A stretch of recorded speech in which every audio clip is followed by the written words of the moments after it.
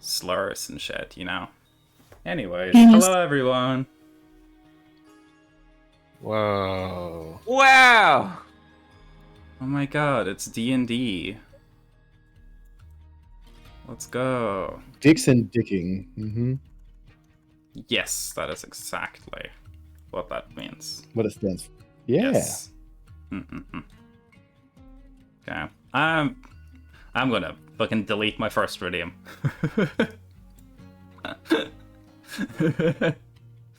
This thing. There's no point at this point. There's no point in having Why? it. But I won. I won the game. I beat I D&D. feel like having should. players, we gotta make it so players can't redeem it. I have never had my first redeem not be redeemed by either Mel, Salem, or someone I'm in the collab with. It was like it's chill with Mel, Salem grab it, but like when it's just everyone in the collab grabbing, it's like grab the first millisecond of stream. I'm like, why is this thing here? Dang. Popping at the bit. Me. Anyways, It's hello and welcome to the second session of the stream. Let's go. Did you turn Session off? 62. Oh. So we're getting close to, you know, the good session, and then we can quit D&D forever. So Thank God. I was gonna ask, did you turn off the redeems? Hmm? Did you turn off the redeems? I think I turned Don't off wanna do. the ones that requires me to make noises. Oh, I should turn off that one too. Oh, I paused redeems on your end. Just be careful because we can see your browser. That's fine. This one needs to go. Lock yourself. Well, Don't worry, I could block you with my hands. Thank you, Mike. Harry, there we go. Well, I there can't should be see it none. anymore. Now there should be none that I need to worry about. Let's go. Anyways, so welcome to session 62. We're vibing now in God. Oh, I need to have that open. I keep forgetting I need to have my calendar open.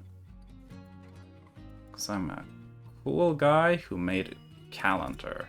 That's the coolest thing you can do.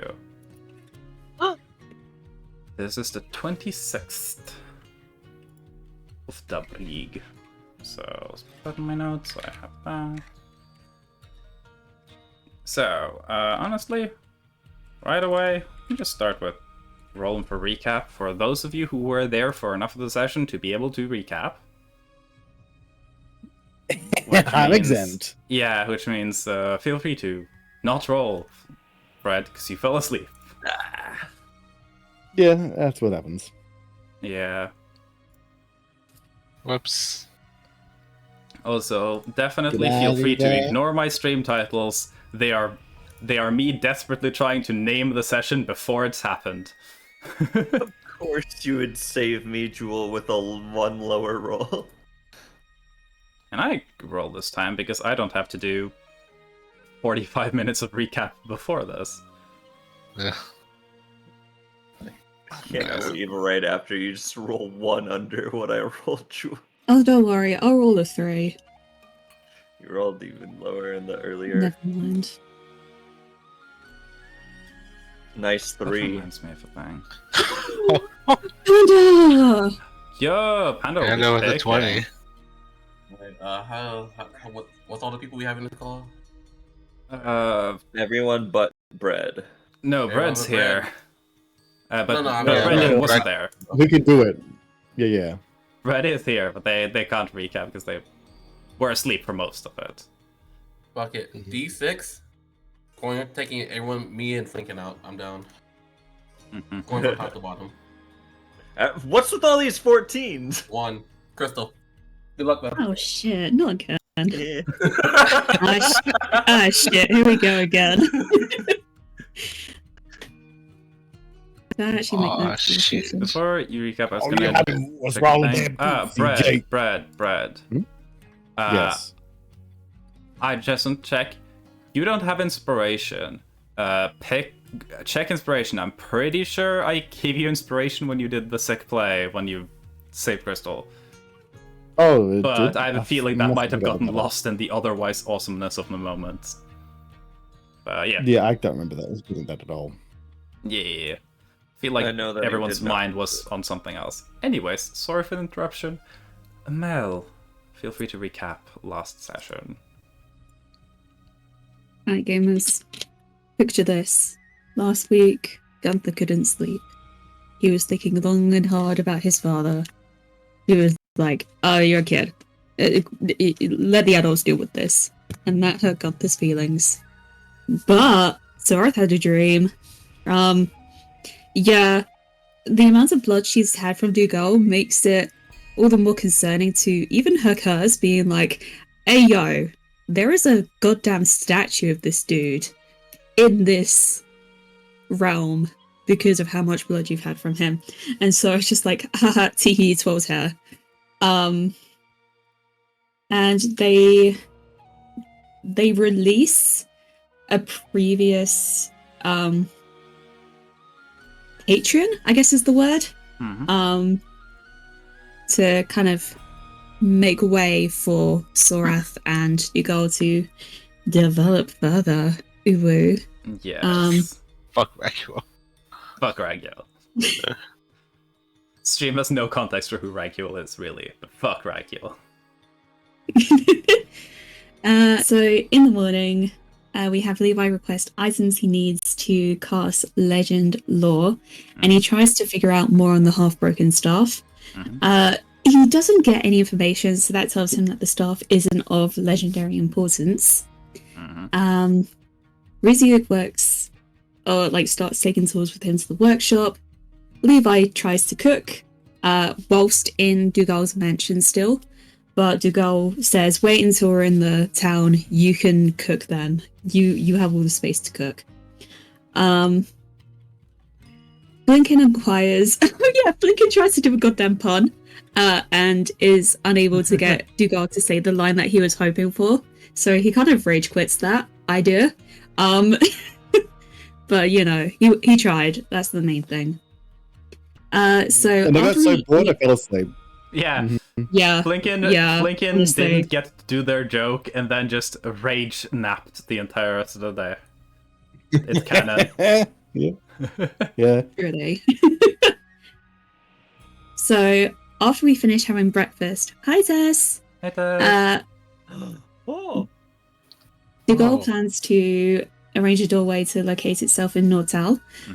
He welcomes people to stay as long as they need in the mansion, but Nortal would be way more comfortable for people. And good timing, Tess, because this is where we have Sage explain that they wants to help out at the Weep Willow for trying to resolve the disease, and they kind of warned the party that Weep Willow is quite unsafe for our party because we're not plants. We are in more danger if we go there. And also So- kind of feel like they're in a hurry. Because Yes. It seems like Guroma just kind of collapsed in a manner of maybe a week at most. So maybe I shouldn't be waiting. So we had heartbreaking goodbyes between Sage and all of the other party members, and Riziuk very sweetly hands Sage Satya's journal and encourages them to look at the last few pages of the journal. So while the goodbyes are happening, Gin asks Dougal about Gideon. We learn more about how Gideon's an accomplished mage, was a scroll keeper for a while as well, so they have beyond normal access and repertoire for different spells. They specialize in protective magic barriers and seals, but there is variety beyond that as well. He's also quite good with counter magic, and fire magic burns beyond the soul. I don't know what I meant when I wrote that note, but that is one of the notes I took. He uses the silver flames, and Dugal's like, if that takes you out, you aren't guaranteed to be able to come back from that, because they are soul fire. They burn the soul as well as the body. So, very hard to revive someone if their soul burnt away. So. I see. Thank you for explaining that. That's why Kaisha didn't come back. Kaisha. Yeah. So it seems like Gideon is he believes that everything is under control, like he's already aware of everything that's going to happen. So if we deprive him of information, that will expose his vulnerabilities. And he's a person who's convinced that his plans are virtually inevitable, and the arrogance that he has with that could be exploited. We're recommended not to antagonize Gideon, and we should play along with his game, in quotation marks, and allow him to believe that things are going according as planned. So that's what we learned of Gideon. Dugal remembers that he has some items he's willing to part with in order to help us with our time in Pleasant Valley. I think we'll be going over those in this session today as well, so stay tuned, gamers. Hee hee. Dugal also recommends we avoid the benefactor, as Dugal does not know him that much. It seems like with the crew involving the benefactor, Gideon and Eustace, Eustace brought the force, Gideon brought the knowledge, and the benefactor had the networking to kind of get in contact with people. Also a lot of money. A lot of money. Yeah. They a lot were of the bank influence. accounts. Money. Yeah. So no one has been able to contact the benefactor or anyone else in Pleasant Valley for quite a while. Although the benefactor is intelligent, they do have to rely on others for information. We're told not to engage with his schemes so that we can fly under the radar by not directly associating the group with what happened after Scour Canyon. We discussed a bit about Pleasant Valley, and it seems like the curse of the soil there has caused creatures to warp and kind of become a little bit more... I wouldn't say corrupt is the word, but... They're weird. It definitely is... Yeah. Go on, Newsy? Oh, I just said they're weird. That's it. Yeah, okay. That makes sense. We're recommended by Sorath not to trust anyone as... that's part of the Belrose family, unless they're close with Sorath. We'll be seeing that more later on, I'm sure. So Sage leaves. Going to... Oh gosh. Altaltad? Altaltad. Okay, I got close. It's a lovely pronunciation, right? Rolls off the tongue. Love that place. Truly. And then we get into Nortel. Before entering the town as well, Crystal puts on the boots that Flinken made for her. Tries to act cool about it, but they're weird to feel. Also, Tess gave us a hydrate, so feel free to hydrate. Yeah, I was gonna mention the hydrate once you'd gone for. Oh god. Oh. I guess that command is working improperly. I'll fix that later. Supposed to grab the name. I was lurking. Dang. So when we enter Nortal, we meet the Major Domo, someone who's in charge of the staff at Dugal's house.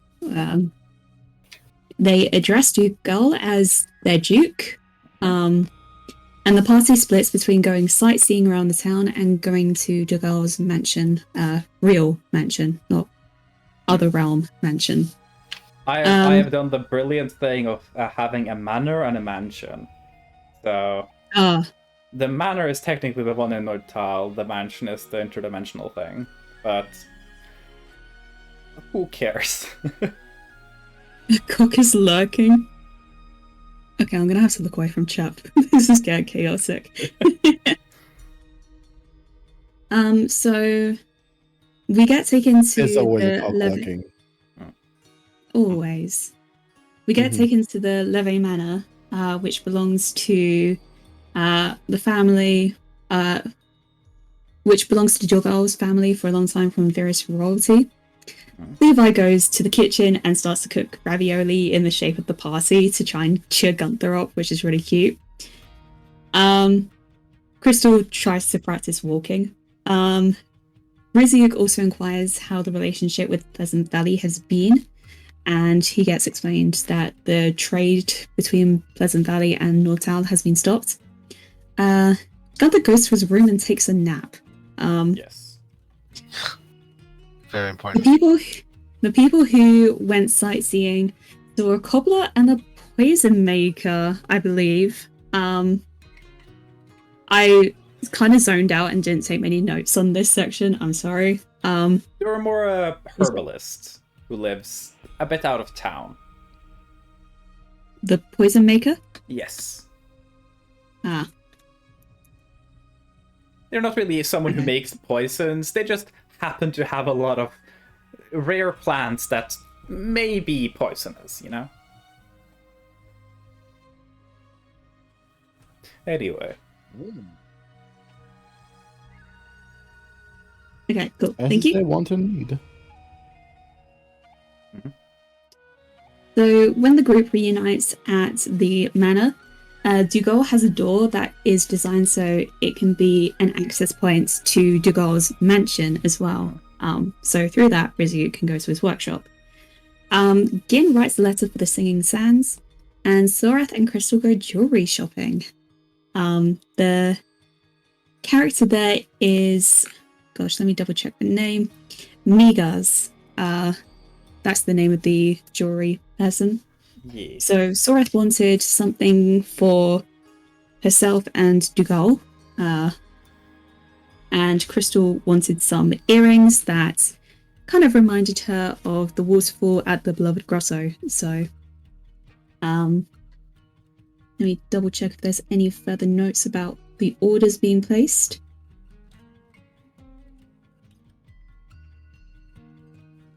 So, whilst in the shop, it kind of feels like time freezes for Crystal in there. Time passes a lot in there. So that confuses Crystal a bit. And then upon leaving the shop, the feeling of time passing suddenly disappears.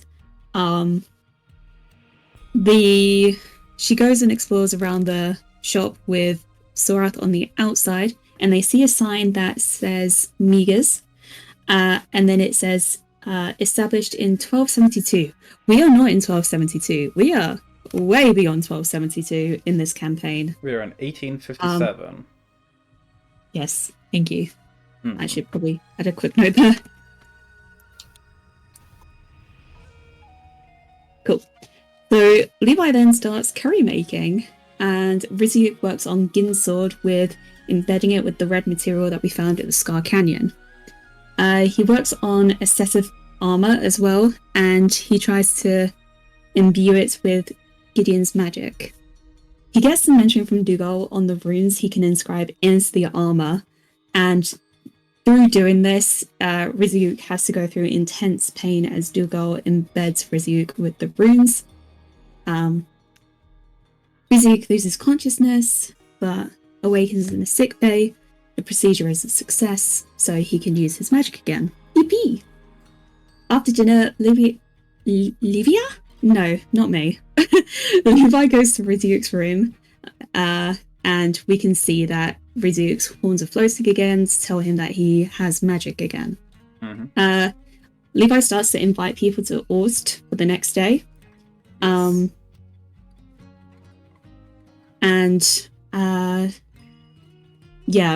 Levi tries to help Rizyuk with recovering from the sheer pain he went through earlier. The best thing he can do, though, is cast Catnap on Rizyuk because he had a level or two of exhaustion.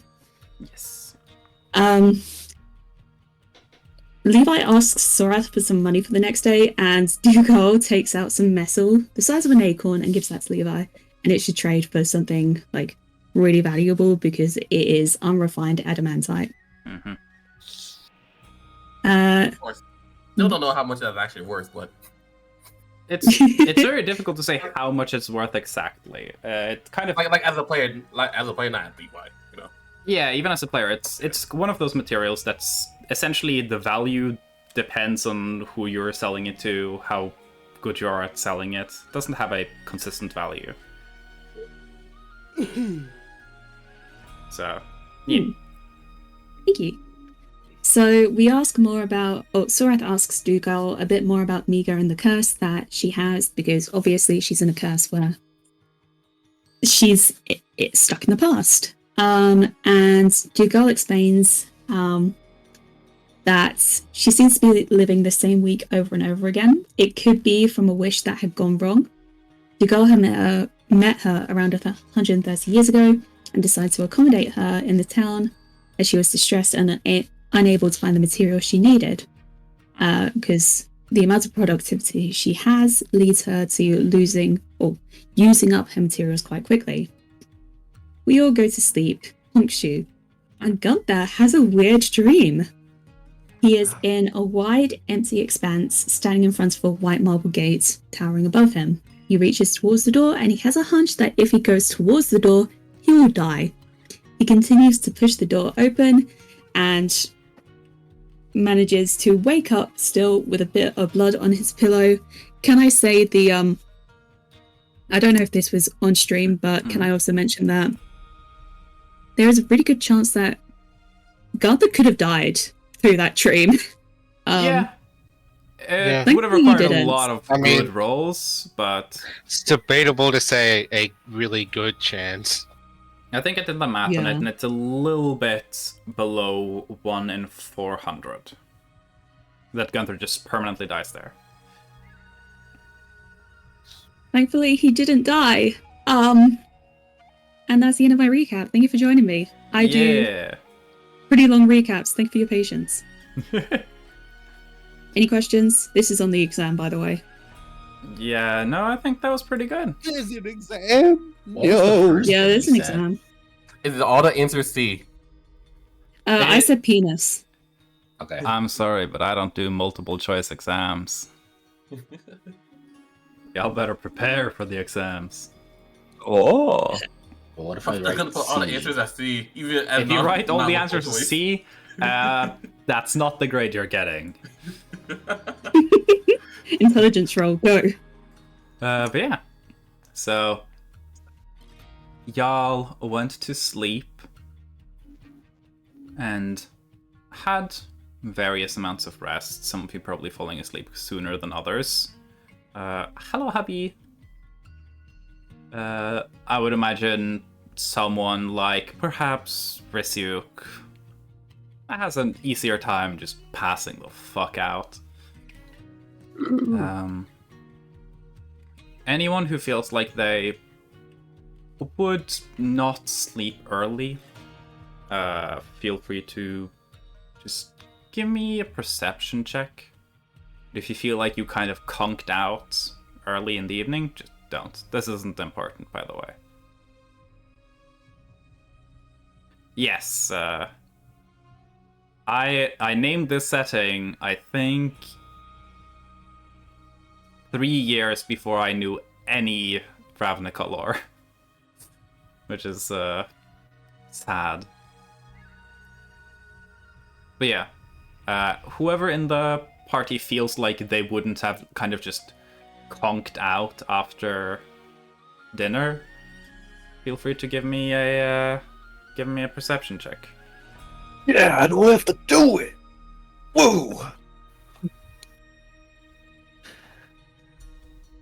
There you go. Okay, nice. No one else wants to? That's fine. I would want to. Yeah. Ooh, that's funky looking. Wait, OT, is the screen black right now, or am I? Is the screen like black right now, or because It's on your end. Yeah, you might have to reload it. It's yeah, because it's fine.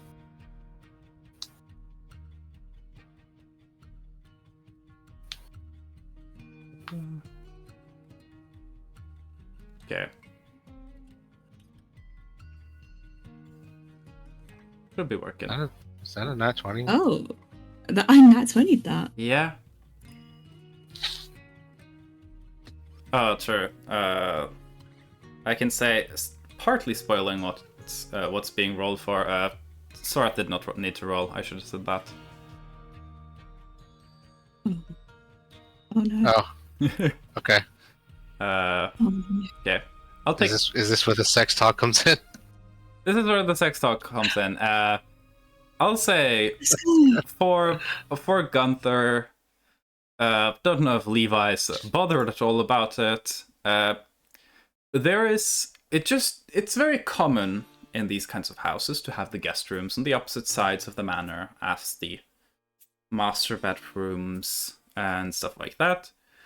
Though, you know, when you are walking about, just vibe, maybe heading out to your room, grabbing a little late night snack, something more to drink.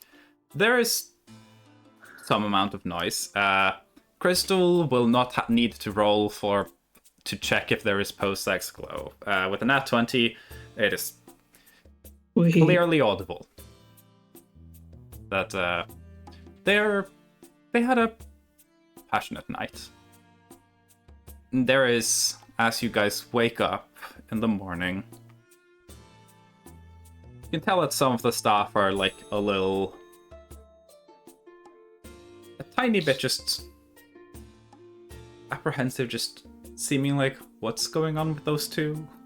What are the vibes? But yeah, you all wake up in the morning. If there's any pre-breakfast little activities people want to do, they can do them. If not, we'll... How is waking up for me? You gained how many levels of exhaustion last session? 2. 2. And then you got catnapped, removing 1, so you're now at 0 levels of exhaustion. Your body aches, but you've recovered somewhat. You did get a short rest, unlike everyone else's long rest.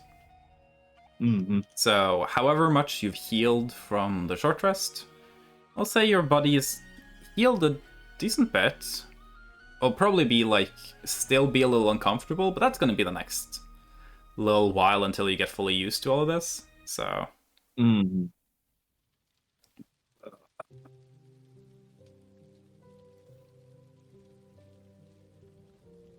yeah. I'd say you're getting pretty good, and you can move and do a bunch of stuff, and you're perfectly able to be active in whatever way you want to. However, for the foreseeable future, nothing you do is going to be fully comfortable. You do have an entire suit of armor literally bolted to your body. It's going to take a while before your body adjusts to that, and that's just like, oh, that's no big deal, you know? I see. Turns out having things bolted into your skeleton isn't a comfortable process, you know? Mm-hmm. But you do wake up feeling a lot more back to your normal, in a sense. Yeah. You can feel kind of like the surging of magic within you that you've been used to having your entire life, and that its absence was a bit hollowing, almost. Yeah. How do is there time zones in how you have the world? There aren't really the size of time it? zones. I mean, there are time differences. The sun rises and sets in different times, but there aren't time zones because there's no international trade. That's when we started with time zones. So Got it. So is it earlier where we are? No, the sun comes from the north. So the sun follows a path from essentially the southwest towards the northeast. Kind of are going in a path like that. Moving So across. when cached in Nortal are around the same Vaguely daylight similar schedule. and time zone, yeah. If there were to be time Okay. zones. I'm asking because I think I'm gonna start my day by using the Sending Stone to Yeah. talk to Bellowbreaker. Okay, cool. And let me double check which one it was. Because I know there are multiple versions of Sending Stones. I'm gonna check which one you had. Because that's the one that just sends sending back and forth, right? Or can you just have full conversations? Oh!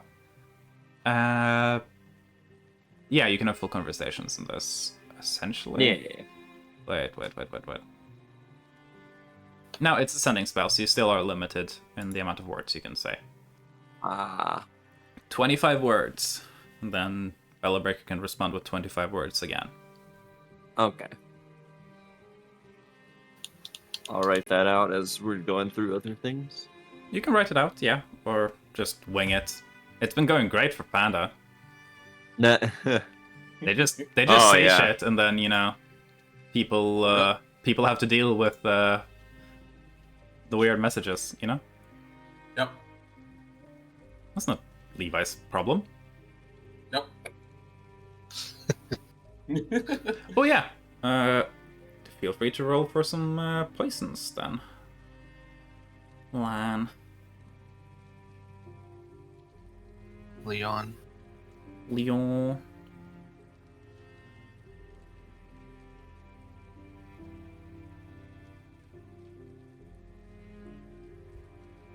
Lion Kennedy. I'll say you get one poison made. One singular poison. One singular poison. Yeah. Any other early morning activities among this group of any kind? Yeah. Mm-hmm. I think after that dream that Yeah. Gunther just had, it takes him a little bit. He's sort of just laying there in bed for a bit, trying to process all that. You'd probably also pick up on the fact that there is blood on your pillow. After a bit. Takes him a second, but yeah, he does realize it at some point. It is dry I at this think- point, but yeah. The first thing he's gonna do Mm-hmm. is he's gonna reach for his gun. Okay. He's just gonna grab hold of it, and then he just thinks about what he wants to do next, and decides to just put it back down and just use fucking I already forgot the name of it. Lay on hands. Okay. The normal way instead of shooting himself. Yeah.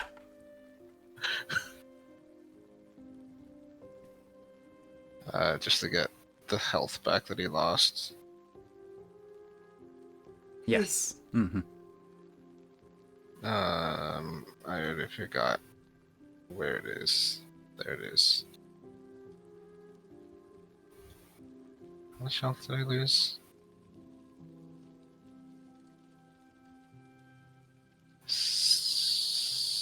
7?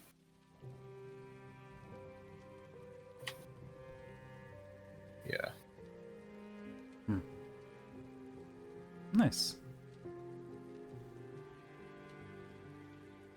And then after that, he's gonna get up. He's gonna wash himself, and he's gonna try to find like one of the maids. Yeah. Easy enough. Ask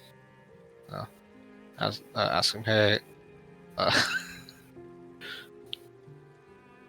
Just ask them to change his pillow. It shall be His done, sheets, sir. I guess. They get onto that quickly. Make sure to. It seems in reconcile with their duties. They do so quickly and covertly. Yeah. Fresh, He thanks them and then he non-blood-stained sheets. Let's go. He thanks them and then he just goes back to bed, skipping breakfast. Yeah. Oh my god. Well, thank you for the raid. From Massive Effect. Someone took a shout out at Lamb. Hello. Oh, Massive raid. hello D&D people. Hello. Oh. Welcome to our episode 2. We just started shit, so y'all arrive at a good time. Hello. I'm Utingen. I'm the Dungeon Master. My lovely players are to my side here. They're going through their morning as their different characters. So yeah. As this is a D&D session, we're not the most active with the chat at all times, but I hope you enjoy. And I hope your session was doing good as well, if it was a session you guys were doing. Yeah. Anyways. Gunther goes back to sleep. Or back to the bed, at least. No, not back to sleep. Just Yeah. lays there. Yes. For context for everyone who just came in, Gunther is Jules' character and they are depressed. Hi, I'm Joel. I play Gunther and I'm depressed. I mean, Gunther's depressed. Ah. And, yeah.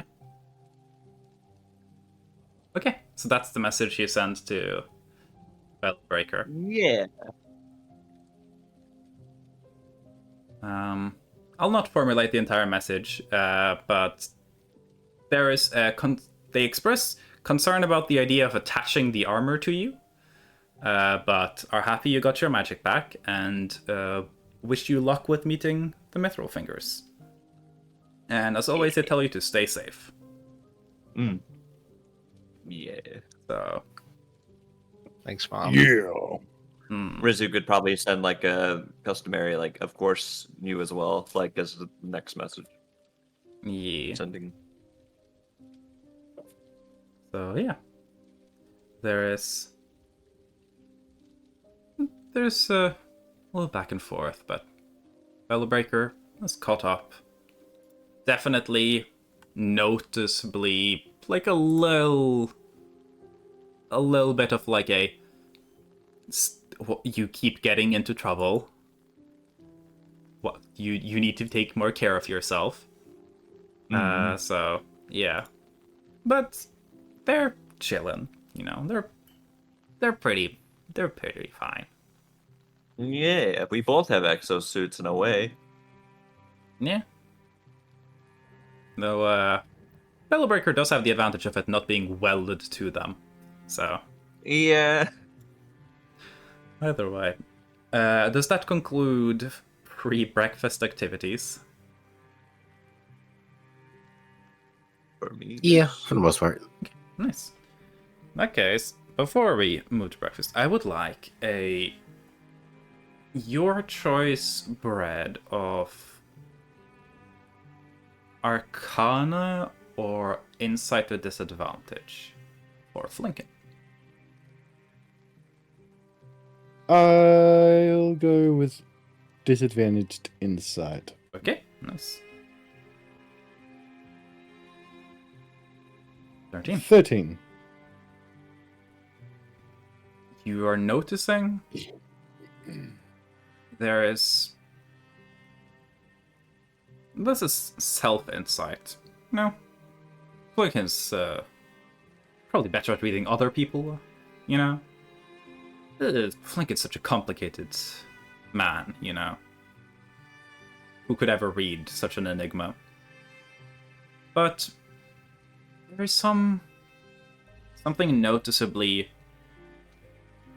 different might not be the right word, but noticeably there, a little, something that feels a little new, though still familiar. And it feels like being in the room with someone, but from within.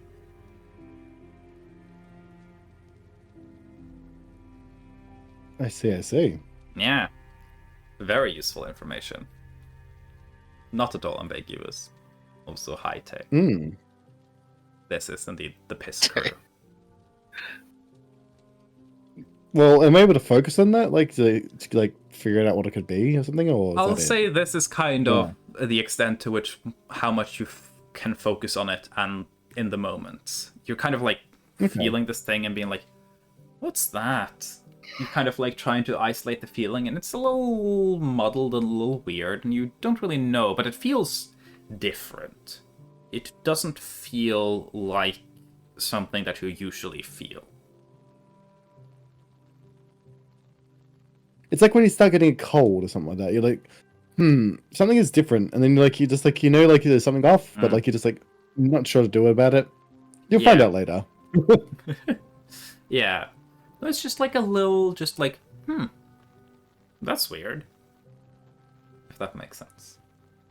But you can't really fully place.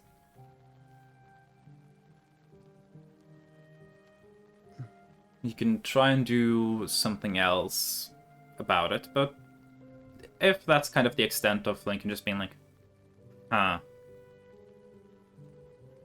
gonna get breakfast. That's also very valid. Yeah, pretty much. Like, yeah. He probably just doesn't even think of anything of it too much from right now. It's just like, oh yeah, probably calling me down with a cold or something. I don't know. Yeah, you're up in the mountains, you know? It's winter and you're up in the mountains. Oh, you should have worn thicker boots.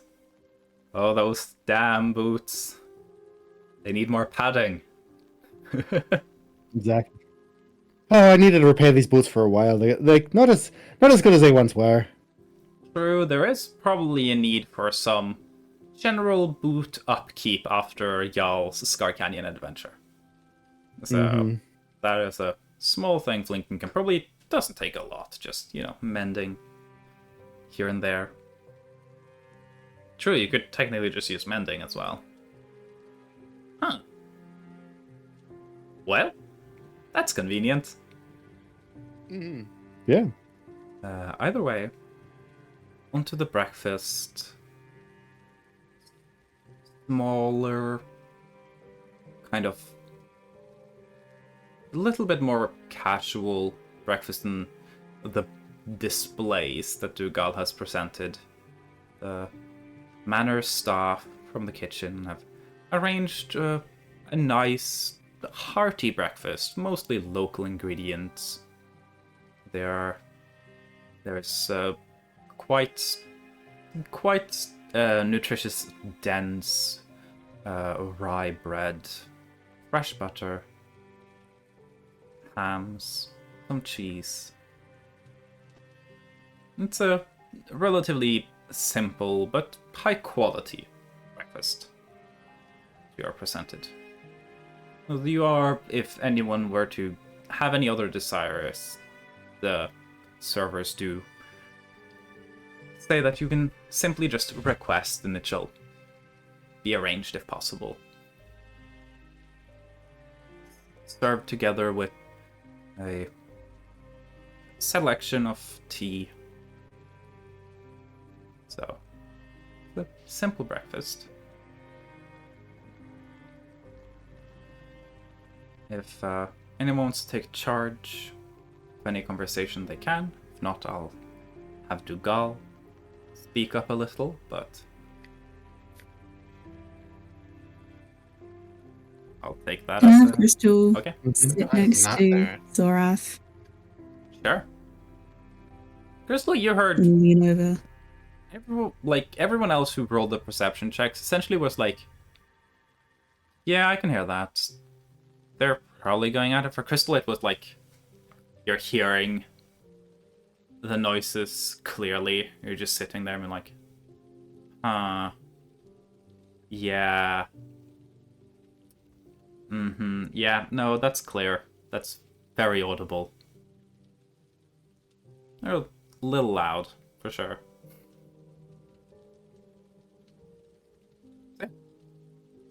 Cool. Crystal is gonna lean towards Sorath and go, was it good?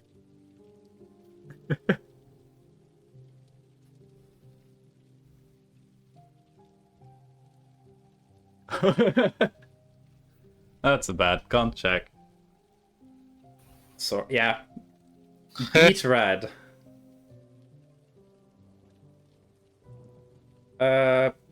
I'll say, not anymore. You can make some candies for a lunch if you want.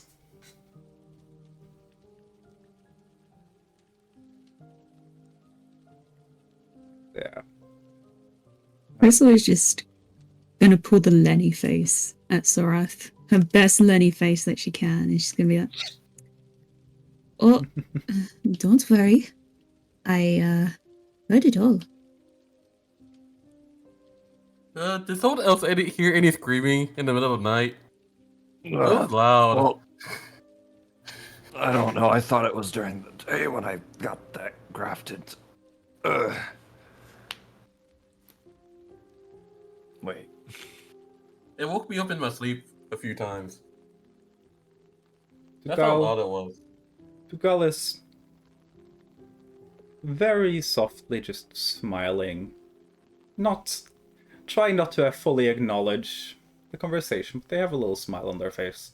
Look at that Dougal. You didn't graft armor to anybody else here, did you? No, that I would feel be highly unnecessary. I feel like Sorath would just look at Crystal and just be like, if I say yes, will you help me change the subject? Only if you tell me every single detail. Later. Rizyuk's looking at Sorath, looking for any points of like armor. No armor. There are no armor at all. No armor at all. Levi is trying to figure out who was yelling in the middle of the night. What did you roll for that? Was me. I'd say you heard it, but let's say for the sake of it, couldn't clearly tell who the It's noises more fun came that way. from. Gunther, were you screaming last night? I am not there. Yeah, Gunther has not Oh, showed up to okay. breakfast. They went back to Uh, lay in their bed. okay. Skin, were you screaming last night? I like to scream a lot randomly Oh. at night. Oh, Can't tell who it was last night though. oh, No. what do you usually scream about? Killing my enemies. Oh, that makes sense for the cart rides. Yeah, that does actually. You used to do that a lot during the cart rides. That's not I thought good. you just had nightmares. Speaking of which, do we know? Is the cart within the palace? The mine palace? It's, as far as you know, it is still within Dougal's little pocket dimension mansion. Okay. That's right. We need to free Freddy. I mean, Well- wait. What was that? Wait, what what? was their name? That's What? What was that I electric thought ball it was name? beef and broccoli, right? Beef and broccoli are the Oh. horses. You named it. I named it. Yeah, you named You it. named You were the the one who named method. it beef and broccoli. No, Beef and no, broccoli no, wasn't no. them, but naming the No, method, That was me. that was Yeah, the little electric guy. Oh, the electric guy? yeah. That was Why did you make me name them? I forgot. You that- You. no one no made one. you name no one them. said, I asked, "Hey, do Lion, you named them." do you guys have any name for them? And you just immediately called them something. I think it was Steve. Yeah, it was I would something like never name something Steve. That's crazy.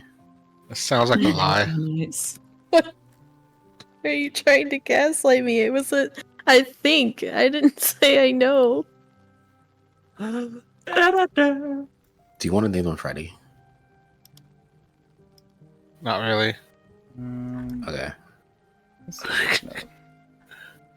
Trying to find when my notes are for their I'm trying to name. avoid Name him- the name Name him Pikachu. Kai. Hi. It was just like a Hi. very, very normal name. Yeah. Oh, It Fred. was Steve. It was Fred. Fred. Is that a West Elemental? Yeah. Was it Fred? Yeah, Fred. Their name's Fred. See, So I was close. you were close. Freddy's. Fred Nuts. D's nuts. Got him.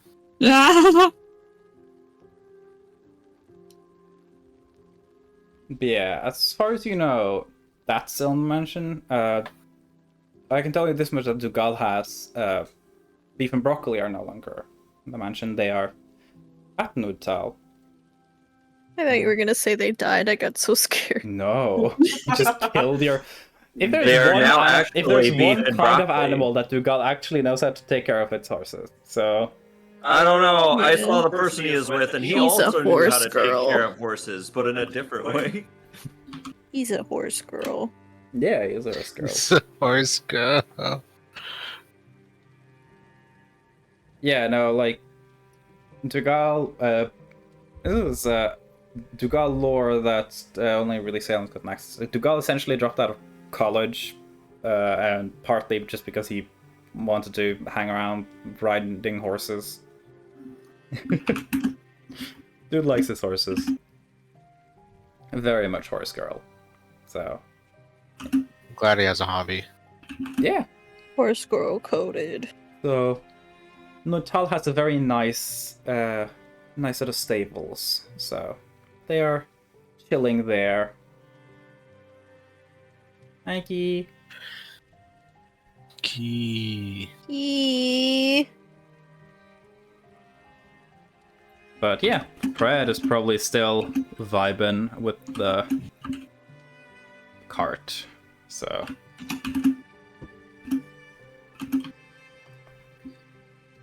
all they need to eat is static electricity, and y'all have a decent amount of that. Haha, yeah.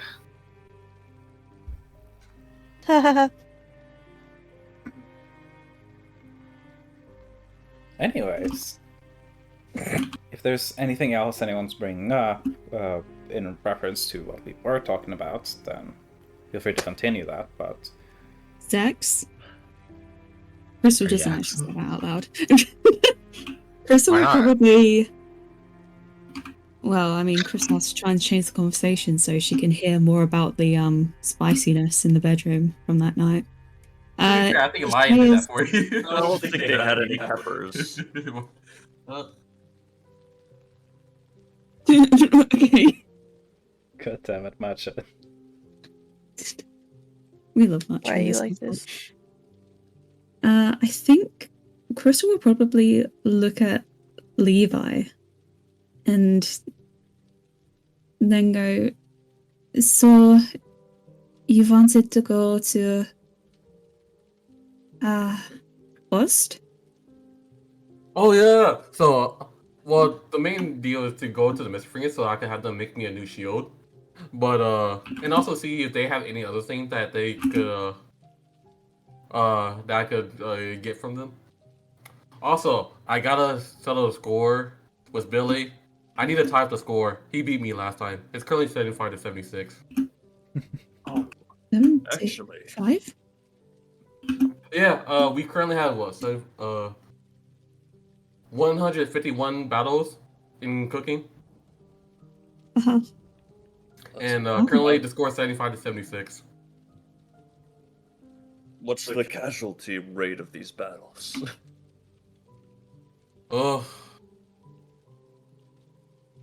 Usually the last time, apparently, we had 8 stomach aches that people ate too much.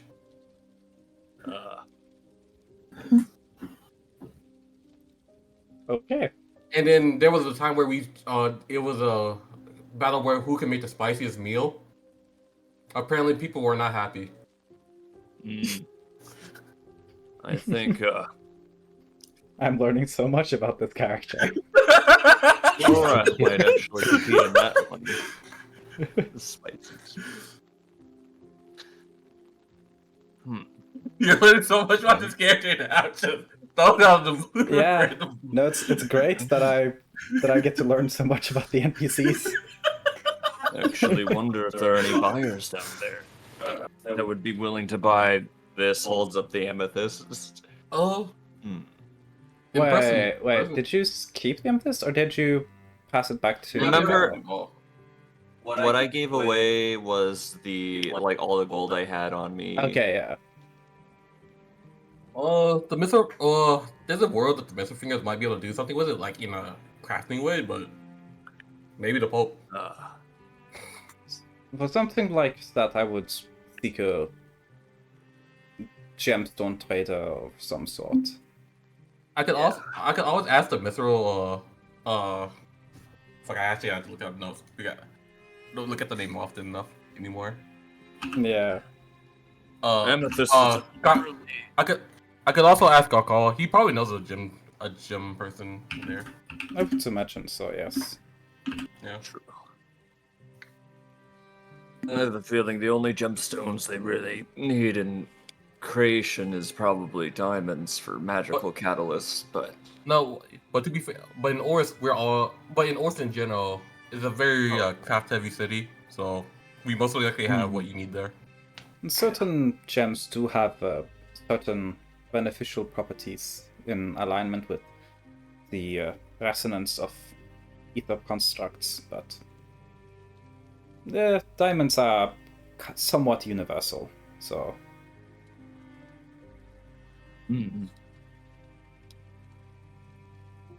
I would... there are applications where an amethyst would be preferable.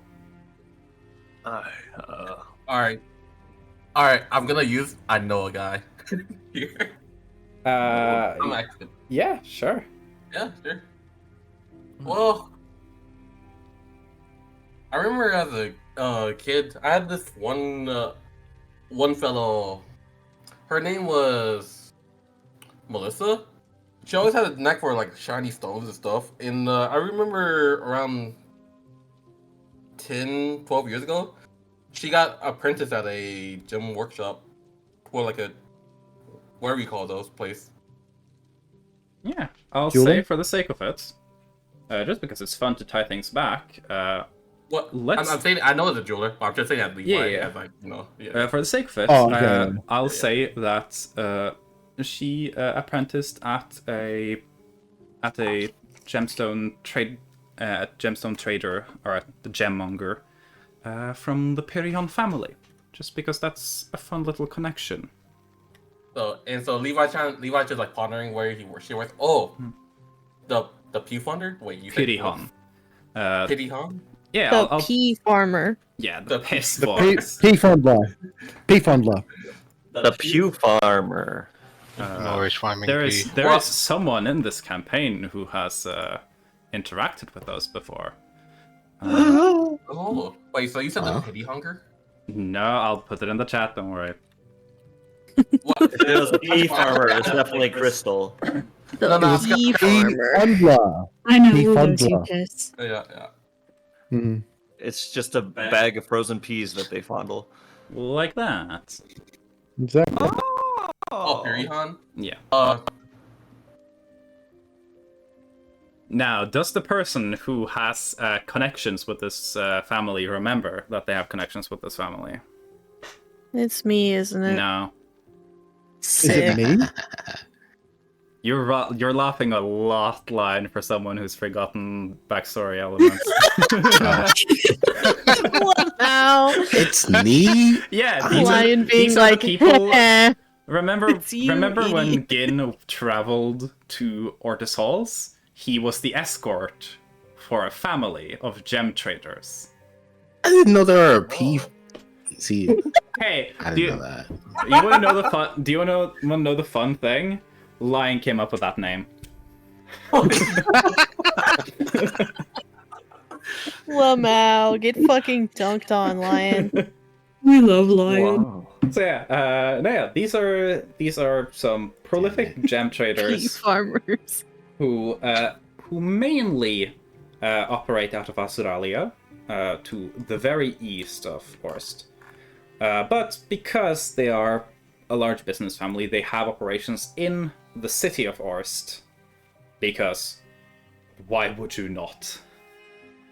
It's the biggest trading hub within the Imperial Horst. Oki, you're gonna see so much at this cookie competition. I actually figured out something. Okay, nice. Yeah. Let's say that's a connection now. Cool. Anyways. Good job, Lion. Man,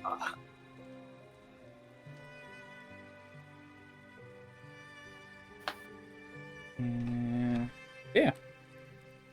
sir, we had long talks about P on our way there. Yes. But yeah, so I'll say with that mention, Dugal reestablishes that today they will open the connection to Orst. They'll try and get a suitable placement within the city. And that will be open for traversal in and out, as you wish. So whoever has a desire to go to Orst can do that. How long will it last? Like, is it like 24 hours or is it like? Yeah, only, it's like, essentially 8 hours? until Dugal moves the doors. However, to come back, you do have to inform Dugal because they need to conjure the door for you. Okay. You can go there as Oh. much as you want, but you can't leave as much as you want, essentially. Is there any restrictions on any?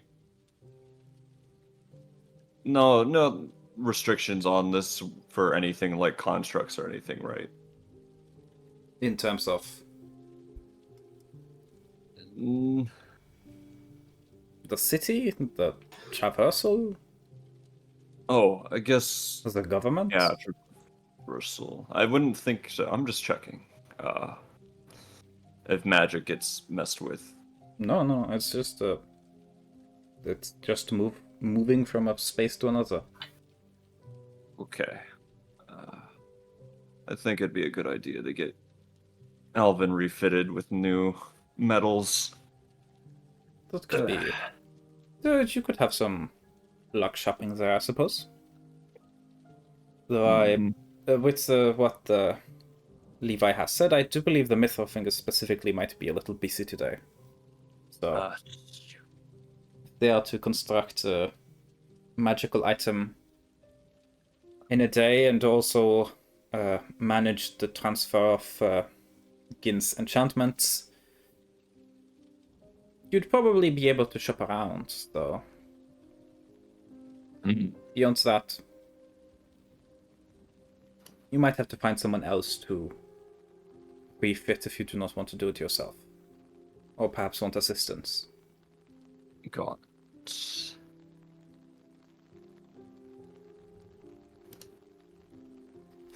Either way, while in Orst, feel free to move about, so make your best attempt to not get into any serious trouble. We'll agree on times for you to leave. I'll open the door regularly. And if there's any emergency situations, I believe that Levi has the means to contact me over longer distances, so they might have to manage that. Keep in mind, it is a city with its own rules and regulations. The same rules apply as anywhere. Do not get into too much trouble. I've never gotten in any trouble while I was there. We've already had this conversation, young man.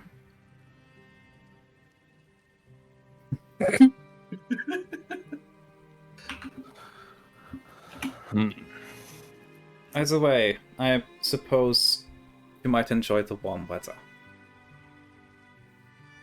It would be nice. Oh yeah. I do recommend dress for warm, not Yeah, I figure this time of year it would probably be similar to a mild summer day in this region. Be happy you are not traveling there in the summer. The heat can get overwhelming. Also, hi, Para. Ah! especially Yeah, you might want to do something about that armor because you are gonna be hot, a bit hot. I do believe the more discreet version should manage just fine. So yes, it will be warm.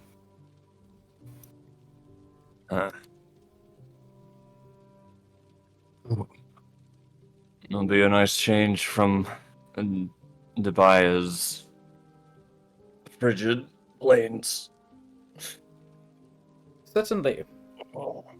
I do believe that Sorath will be staying here at least for a while. They have a meeting with what I have understood as a former acquaintance of some of you.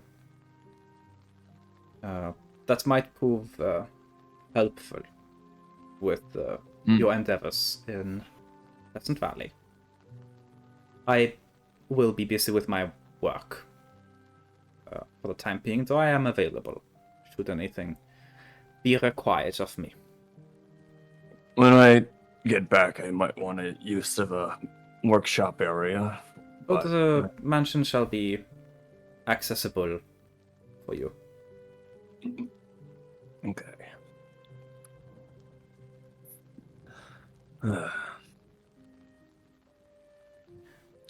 Is there any kind of adjustment? I don't know. Never mind.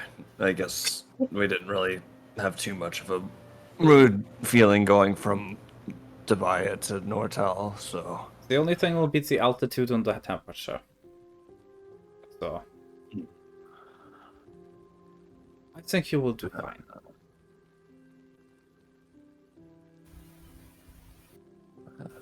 Have you ever tried putting this thing out on the Isles or anywhere other than the mainland? I can place the doors on islands, certainly. I just need space. Have you ever checked out any places that have been rumored to be kind of like fidgets, like any cursed lands, any places? I've been plenty of cursed lands. As far as most people are concerned, you are currently standing on cursed land. There are certain places I dare not go, so that is for largely other reasons.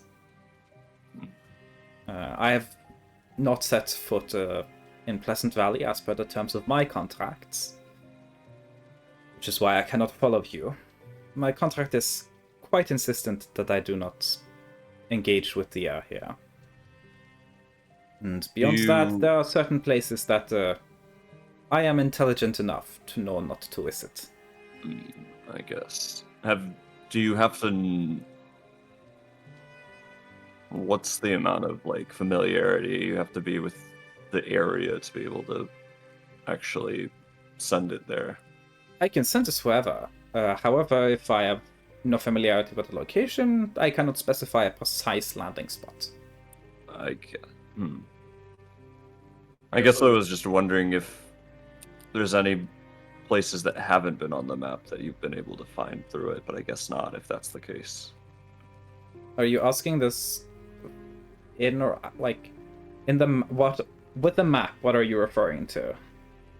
I guess Rizyuk is like wondering about like if there's any way to go to any uncharted area, if like unknown area. I cannot go somewhere if I do not know where it is.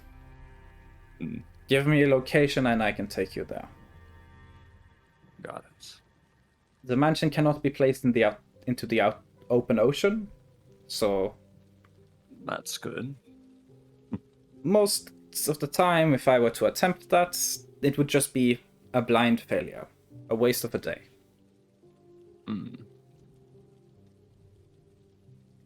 Either way, I hope you all find something good to do with your day. Feel free to engage with whatever. If you have need of me, as I said, I will be in my study. Yeah. If there are any other further questions, I am happy to answer them. But beyond that, I do believe that is what I have to say for now.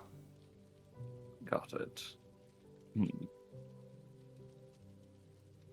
Yeah, Rizyuk will nod and kind of go with Gin and Levi. Yeah. By the way, Levi, no one from Morst is gonna have a problem with points at the amulet. Are they? What's at the amulet? I'm trying to figure out what you mean. I'm guessing they're Yeah. talking about the Hypnos, the sleeping god. No, the Or the blessing? yeah, the blessing. Uh, They wouldn't have an issue with it. I mean, they probably not. Yeah, they see me. They probably seen me do strange things. Like when I touched this one device that gave me those powers to go to one place to another, 15 feet away. I got that from touching something random. Something in Mr. Finger's storage. The power Yes, of but- other beings isn't frowned upon in Orth. It is the worship of other gods. Got it. It's very much just like the religious status power that is a matter of conflict, and that's I not guess it's not anyone- as big of a deal now as it used to be. Yeah. It's a little bit of that uncertainty and just hearing rumors about a place for Yeah, years yeah, is yeah. kind of the reason to set up that. I guess the only group that probably would have had a problem, which they didn't seem to, would have been the New Crusaders. Which that's good. I'm Now surprised that you I still don't have have it- that blessing. Yeah, now that I don't have it, I can see how distracting it is. Apparently, people say strange things always happen around me when I used to live in North. Well, when I was living back there. It So- seems that I don't think that has changed since you left. Ink stretches. Thank you. But Yeah, no, it's relatively chill in Forest for now, especially because Levi's clergy. yeah, Levi being there's a bit clergy of- gives them some extra leeway. Yeah. There's a bit of not propaganda. There's a bit of still fear from locals of Definitely when Cash propaganda. that You know, kind of propagate it, even though it's changed. it's changed somewhat. It's still decently accurate for sure. Yeah. I mean, Rizyuk fair- is smart enough to know better from knowing Levi. Levi was shrug and go, to be fair, you might like it there though. It's a city full of crafting, and it's always Yeah. full of competition. I guess they do around- downplay that part about Around- Forest. Several times a year, we usually have these crafting competitions, where that's citywide. You know, I don't like think a- I'd mind seeing that. It's sort of like a festival. I'm trying to remember when's the next one supposed to be, OT? Oh, the Don't you crafting get it? festivals? The crafting festivals are usually in spring, if I remember correctly. Yeah, I forgot if we did more than that or not. Yeah, it's the big Gaunt festival like the big one where the winner gets like the winners get to work on new gun statues. Yeah. That's in very early spring, if I remember correctly. Yeah. If there's a one where if you win, you get to work on the new Gon statue, and that happens in the early spring. Huh. Is that... Does it have to be a specific material, or... Just has to be a material structurally sound enough to build a like 50 to 100 foot tall statue. Yeah. It should have to be structurally sound enough to build a tall statue. So imagine it can't be something that'd be knocked away with like strong heavy weather or anything like that. And something that could withstand the weathering of time. Yeah. So. Well, as much as the weathering time, we replace the Gon statue pretty regularly. So not really. Yeah, once a year. Yeah, once a year. So. Because it has to. Oh, sorry. I said it doesn't really have to withstand the weathering time, but just strong weather in general. Yeah, because it has to keep the resemblance of Gon to hold its power, correct? Well, that, and if it ever falls apart, if it just get destroyed in heavy weather, it looks really bad for you as a craftsman. Yeah, it's more the dedication of the dedication in continuously making them is where kind of the power comes from. I see.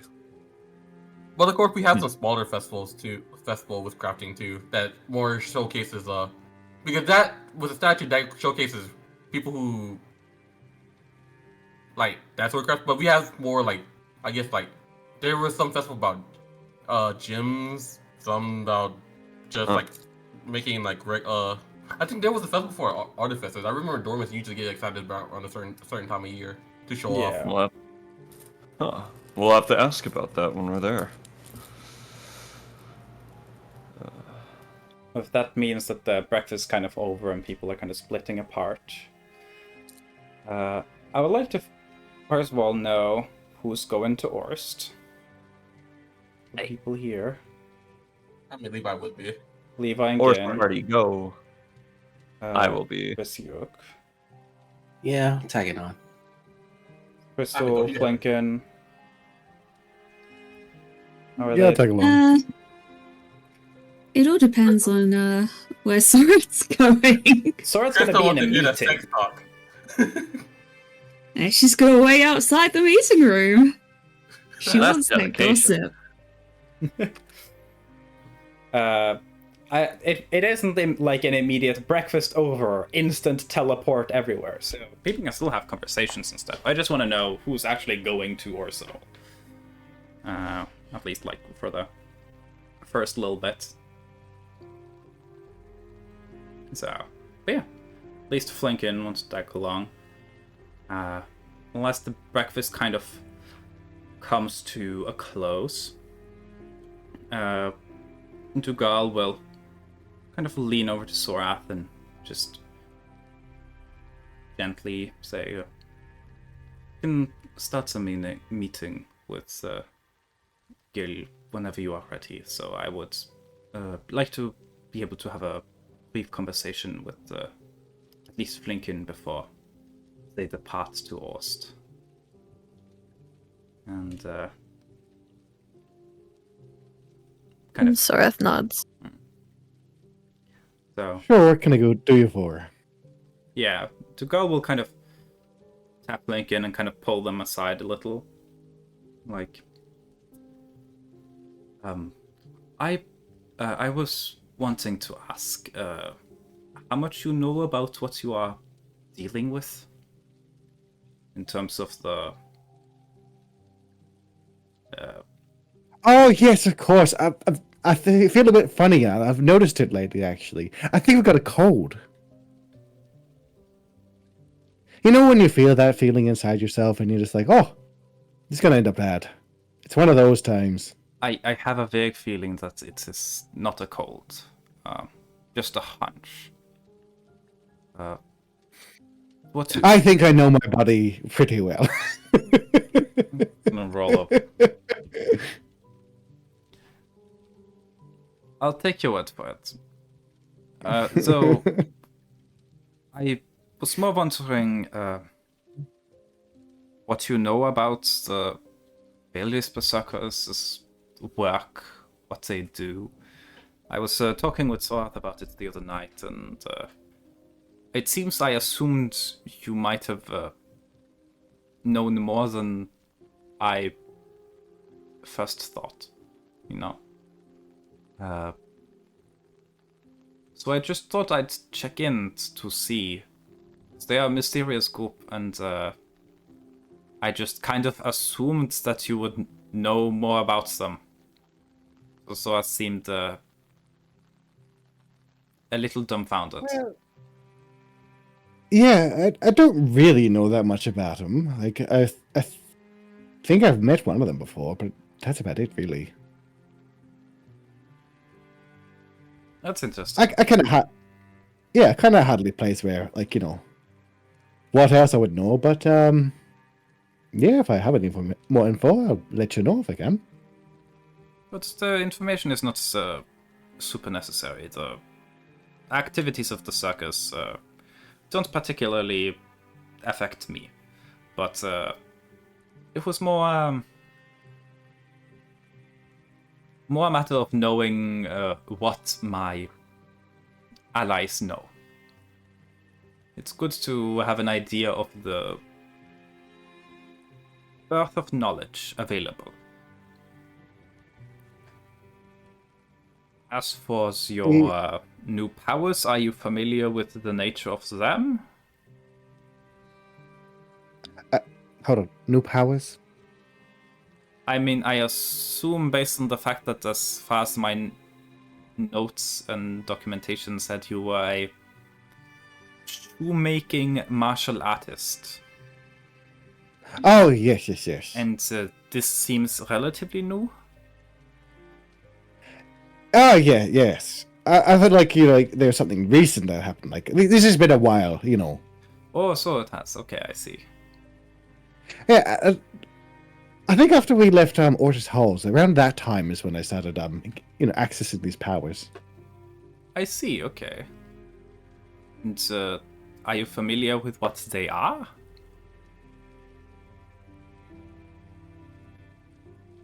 Not exactly. I just have them. Okay, I see. And Tugal kind of just... Like, Flinken probably has seen that the, like, information gathering kind of, like, plan maker side of Tugal most, because Flinken was the first one to properly interact with Tugal before Tugal became kind of an ally. Mm-hmm.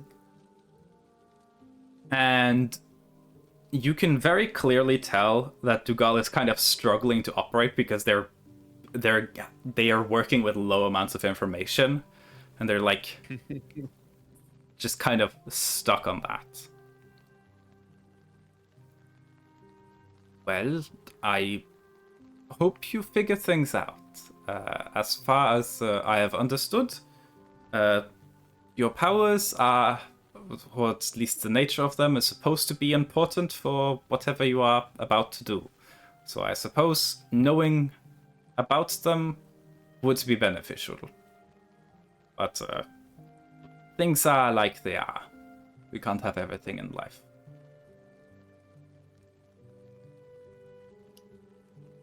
You said you were feeling... Yeah, you know.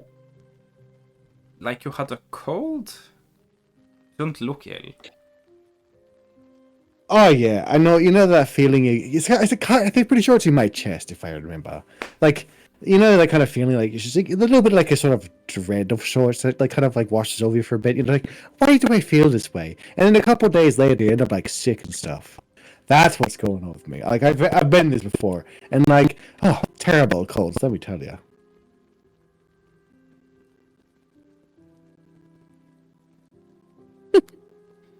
Gal's just kind of baffled by the nonchalantness.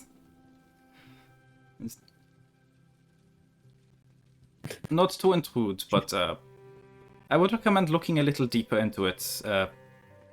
Given the fact that you are undergoing a lot of new magical experiences, I'd wager that it might be more than a cold, more than a feeling. I myself have experienced being introduced to a repertoire of new power very quickly.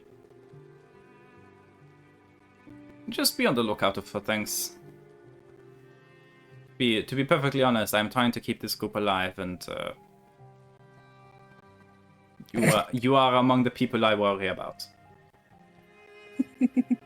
Oh, there's nothing to worry about me. Like, I roll the punches very well.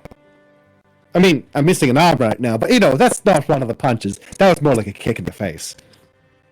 Is Levi on the list? To be frank, I am more worried about your threat to yourself. So I just encourage to discover as much as you can. Information is always useful. Well, it's coming from a friend, so I'll at least listen to you for that. You can see Dougal just if there was any gods Dougal could pray to, they'd be thanking them right now. They're like, fucking god.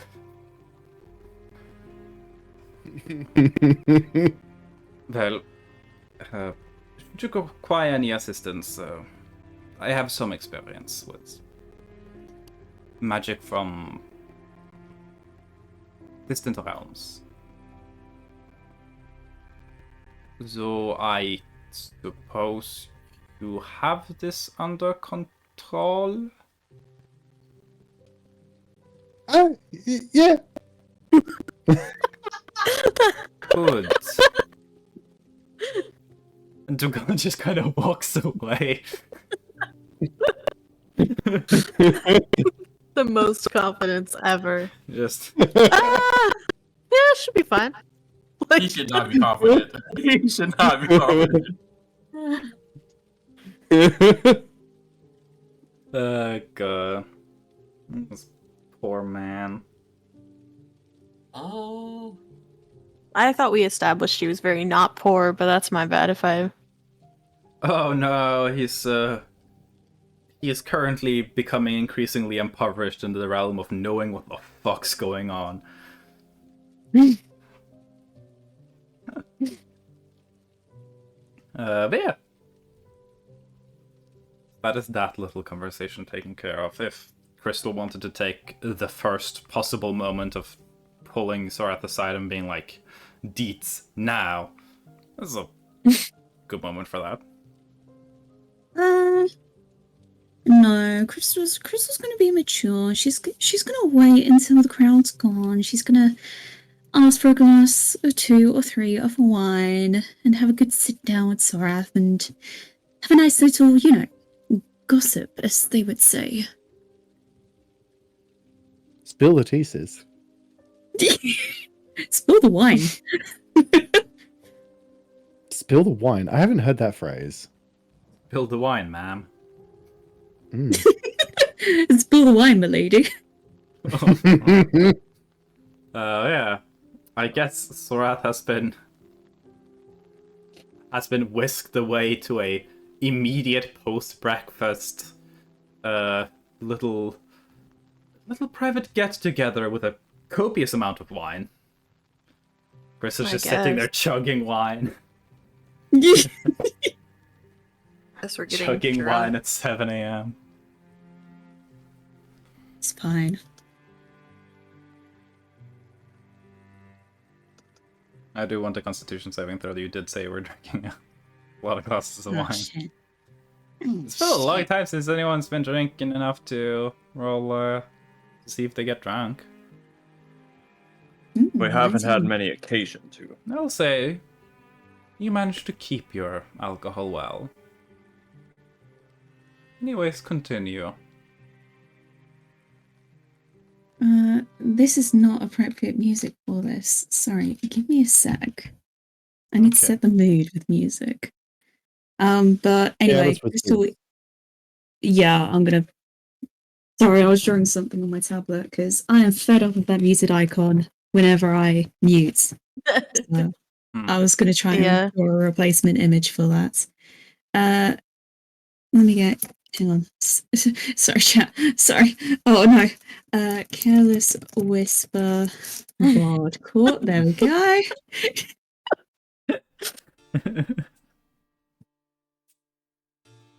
Crystal is gonna rest her chin upon her paws. Like her paws are forming a V shape. She is very cutely kind of just sitting her head there. And she's just like, how many times did you come? Very forward.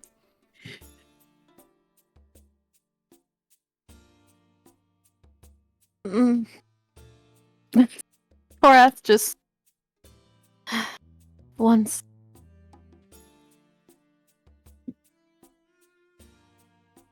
A lot of screaming.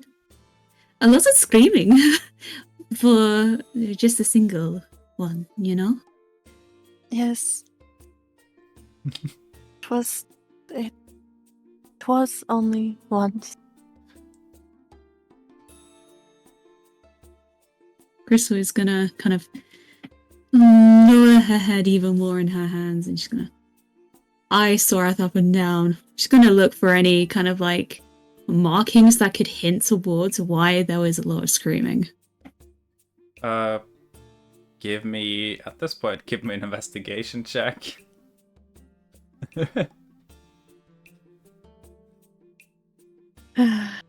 12. No. No. Not really any marks of any kind. Crystal is gonna... Crystal's gonna circle her all around the room with the wine glass. She's gonna... So, I'll give the floor to you. Go ahead. Tell me all. Sorath is just sitting there really stiff, just like I don't wanna. Really Want don't some want wine? to. This.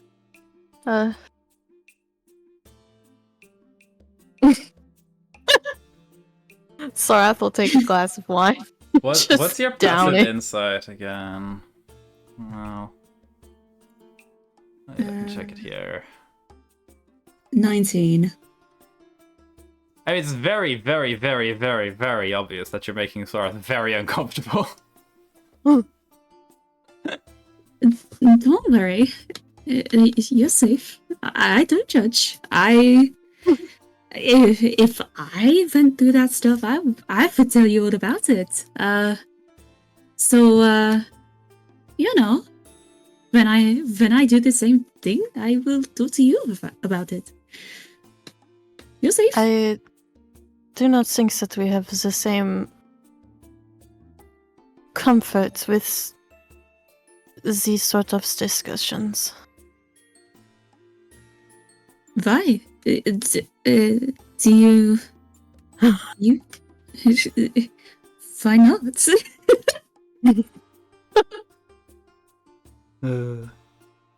Crystal about to learn about the concept of privacy.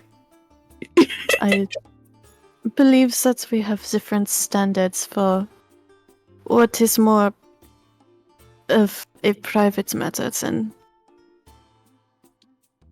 you may think.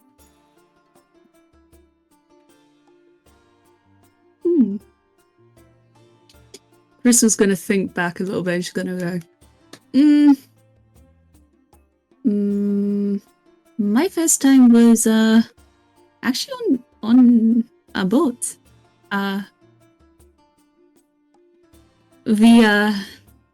This is congrats, Uzi. You're gonna hear some random lore now. So I'm you're saying doing you this. literally rock the boat, huh?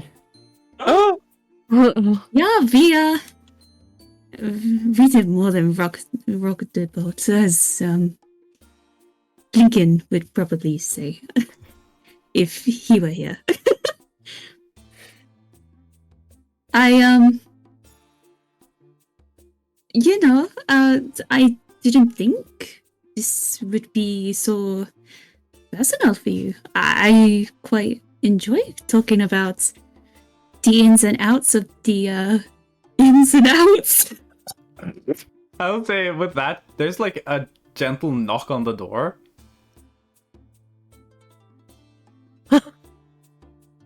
Sorath gets up immediately and goes to the door. The door opens. Girl standing there, kind of looks in. Sees Crystal sitting. Like, sorry if I was interrupting. I just. You were not. No. Join us. Was last night good? Last night was enjoyable. I'm gotten good rest. It's been a long time since I slept in a bed in this manner. I then directing their attention back to Sora. Whenever you feel like the time for the meeting is right, just tell me and I'll have Gil escorted in. Sorath kind of takes a breath and then I would be fine to meet with him now. Okay. Well, in that case, we will go arrange that now. I'll send the message, and in the meantime, I'll ensure the mansion will be set to take whoever might want to go to Orst.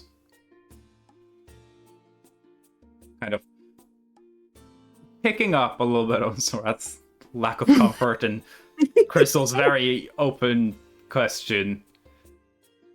Kind of gently scoops Sorath out of the room and looks at Crystal like the almost empty bottle of wine, like, feel free to stay and finish it if you so desire. Looks at Crystal awkwardly.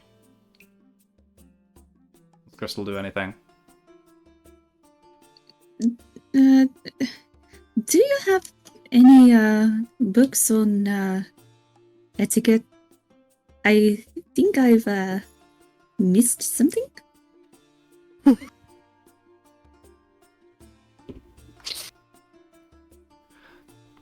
I don't know if I have any books covering what I assume is the issue.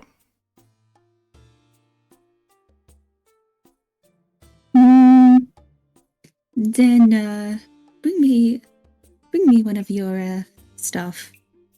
I will learn through their lips.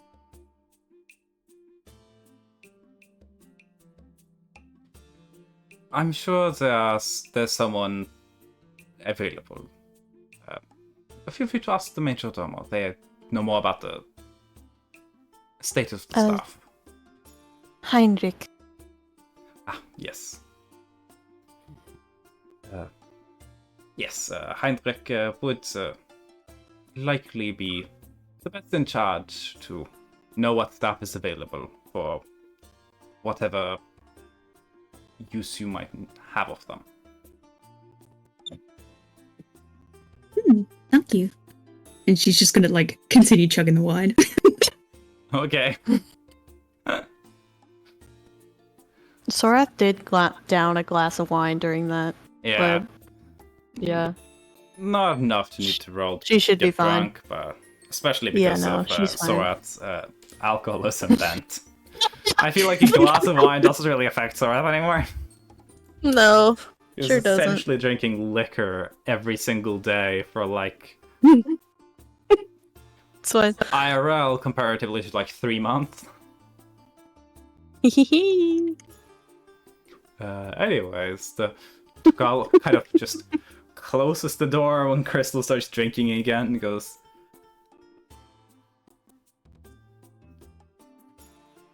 "That was something." She is very Thank you. forward. Quite. Who knows? Maybe this meeting will be preferable. They kind of just awkwardly shuffle off. And Dugal goes to change the mansion's exit point to be within Orst. The doorway will appear somewhat centrally, near to one of the more refined, higher-end areas of town, not too far from the main temple, where there are larger parks that have plenty of space to open the door. So, the people who want to go to Orst, go to Orst, and Tugal has said that they'll have the door opened, this time being probably a little before noon. They'll have it opened roughly every hour, like every other hour or so, and then when dusk hits, they'll keep it open for a while until everyone has gathered. But essentially, until dusk, the door will just be intermittently opened every now and then. And if you have any immediate needs to leave, you'll have to find a way to contact Dugal remotely to inform them. So, people shuffle onto Orst while Sorath prepares for a meeting.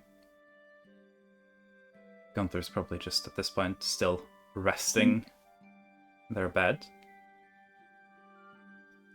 He's probably falling asleep at this point, so he's napping. Taking a little nap. Okay.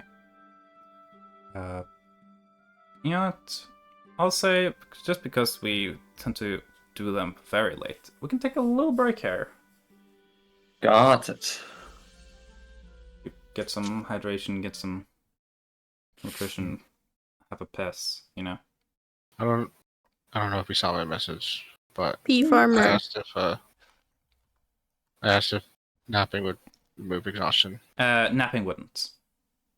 Okay. Sleep and long rests remove exhaustion. If you want to remove exhaustion, you talk to Levi. Or use another remedy. Or what? Or you can try and use another remedy. Potions, stuff like that. Oh, okay. Yeah. Drugs. Drugs. Drugs. Drugs. Love drugs.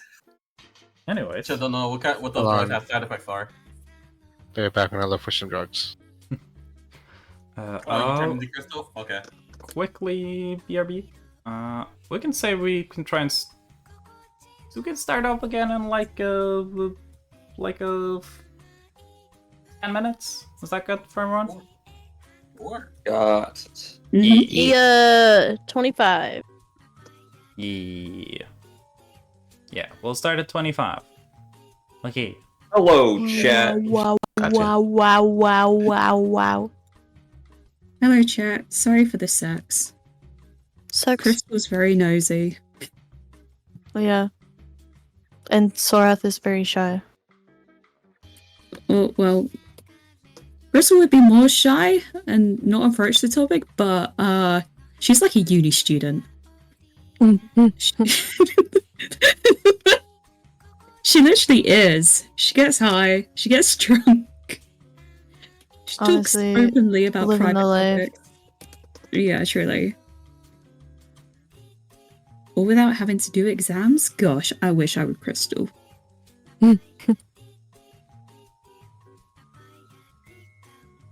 For real.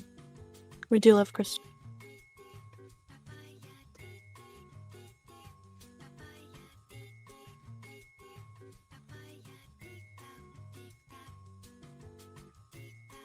Imagine.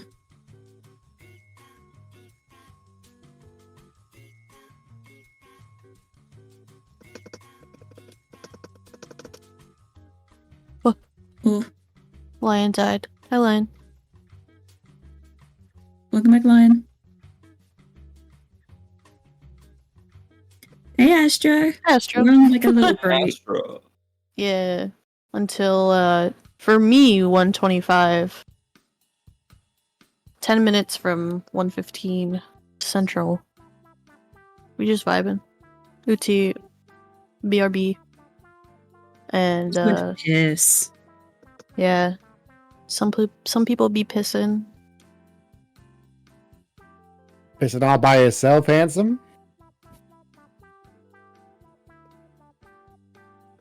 Yeah. Sorath does not wish to share about her sex life, and Crystal was asking. Nice. Nice. I mean, that's valid, though, to be fair. Yeah. Oh my god, Crystal's tummy was so. Oh, how's your sex life, Mark? Oh my god.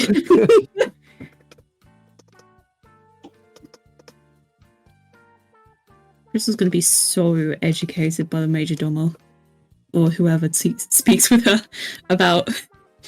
God, Crystal's going to have an existential crisis. Like, y'all don't talk about drugs in public? Well, she kind of knows that, but...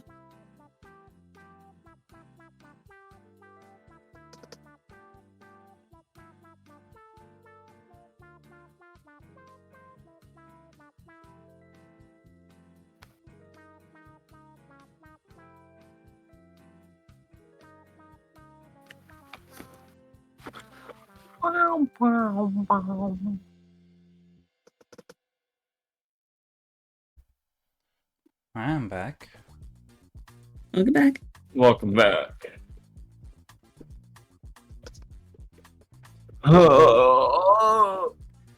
The return of Cooper, socially unaware Crystal. To be fair, this is the person who did not know what the concept of monogamy was. So, yeah, it makes sense. I feel so bad for Sorath being the character that's like Crystal's go-to for that. Sorath's just such a private person. Right. It's an interesting dynamic for sure. Oh yeah, Oti. Yeah. I'm curious. Does Billy count as one of my I know a guys? I'll allow you to not use them as an I know a guy, though. They're mostly a flavor NPC, you know? Yeah. You can mention that Yeah, I'm too. probably gonna visit. Do console shenanigans. Yeah, no, I know a guy's more as a tool, as a problem-solving tool, you know? Oh, like how I use for the gym. Yeah. I know a guy's because, like, you're in a region, so you would naturally know more people in the region than you write into your backstory. So Yeah. the I know a guy system is there partly to kind of encourage that aspect of, like, characters within world building. For people who are watching who don't know about that system, I have a homebrewed system called I Know a Guy, which 3 times per campaign, if it's related to an area the character spent a significant amount of time in, they can invent an NPC on the spot that knows stuff that might be able to assist them. They have to be perfectly normal people. So something like knowing someone who's in the gem trading business. That's a great example of I know a guy. You can't be like, I know a guy. The guy's like a super powerful mage who knows the kill someone instantly spell. Like, that's not allowed. The only mage I know can do prostate massages with mage hand. That's all. What? Prostate agitation.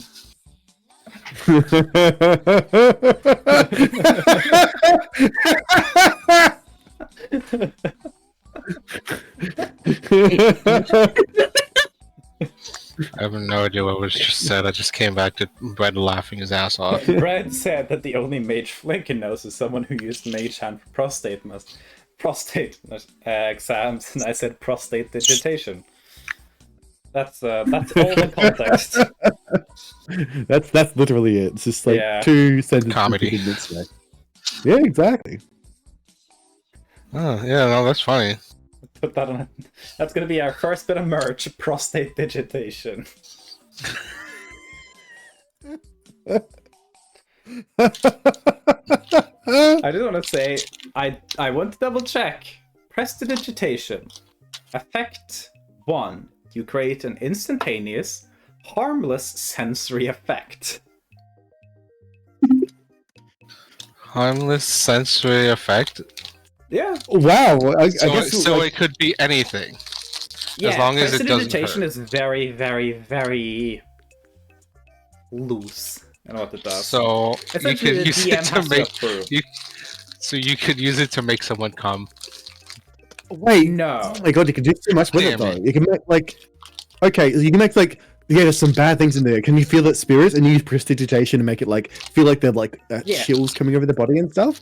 Oh my god. Okay, So that's cool. prestidigitation can essentially, it can't make you have like a specific neurological release, right? But it can provide any external sensory effect, right? I was just thinking, make them feel a lot of pleasure, which leads them to come. That's not like that's an internal thing, so it's more of Okay. like, yeah.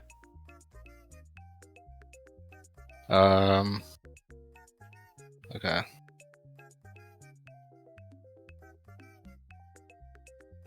I got it now. Okay. Yeah.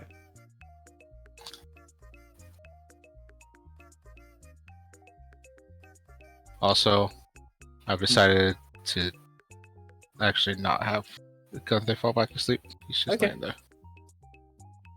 I might have him do something else, but Coon. get to it. No.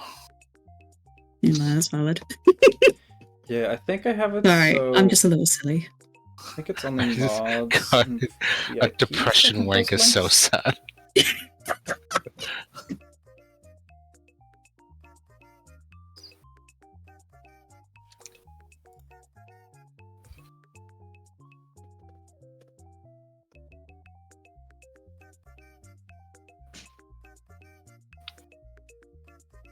Yeah, the 3 stars are. I think that's link suppression.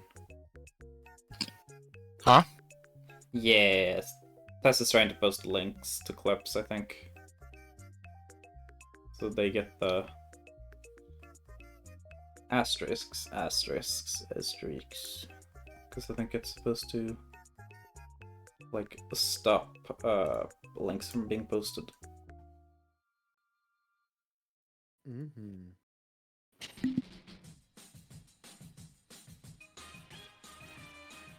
Yeah. I thought I'd set it up so it would allow clips from my channel, but I guess I didn't do it correctly. I'll look into that at some point. Not in a rush to fix it. Anyways, if people are ready, Yay! we can Yep, start back I up. got my again. drugs. Let's go. And by drugs, I mean I got a snack. Yes.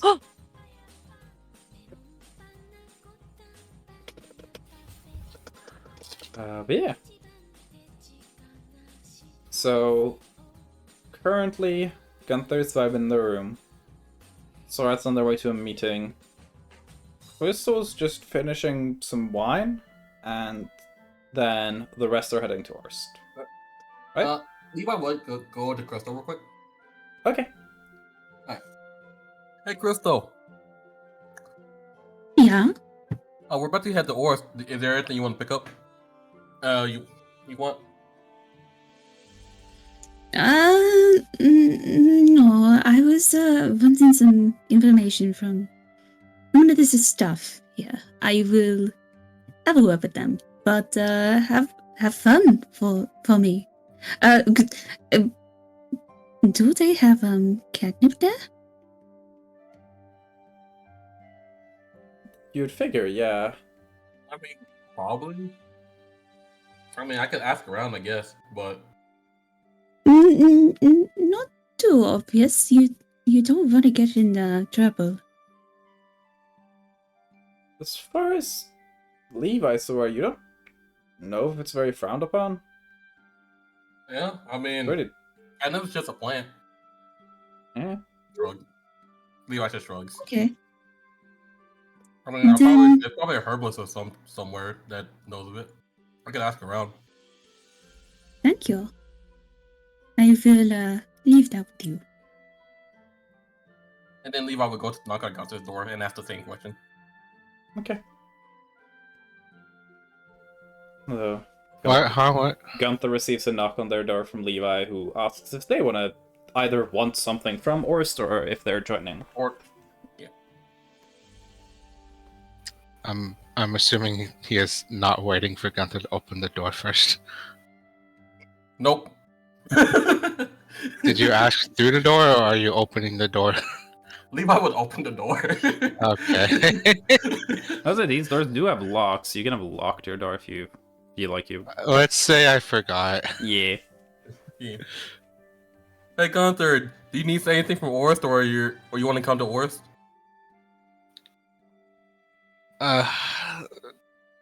What? Orst? Yeah, we're about to head to Orst. That's great. Have fun. Oh, you look like you have a big headache. You need some help, buddy? Yeah, I had a weird dream last night. I woke up with some blood. Well, you know what always does me some help? Having a good nap, and I cast cat nap on the Gunther. I'm just gonna double check this. Great. There goes what I had planned. I'm no. What I need Oh, to is double it? check this. I have a pretty comfortable that it doesn't work like that. Catnap takes a while to cast, and the person has to be willing. The whole thing. Consent is important. Consent is important. Yeah. Cool. Yeah. So, you can cast Catnap. Catnap is an action, but you up to 3 willing creatures. Good sleep. Willing. It's not instantly put someone to sleep for 10 minutes. So, Well, does Gunther want Gunther to? is not willing. Levi takes out their magical staff, does the incantation with moving their hands with the sand and everything, and you just go, no. If you're trying to put me to sleep, it's fine. I don't.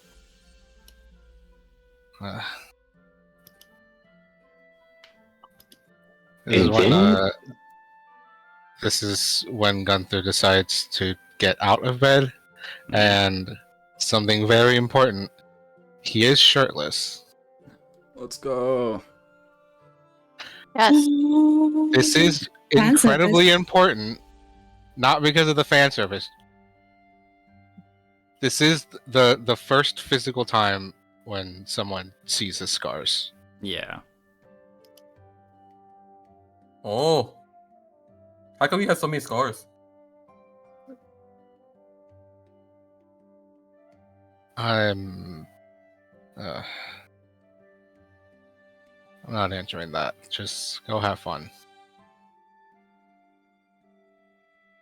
All right, buddy. If you need any help, tell me. Or if you want something Yeah, from worse, yeah. Just go. I leave the room.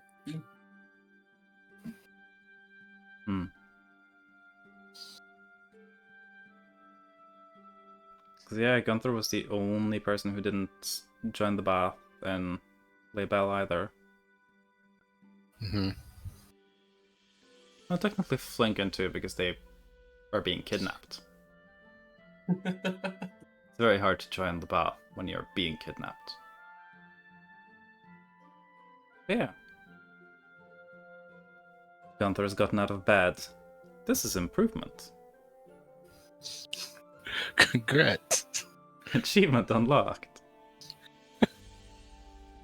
Say the whole group of people going to Orst. Step into the mansion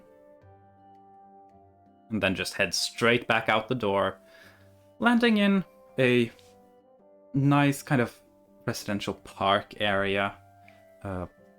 Just a little north of the main temple in the city of Orst. I'll move Levi's token so people can see vaguely what the area looks like. Orst, the main city, is on an island, kind of in the middle of a river in the area where it gets quite a lot wider, with some surrounding city along the shoreline, on the outskirts of the river. Most of the city is concentrated on this large island in the river. It is warm. Probably, especially compared to, like, where you've been. So, in Nordtal, it would probably be something like, I don't know, roughly like -10 Celsius, so like 15-ish Fahrenheit. Whereas here, it's probably something like a little over 20 Celsius, so close to 70 Fahrenheit. So it's a big jump in temperature. Definitely more comfortably warm here. Though not like uncharacteristically so. Orst winters are similar to summers in certain northern areas, so. For Levi, the hustle and bustle, the smells, the noises, the architecture, even the way the sun is shining, feels very comforting and familiar, and you kind of feel immediately home. For the 3 other accompanying people, Orst is definitely large. Definitely not as dense and stacked on top of each other as Wencash is.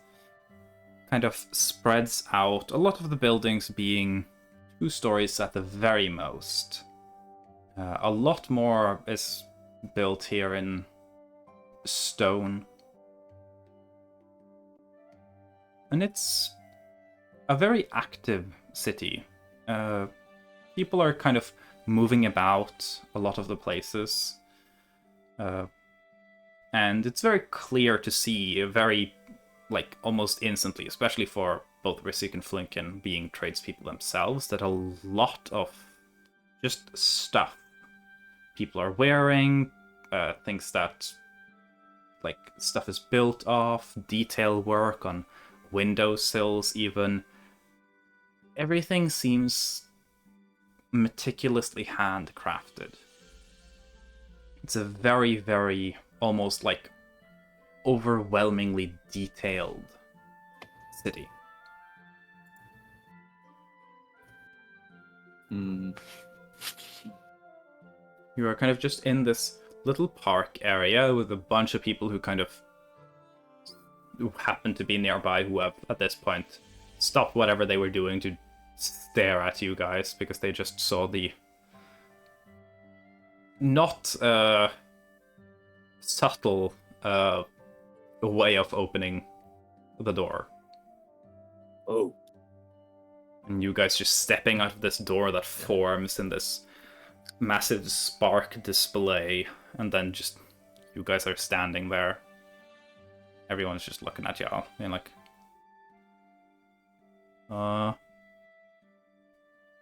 could... I'm just gonna give me a religion check for good old Levi. 25. 25. There's a lot of people who seem immediately like, what's fuck is going on? There's a tension. You can tell there are people who are like, should we call the authorities about this? And then they see Levi, and without Levi even having to say anything, you can see that people, once they notice Levi, kind of relax a little. Levi can still talk, but... Levi went, hey, and Levi asked for just, hey, can someone tell, Billy that, to get the hat ready? I'm coming by later. Okay, give me a persuasion check. 23. 23. I'll say one person kind of nods off in the distance, kind of like gives a little thumb up from a bit away and starts running off. Billy, apparently being a very talented, very famous chef. What I mean by the hat, OT is generally how I'm gonna make it where their competitions are is that it's generally we just have a hat full of random like dishes to make. Yeah, that's nice. Like that idea. But yeah. So it's to make it more like so it's not like we favor someone's specialty. Yeah.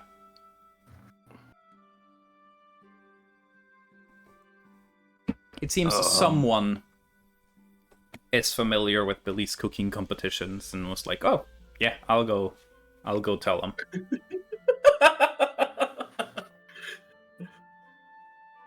But yeah. So, for you, Risyuk, it's warm. It's definitely manageable. Being in this warmth does make you realize, like, if this is a winter, then imagining what a hot summer day would be here wouldn't be comfortable in the armor you currently are welded to. Even in its infiltrator mode. Finally, my temperature. Yeah, Gin, you feel amazing. Everything's been cold. You've been feeling kind of like slowed down. Your body's kind of just been like running out of heat. You get back here, and it's just like the world's giving you a big hug. Finally out of the pressing lands. I'm free. You said we were near the temple. You're not too far. It would probably be something like a 15-minute walk to get to the main temple. What is the distance between the Missile Fingers place? I would say the Mithril Fingers would probably be a little further south. So you'd probably be able to go to the temple and then to the Mithril Fingers. I get this. This is where we teleported. We'll go. I'll go visit this temple first if you guys want to come along, or if you guys just want to go sightseeing. I think we should follow for now. Yeah. Oh, it's quite the sight. Yeah. This is I think I could find a. Oh, sorry. Oh, no. Go ahead. I think I could find a place to mail my letter on my own. If you guys want to come along.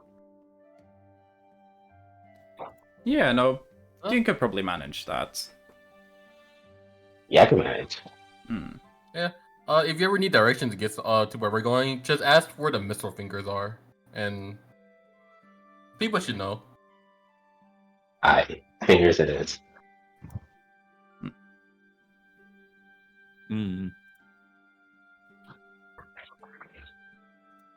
I'll let you know a place where I can send a letter. sending a letter, it's not really like a post office system. Explained a little bit last time, but usually you would go to wherever tradespeople are, where they would depart with. Ships most likely would be the most effective way, so maybe going down to the harbor. I mean, if you want to know where the harbor is, it's about and Levi just points Yeah. points in that direction. The harbor that's most efficient would be to go to the harbor to the very east. But because this is an island, the harbor is kind of just... No, you can go in any direction, you'll end up at the harbor eventually. Because there's this harbor everywhere. But I know also the trade caravan like to sit over in that direction. Yeah. It points in another direction. And it's being given a direction. Yeah. Well, in that case, as the Oris group splits up a little bit, let's say we'll deal with... do you want to... I know you're on mobile right now, Aline. Do you want to deal with Gin stuff first, or would you want to get back? We do Gin stuff first. No, not first, last, Okay, because yeah. I'm just cleaning. Yeah, nice. In that case, we follow us. I'm guessing Flankin also tags along, since Red hasn't said otherwise. Yep. As Levi and Risuk and Flankin move a little up this kind of slight incline towards the really big, kind of square-looking, almost boxed temple. Towards kind of dominates the skyline in a way. And wherein you can also see in front there is a large statue. Seems to be made in part of wood and various metals, draped in fabrics of very, very characteristic, vibrant colors. It's in the shape of a humanoid figure, a little blocky, a little broad, standing with what in this case seems to be a quite large, almost mason's sledgehammer. They're standing kind of head of the hammer down towards the ground, almost like they're having a sword at rest. Tip into the ground. And this statue is roughly, you'd figure, a little over 100 foot tall. The very unique display, a lot more variation in the materials. Very, very brightly colorful. And you can tell that there is a lot of different crafts that have contributed to the creation of this totality of the statue.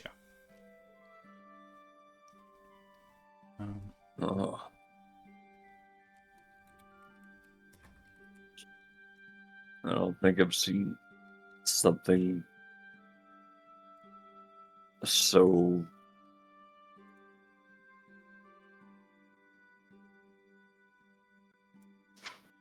yeah.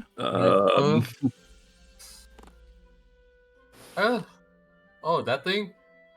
I remember having to help out with that. It was big. Yeah, the statue itself is a little smaller than the Statue of Liberty, the statue itself. Yeah. So, not including the pedestal. There's a secret hiding place that I used to hide on there when it was being constructed that I would take naps in. And Levi points it out. Yeah. So you guys kind of walk around. There's a slight little, almost gap that is draped with fabric. Seems like you might be able to slip inside the back heel of the left foot. Perhaps to be able to climb up inside the structure. That's part of when it was built. And around this temple, you're all kind of used to different religious temples. This one has a large space surrounding the statue, and it's a very, very busy marketplace. You can see people selling goods. There is a lot of noise of haggling. People selling a lot of different wares. They're all craft wares. Oh, Flinken, I know a place that you would actually love. There used to be like a show where there was no magic at all, but they would like perform these tricks where, like, you know, let's say you drew a card, but then somehow it's not the same card. Like they could either guess your card or somehow it's not the same card. It was weird, and there was no magic at all. Oh, well, definitely have to go check it out then, I guess. I usually like to play around the fountain area. I will say, yeah. for both Flinken and Resu, you do notice craftspeople of your respective crafts as well. Doesn't seem for if Gin ever comes up here, doesn't seem like there's any poisoners just vibing up here. Though you'd definitely be able to find poisoners within the city. Even frowned upon crafts are to a degree celebrated. So yeah. I think I might have been born in the wrong part of the world. Yeah. I have a friend that works in the Smithy area. And her name was well, I gotta make sure I pull out the right lore for this one. It was Lisa. She's a human she was someone who really loves to be around like metals when we were kids. Maybe I could find her around here. You might love talking to her. She's the one who made my this fuck, I forgot what it's called. It's not scale. Chainmail? Chainmail, yes. Just chainmail for me. Hey.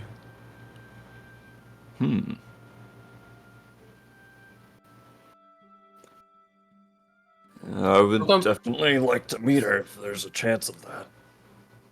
Sometimes I think it's weird. We all grew up together in an orphanage, but now everyone's just working their own trades.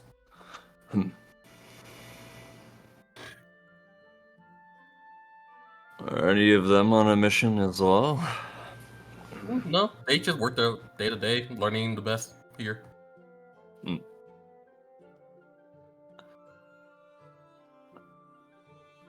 I see.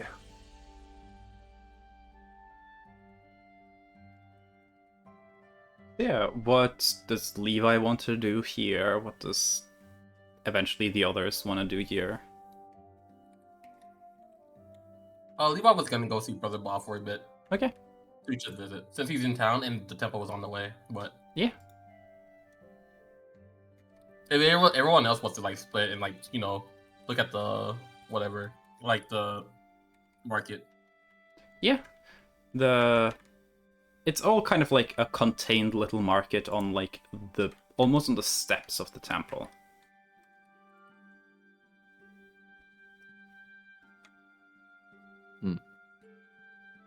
As we do walk, Levi does point out several places where he does he took naps at. Where he used to hide and just take naps at. Yeah. So are Flinken and Rissi accompanying into the temple to meet Brother Bob, or are y'all kind of just gonna stick around the marketplace and explore? I'll join in as well. Okay. Or I might break off and look at the Okay. different crafting like parts. Yeah. Okay. Stay dealing with the market bit first. What are you looking for? What are you interested in? Definitely gonna hit up like where there's like a blacksmith. Yeah, there's no See. there's no workshops here. This is just a market Yeah. area. People have kind of set up little stalls and stalls and stuff just to sell their wares. But you can see where there are where there's various smith work. Looking around, nothing that's been sold here is of any like standout nature to you. However, looking through, could you give me a smithing check? Yay.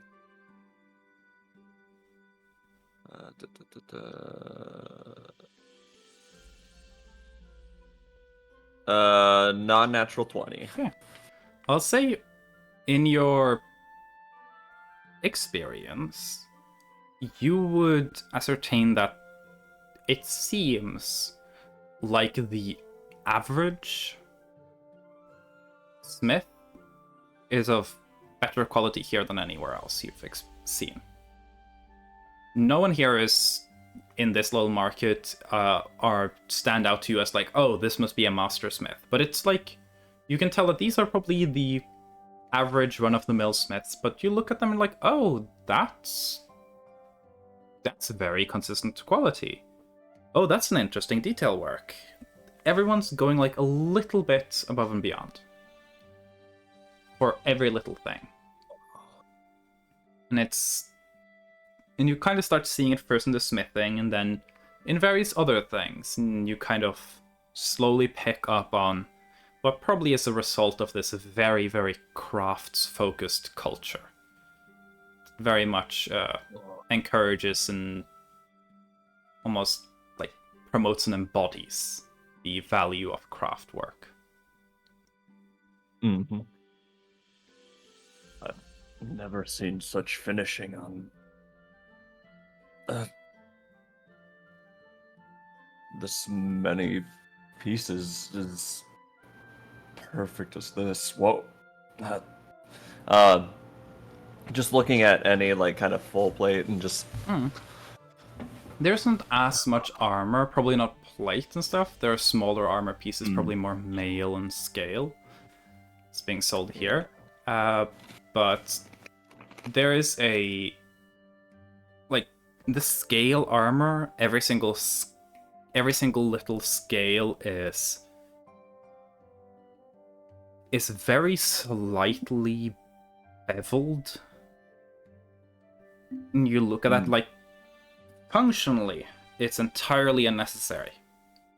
However, it gives a lot better of an aesthetic finish, and you can see it being probably a little easier to clean and maintain for people who aren't the most experienced. You're like, oh, kind of like listening to the prices.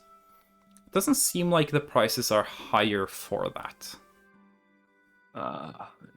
Seems a lot of people, there's like an expectation of added quality more as a point of pride than necessarily as a means to increase the price of an object.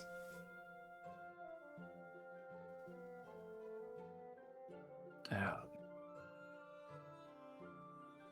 And none of it takes away from the toughness of it either.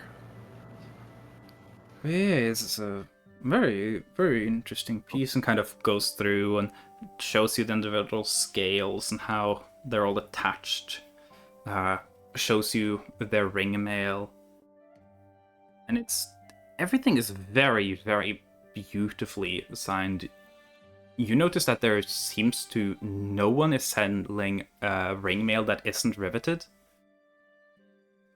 So like everyone's going through the process of riveting every single ring in the ring mail and not having any selling cheap loose ring mail, which has a tendency to break after, a year or two of use.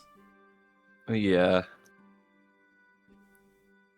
I miss Lion.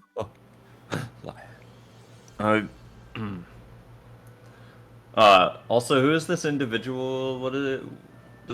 Who am I? You can ask them. They simply introduce themselves as Martin. They're just a local smith. They work mostly in, like providing protective gear, military for monster hunting purposes, and so on and so forth. Well, Martin, your craft is immaculate. I haven't seen such attention to detail in a full piece. Like, I try my best, but there are some spots that I can't get the detailing. So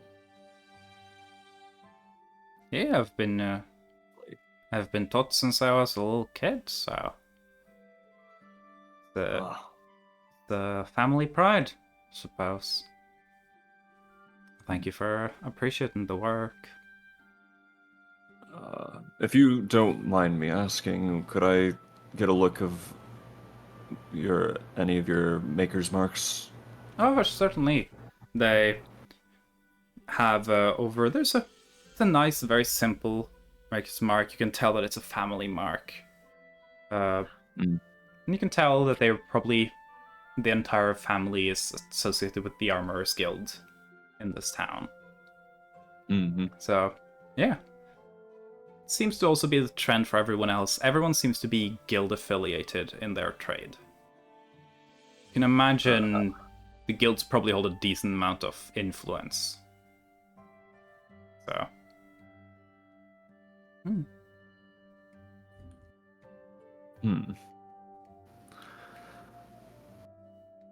Yeah, you take note of their maker's marks.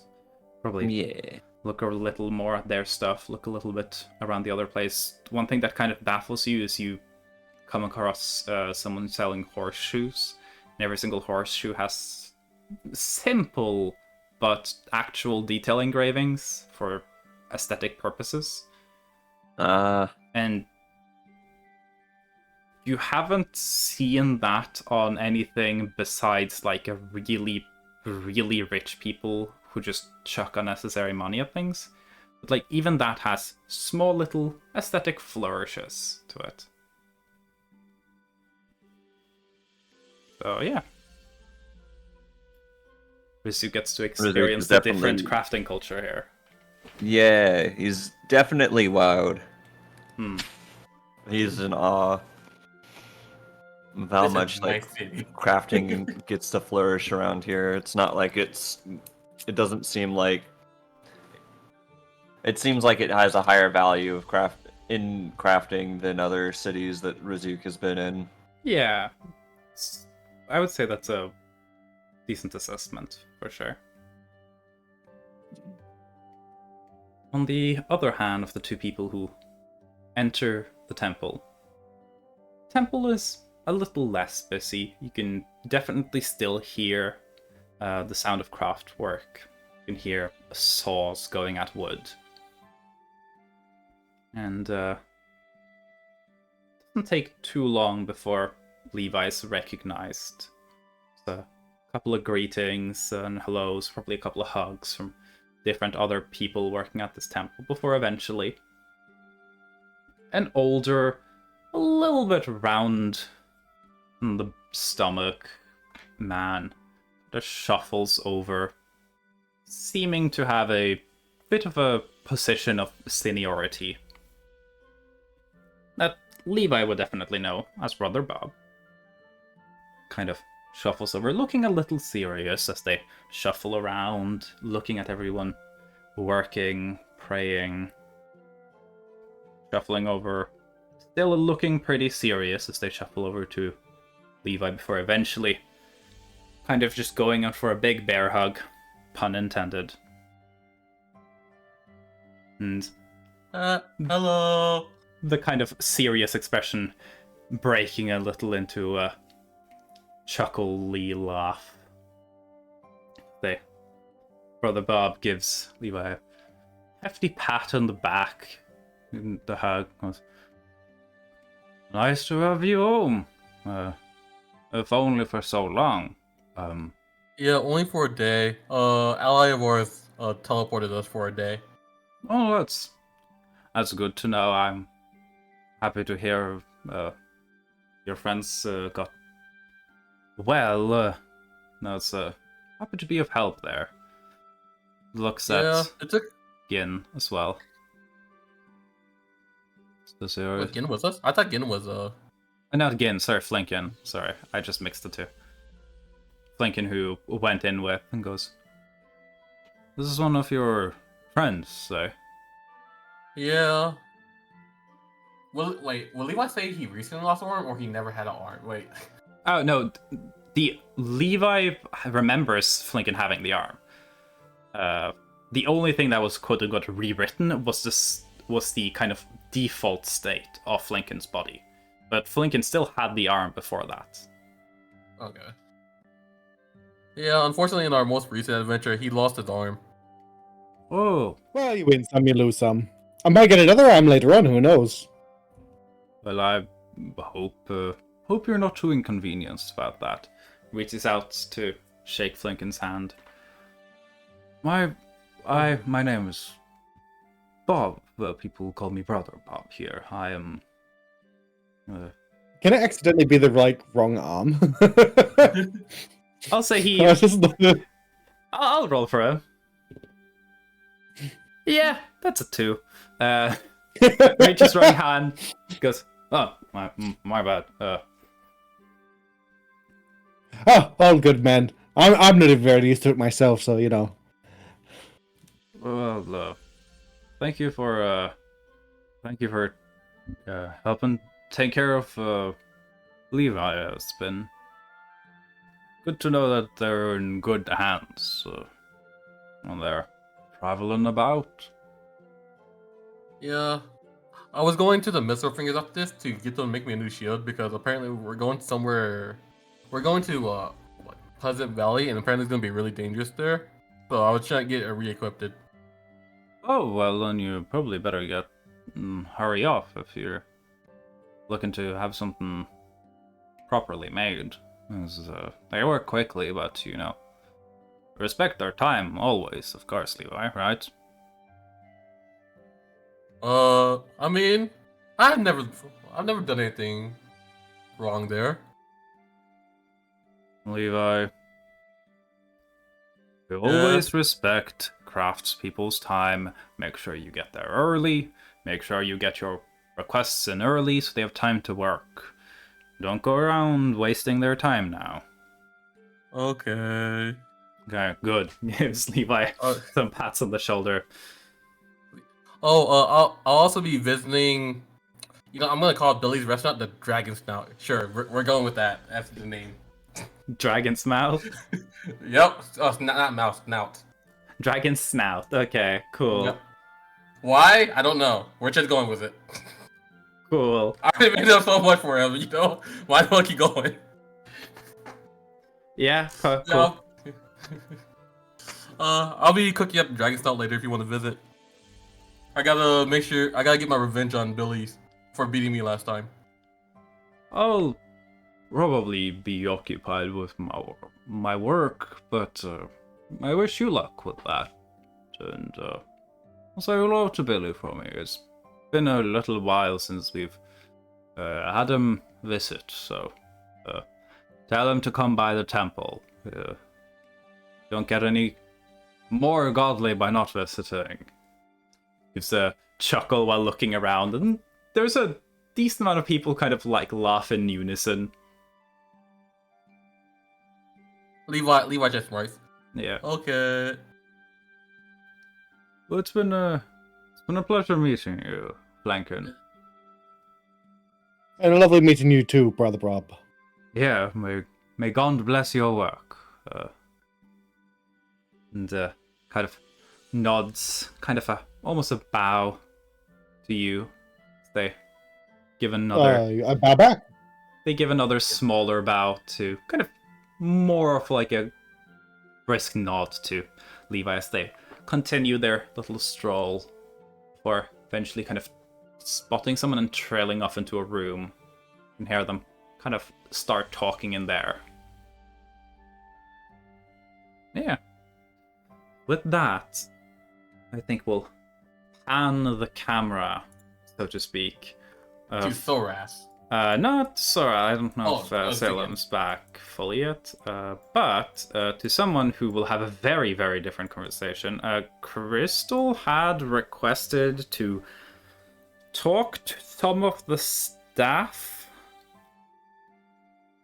to learn about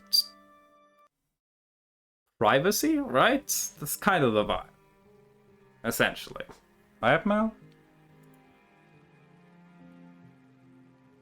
Yeah, just about etiquette in general. She's got a lot to learn.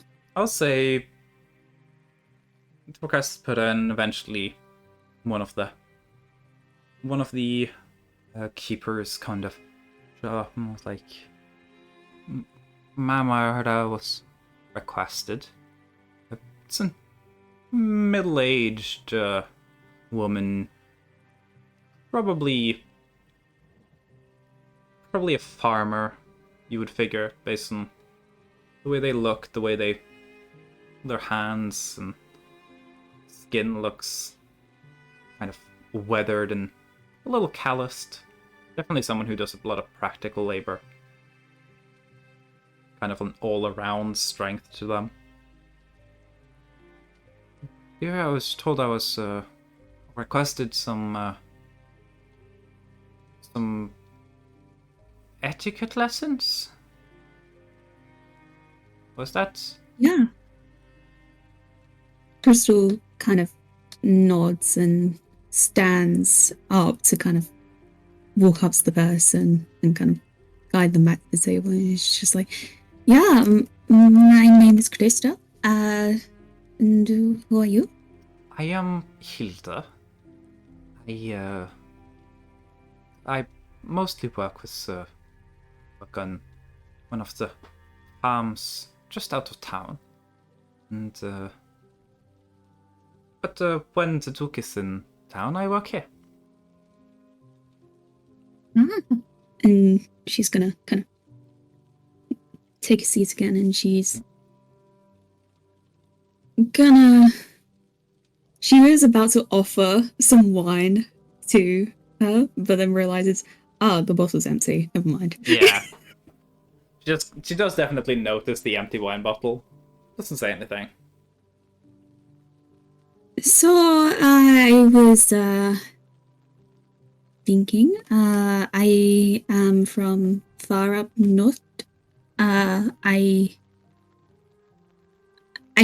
think I may have missed a lesson or two in how to approach topics of variety. She's gonna gesture towards the manor. Is it not appropriate to discuss sex? Kind of looks confused for a second. Means it's often a private matter between people in a relationship. People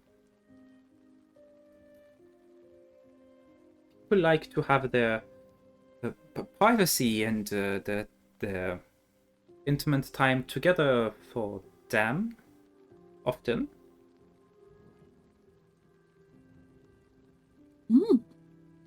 Chris was going to seem a bit confused at that, but surely it should be celebrated, no? To find someone who you can do this stuff with. It's fun to explore, and it's fun to tell friends. Is it not? There is perhaps a certain degree of privacy that perhaps where you are, there is no prioritization for.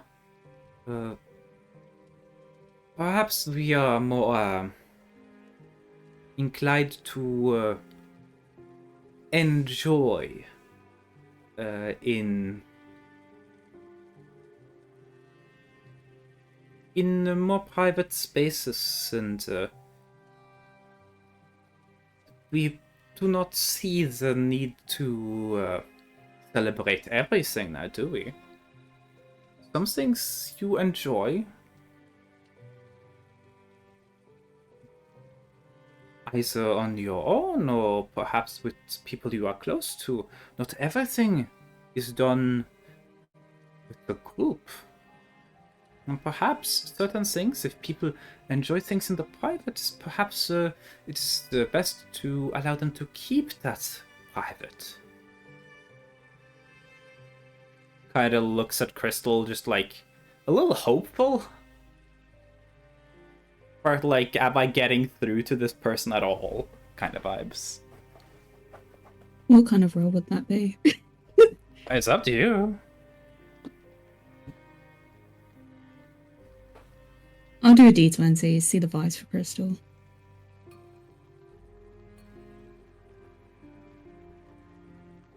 Oh gosh, it takes a while. 3. Crystal just Okay. fully blankly stares at her. Crystal's gonna... Her eyes are just gonna have like this... No thought behind those eyes. She is very confused and she's just gonna go... You don't do this stuff in groups or anything?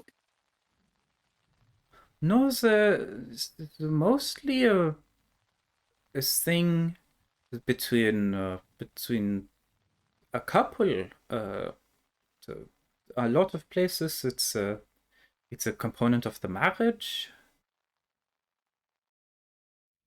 And because of that, it is a very very intimate thing. It's a beautiful thing to have something together with the one person you love. Is it not? The one person you love? Crystal is. Her mind is just gonna explode on the inside and she's just gonna... Yeah, I'm herself. certain there are people who perhaps love more people, but the norm, so to say, is you find your one true love, and then you spend the rest of your time with them, and the sexual activities are a thing that is beautiful because it is for the two of you. I have been married to my husband for 28 years. And we've had a lovely marriage with a lot of private moments. And not all of those moments are moments that we would want everyone to know about. Because they are for us. He gives a big, satisfied, happy smile.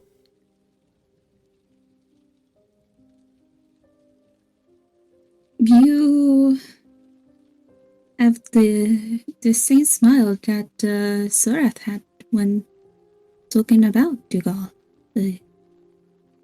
It's happy. It's What is the point of comfort. what is the point of love if not for happiness?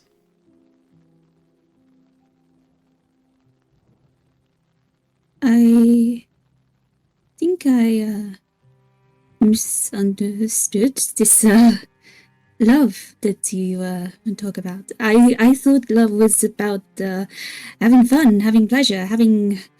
It's certainly a part of it, but it is love is a desire to spend time. That is what I would say. You truly love someone, you want to give them your time.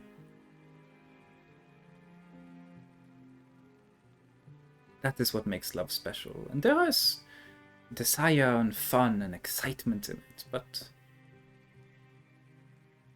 happiness, enjoyment it is.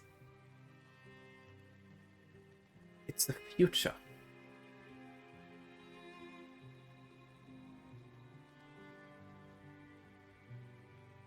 At least that is how it is here.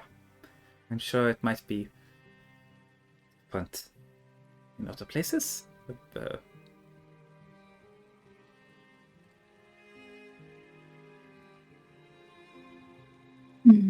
Chris is going to take a moment to kind of consider things of the beloved Grosso. I mean, she's aware that her parents were very kind of like together.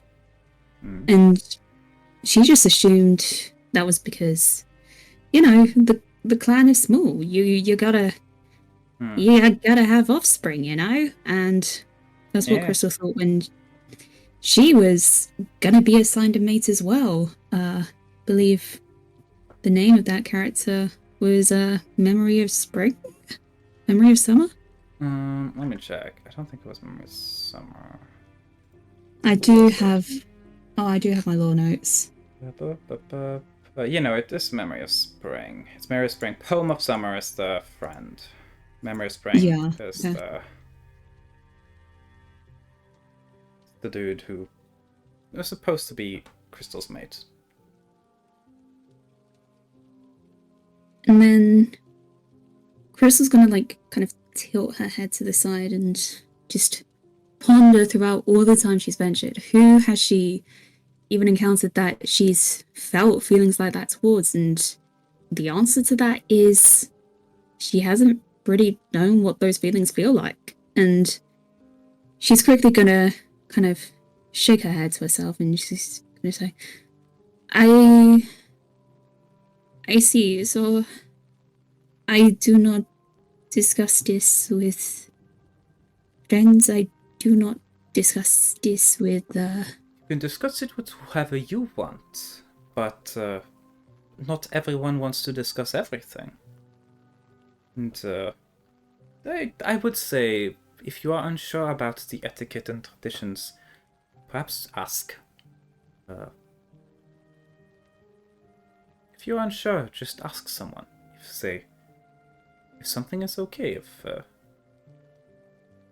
they would want to talk about things. Oh my gosh, Chris was learning about consent. Yeah. This is a ongoing issue.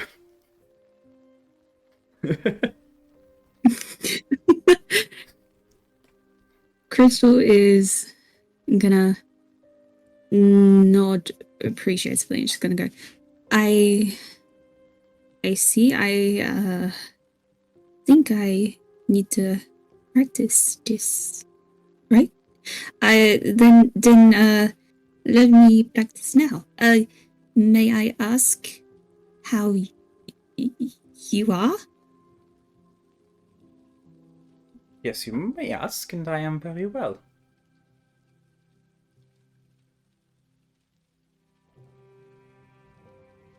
Crystal is gonna like have a little smile on her face at that, just like being like, "Yes, I got consent." she's learning, and she's gonna quickly get out from the table, and she's gonna be like, "I must go try out more. Thank you." And she's quickly gonna like run out the room, and Ella's gonna just stand there, kind of just smiling still, just like, "Okay. Goodbye. What the fuck is my job?" But yeah. Crystal runs off, having achieved the knowledge of consent. She Let's has. go. She's probably gonna wanna speak with Gunther in that case.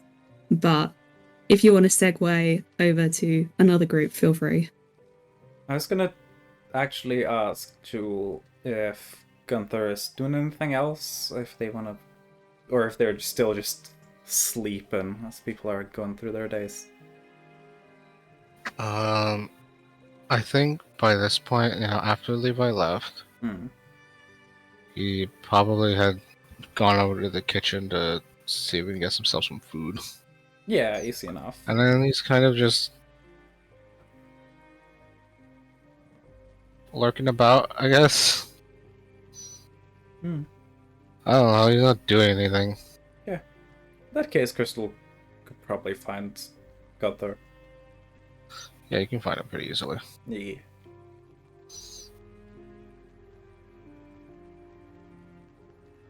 Okay. Crystal is gonna go into the kitchen, see Gunther, and she's gonna be like, "Oh, Gunther, I wanted to chat with you. Can I do that? Do I have your consent?"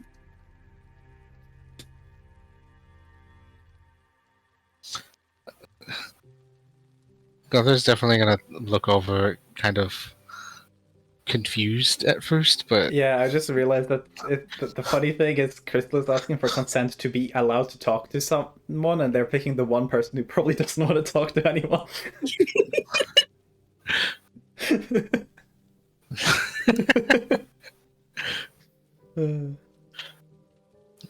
he'll look over, kind of confused at first, and sort of just like, is there anyone else you could talk to instead? Not really. I tried speaking to Zorath. I think I made her uncomfortable. And everyone else is, well, most of them are at Ost, with Levi and Blinkin and Bizuk, Dean. She kind of trails off at that, and she's like, "But I think I've learned how to better communicate." That's great.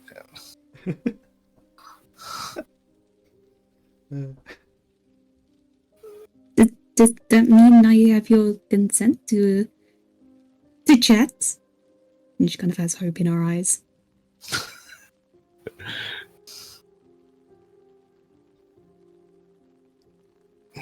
No, not really. Crystal's ears are going to droop, and she's going to like, "Oh, I didn't ask what to do if someone said no to me." And she's quickly going to run back to her room. She's not there anymore. Oh no! She's not gonna just stay in the room forever. She has work to do.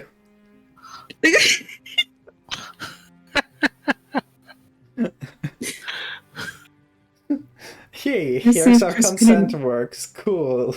Let me talk to the one person who will immediately say no. Shit, what do I do now? What do I do when they say no? You can probably find her eventually. Be like, hi, could I help you? Kind of working in the storage, just taking care of food, potatoes, grain.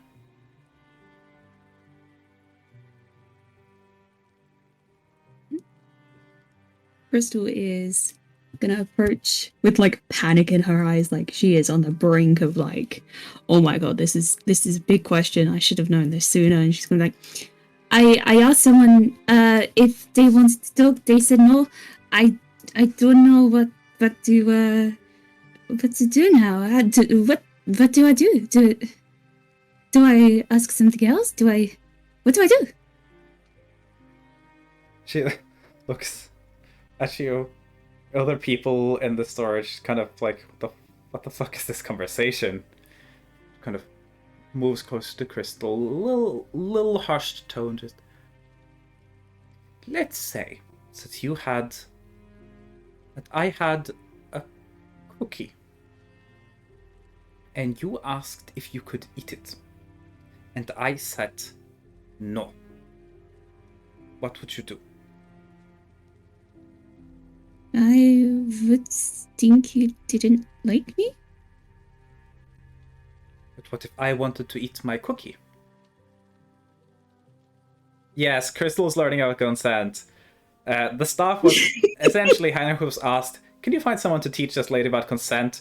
And Heinrich went like, okay, which one of y'all have an ungodly amount of patience and is willing to talk about this stuff? And they just went, who's the most mom on our staff? Please take care of this adult child.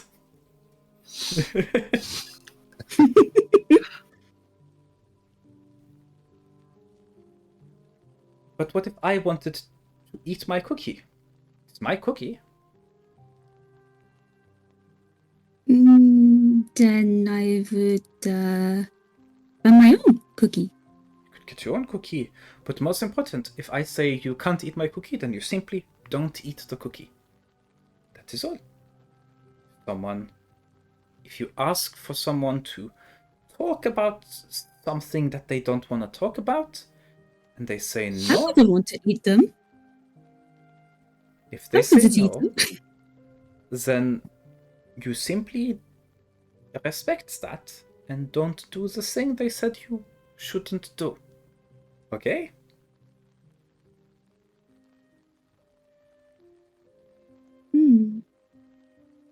But won't it be awkward? Conversation is awkward sometimes. Not everything can be perfect always. If you want to be talking to people, you have to accept it. Sometimes it will be a little bit awkward because people are awkward. You are very awkward. I am quite awkward. Then let us be awkward together. And she's gonna look at the work she's working on, and she's gonna I want to help you as a way to say thank you. Do I have your consent to help you? Rolling for this. I think we've got things covered quite easily here. We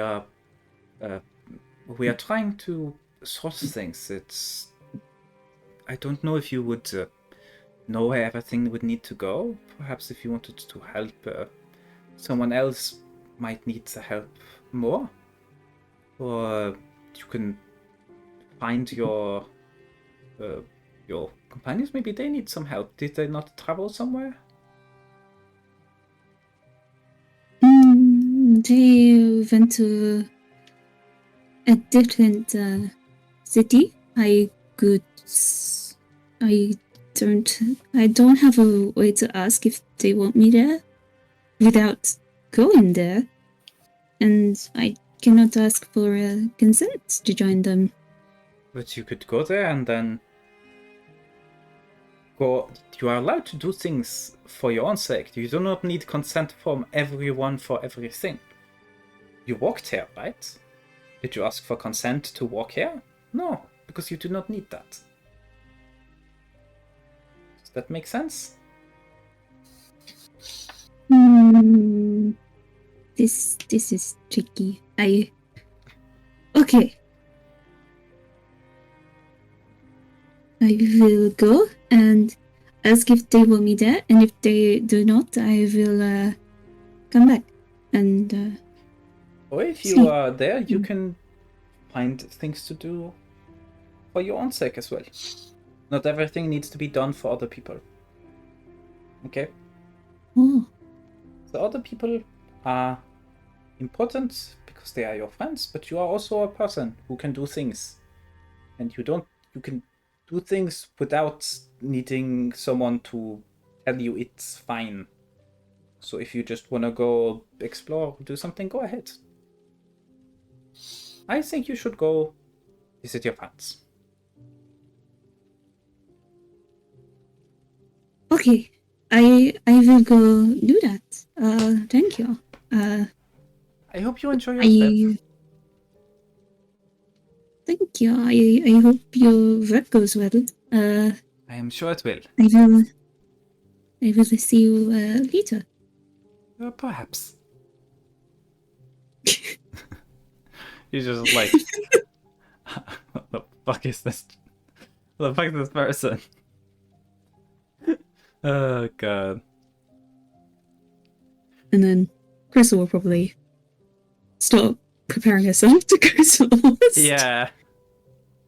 I mean, you essentially just this is the equivalent of like approaching like a random like storage worker in a shop and being like, "You're my mom now."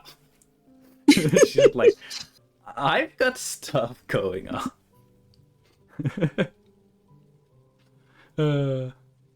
Yeah. Consent learned successfully. We're gonna let that cook. You learned that is a thing. At least. Yeah. We'll learn how to use it later. Congratulations. Thank you. But yeah. Is Crystal gonna go to Orst then? Yeah. Nice. It's easy enough to go there. So you'll experience the same vista. Very interesting town, interesting city. You happen to know where they are going. You don't know exactly where that is, but I would say asking around for the Mithril Fingers workshop probably can get you there quickly enough. So that is where they said they would go. Yippee. But yeah, with that being dealt with, are you in good shape to do a little Sorath bit as well? Thielen? Yeah. Okay, nice. Yeah, I'm home. Yeah. My meeting. the I saw ball I of saw your my back, but the ball of my tongue piercing came off, and I think I swallowed it, so I had to go get a new one. oh, I did. oh, They were that's having a sale, so I had to pick out more.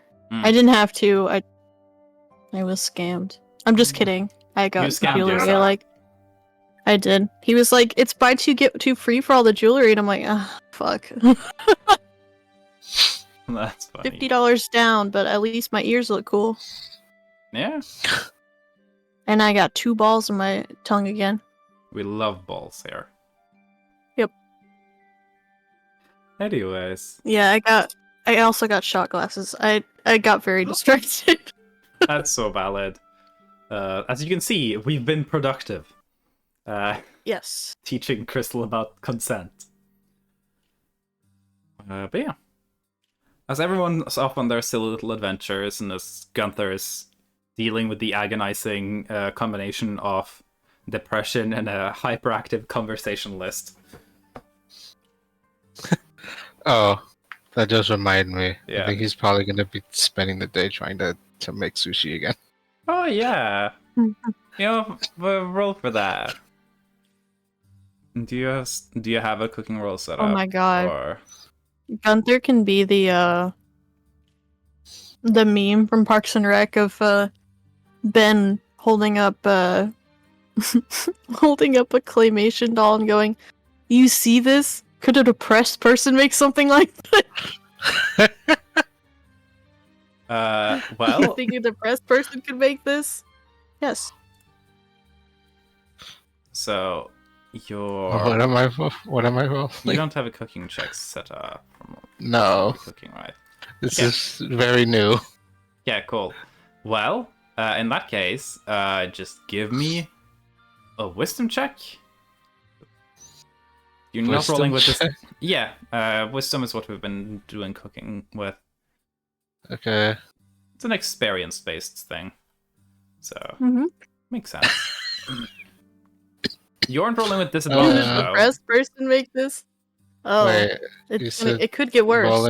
you said rolling with disadvantage? No, you aren't rolling with disadvantage anymore, because the first, Oh. when you were on the ship, you were rolling disadvantage because you hadn't done this shit ever. And it was like, Okay. Levi being like, okay, so here's how you cook the rice properly. Here's how you pack the rice. It was literally being like baby tutorialized through the steps. But now you've been like kind of set into it. There isn't. I'm re-rolling. Okay. I'm gonna say you don't re-roll yet. Don't spend lucky. Okay. I I don't did. think my did lucky's cover- got reset. Oh, okay. well, click the long rest button, I guess. And just make sure you have your 7 lay on hands spent. And my exhaustion. Yeah. But yeah, I think that was covered a little bit the day earlier that Gunther probably wouldn't have picked up on. There isn't a lot of fresh, like sushi quality fish up here in the mountains. So it's a little sparse picking for like sushi, but you can probably substitute. You could try like using some sort of cooked fish or different like prepared fishes, like potted fish, stuff like that. Not gonna be the same, but whatever's easier.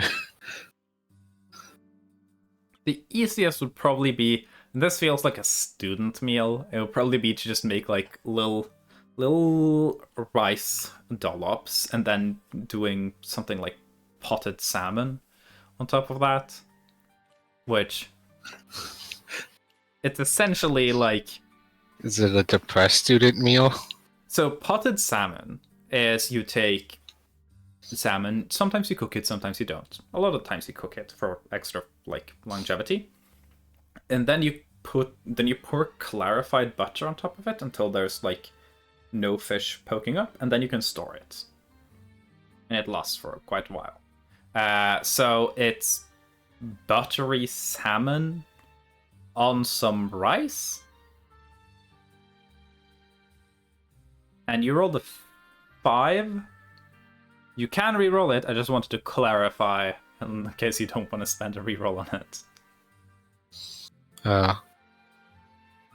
Because if it's a 5, it'll be a depressed student meal. Kind of Yeah. squished together with some cold potted salmon. You know what? Yeah, we'll keep it. We'll keep the 5. Ain't that a mood? Yeah. It makes the most sense for this. It's essentially like you have like some leftover rice and some leftover cooked salmon, and you just kind of put them on top of each other and eat them as is. So, yeah. I mean, it's food. It tastes like rice and salmon. And butter. Butter. It's not the worst thing. As long as it doesn't kill me. Oh no, it doesn't kill you. Alright, that's good. I suppose. I mean, you have made a food. Congratulations. At least that was successful. So, but yeah. Congratulations on your creation of a food. Thanks, God. Okay. Well, Gunther having made their food. Probably just sitting there munching. Sorath. Eventually with Stugal kind of circles back, accompanying them. Head to a solar not attached to the master bedroom, more of a reception solar, where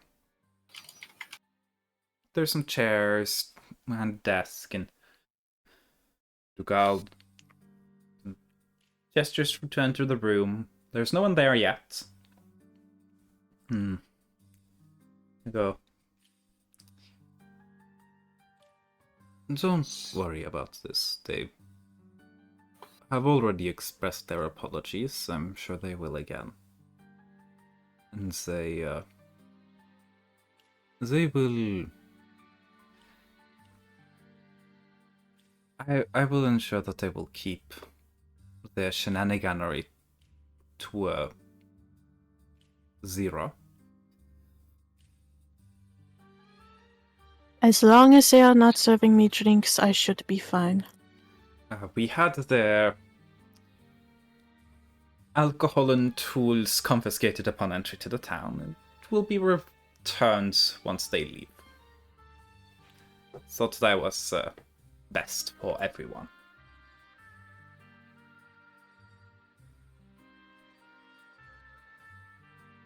Are you prepared? Ready? Yes, I am. Oh. And they kind of step over to the door, opening it. Goes, you can bring the visitor in. The servant nods. Dugal kind of steps to be with Sorath. Sorath sitting down behind the desk or standing around. Kind of like almost like a meeting office. Oh yeah, Sorath is gonna be sitting like her mom. Mm-hmm. In that case, Dugal will stand by Sorath's right side, kind of arms folded neatly behind him. As for a little bit, door opens again, and servant is your guests. And in steps a frustratingly familiar Triton, Gil, bartender from Mortar Souls, who did serve you a drink, did kill you. Mm-hmm. You got better, but Obviously. they enter a little sheepishly. They were very lackadaisically, like, didn't seem like they cared about much of anything. This time they look around themselves almost like a little jumpy, like, thank you for allowing my entry. Again, apologies for last time. I was merely playing around and things got a bit far. I hope the grudges are kept to a minimum. Sorry. Kind of just looking at Sorath mostly, eyes every now and then just like darting up to Dugal, darting back. Like they're trying to just entirely focus on Sorath, but it's like their eyes are like trying to be like, he's still there, okay, he's still there, he's still there. What are we here to discuss? I don't understand that y'all are headed to Pleasant Valley. And, That is my home? yes, I'm aware. And, that, you guys might, be involved in, kind of a little bit of the sheepish nature drops a little as they move to sit in the little chair in front of the desk. They place their hands on the at the edge of the table, lean a little forwards. You gonna do anything about the curse? I've had a hunch that you would. You seem like the type.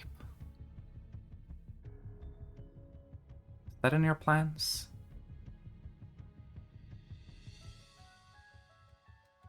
Whether it is or is not, what does that have to do with you? If you are, I want to help. I can help.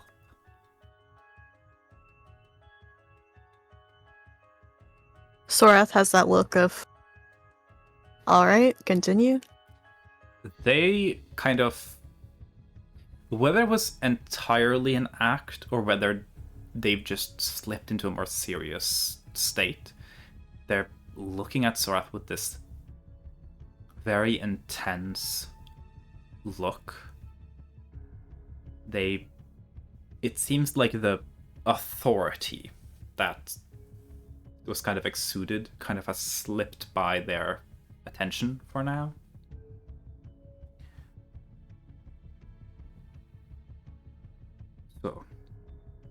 figure you know what I am by now. In some fashion. Such much is clear. By any means of logic, I shouldn't be here right now. I be down in her little underworld realm, fetching and gathering souls all over the place. But I'm here because the person who made the deal with your family made a deal with me. It's in both our interests that whatever situation is happening in Pleasant Valley gets resolved. I have a position of trust with that person. And I'd want you to use that. They trust me. I trust them. We are... friends is a strong word. But...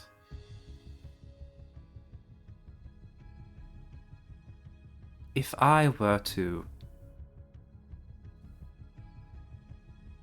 be able to vouch for you in that sense,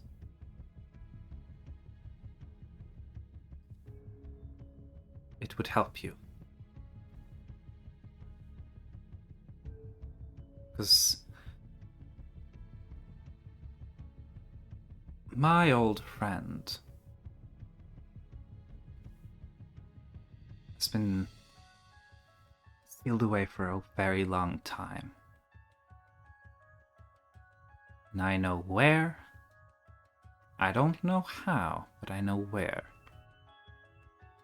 And if they are unsealed, which I can tell you this much you'll have to do if you want to do anything about what's happening there, then it would be beneficial to be able to present yourself as friends, would it not?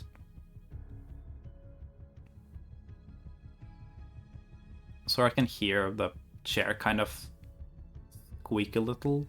You guys place their hand on the back of the chair and it's kind of squeezing the wood a little.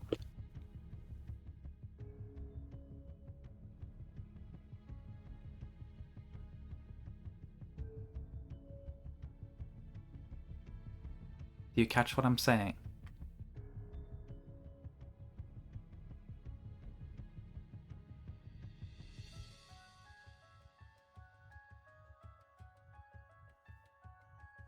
Partially.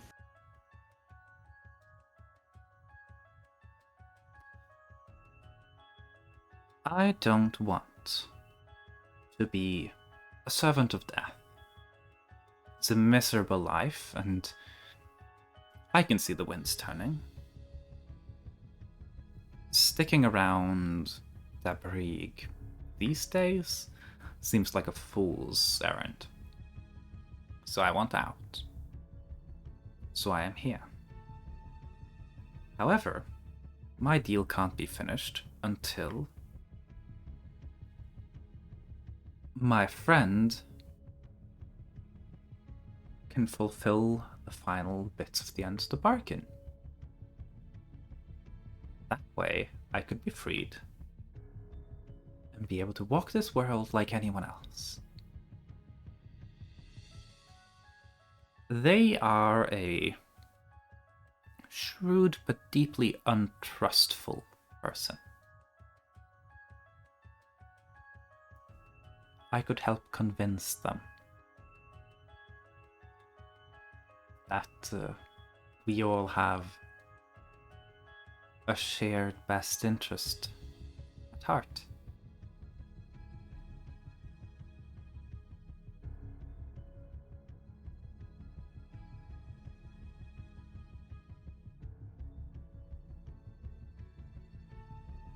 Sorith is gonna look at Dougal Mm-hmm. And can I get like an insight Yeah, give me on an him? insight check. 15. Dugal's suspicious, though from the way they seem to be listening to like the conversation, it doesn't seem like the information necessarily is surprising to them. Nothing about Dugal's reaction makes you think that Dugal at least believes any of this to be a lie. Hmm. They just don't seem to trust Gil generally. Valid.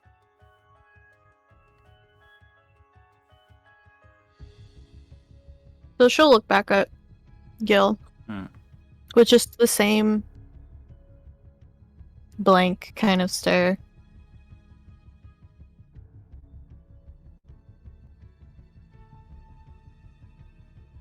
I figure you're probably delivering some things anyway.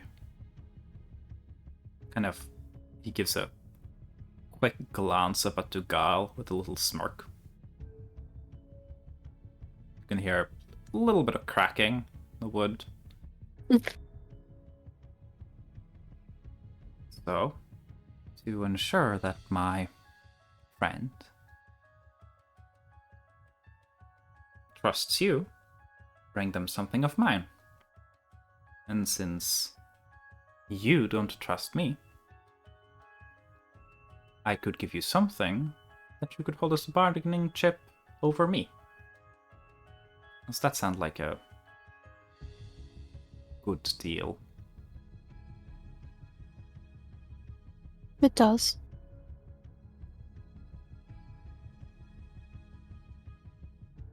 Well, your looks up at Dugal again. New friend is familiar with contracts, so I would enjoy a simple one. All I ask is that if you manage to free and encounter my friend, you hand them what I give you.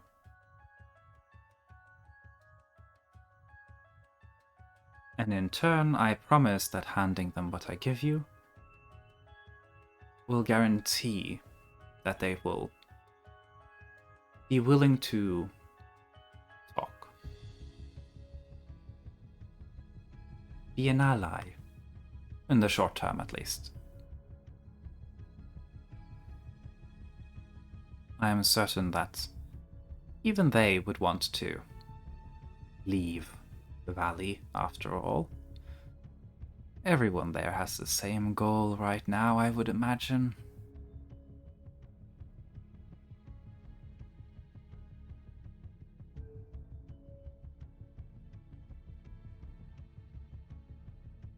If you need some time to think and discuss, I'm happy to leave you to it. No, I believe we should be writing a contract. Good. Kind of, one of his hands leaves the edge of the table. He leans back a little, gestures to Dugal. Perhaps the Duke would do us the honor. Dugal scowls a little at them. There's a little bit of almost like a sadistic grin to it. And they go, very well, and start writing something out. Using their blood, not sure if just for convenience or for the effect of the contract. Yeah. Contract very simply outlines the terms that the party of Gil will give an object to Sorath, and that Sorath, once the devil is freed, will hand that object to the devil. On Gil's part, they promise that this will guarantee the devil will be willing to work with you, to talk things out. And Dugal continues writing a little bit and adds in conditional on that if that is not true, Dugal contracts Gil to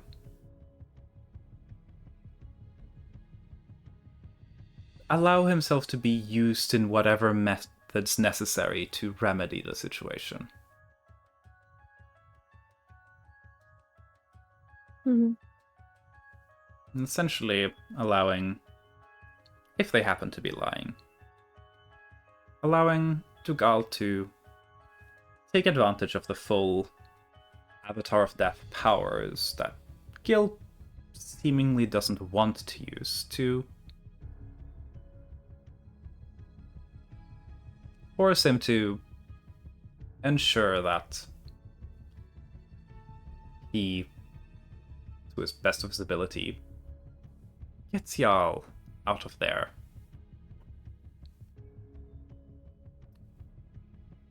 Shows the contract to Sorath. Asked in a subtle whisper if Sorath is fine with it, if Sorath wants to add anything to the contract.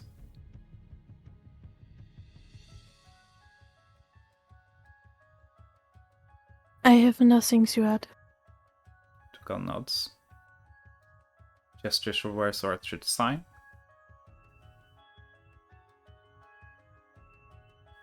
And she does. And once Sorath is signed, hands the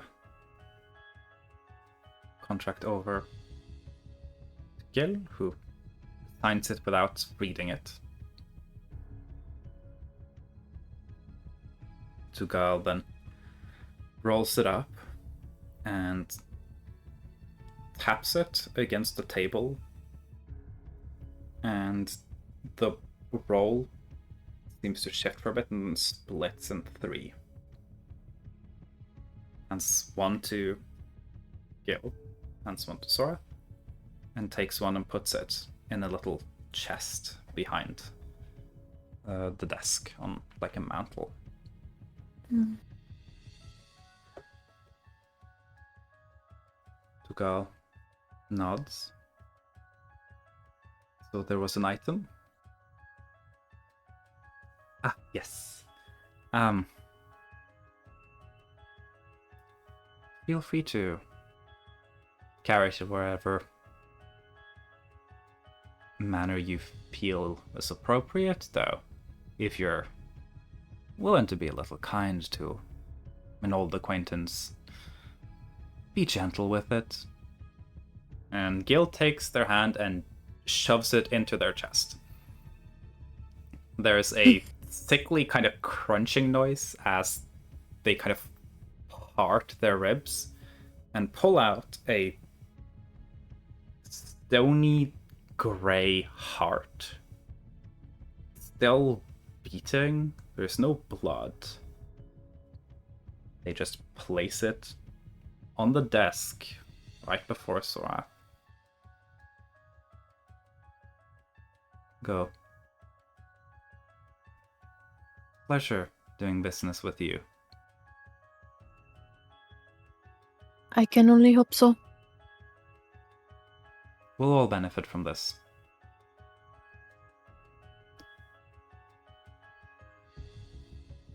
I suppose I should take my leave. I've caught the vague feeling I'm not very welcome.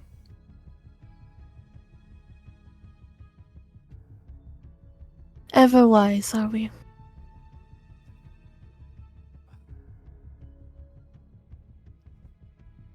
We'll meet again, I am sure.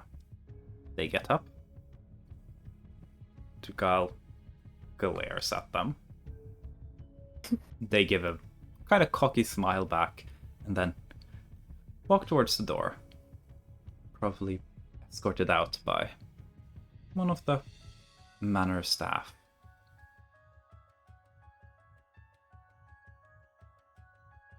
And Sora's just sitting there, a rolled up contract in one hand and a slowly beating grey heart on the desk in front of them.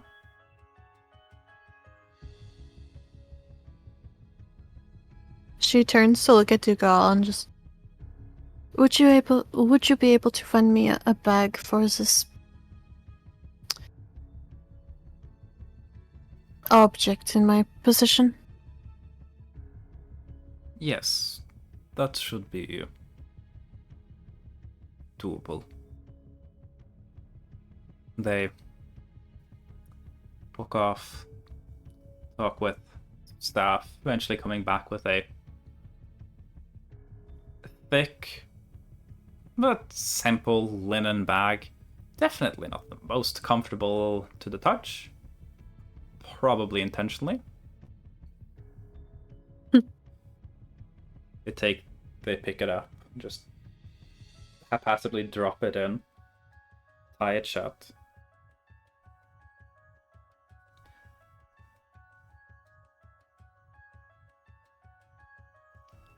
I wouldn't say I'm surprised, but I wasn't exactly expecting that.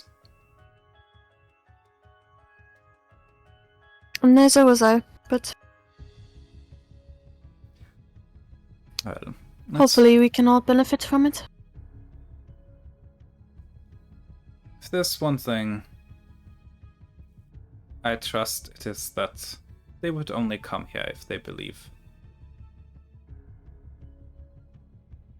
they could benefit from our success. This is true.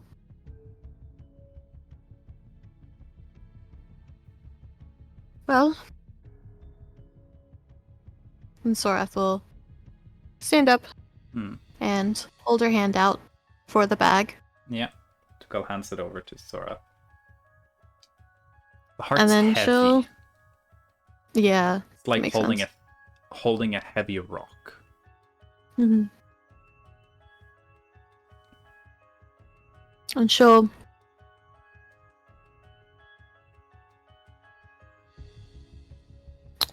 trying to think about where she would put this.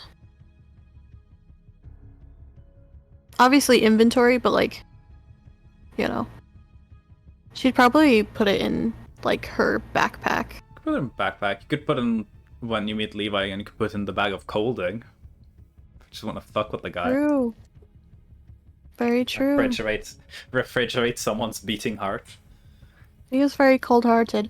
Yeah. She might do that. But for now, she'll put it in the backpack just so it's somewhere safe. But yeah. With that, with the cool rock acquired.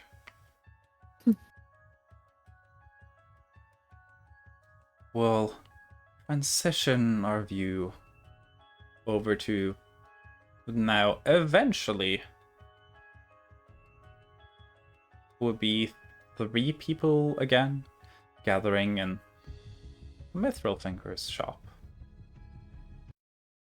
As we're walking by, I'll ask Rizwick, hey Rizwick, how was checking out the market?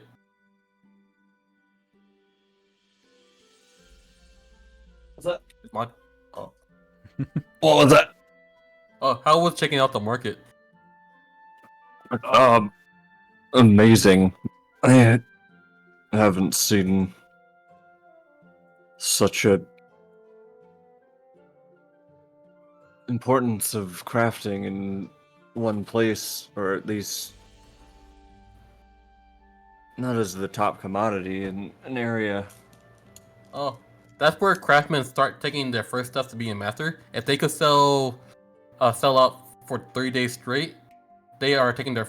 That means they took their first steps into becoming a master craftsman. It's an interesting concept for a rite of passage. Usually, you don't see where the master craftsmen craft until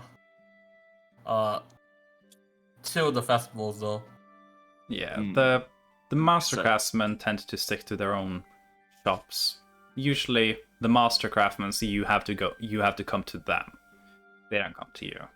If you want something from them, you have to seek them out. They'll not go to any markets with their wares. Like the mithril fingers.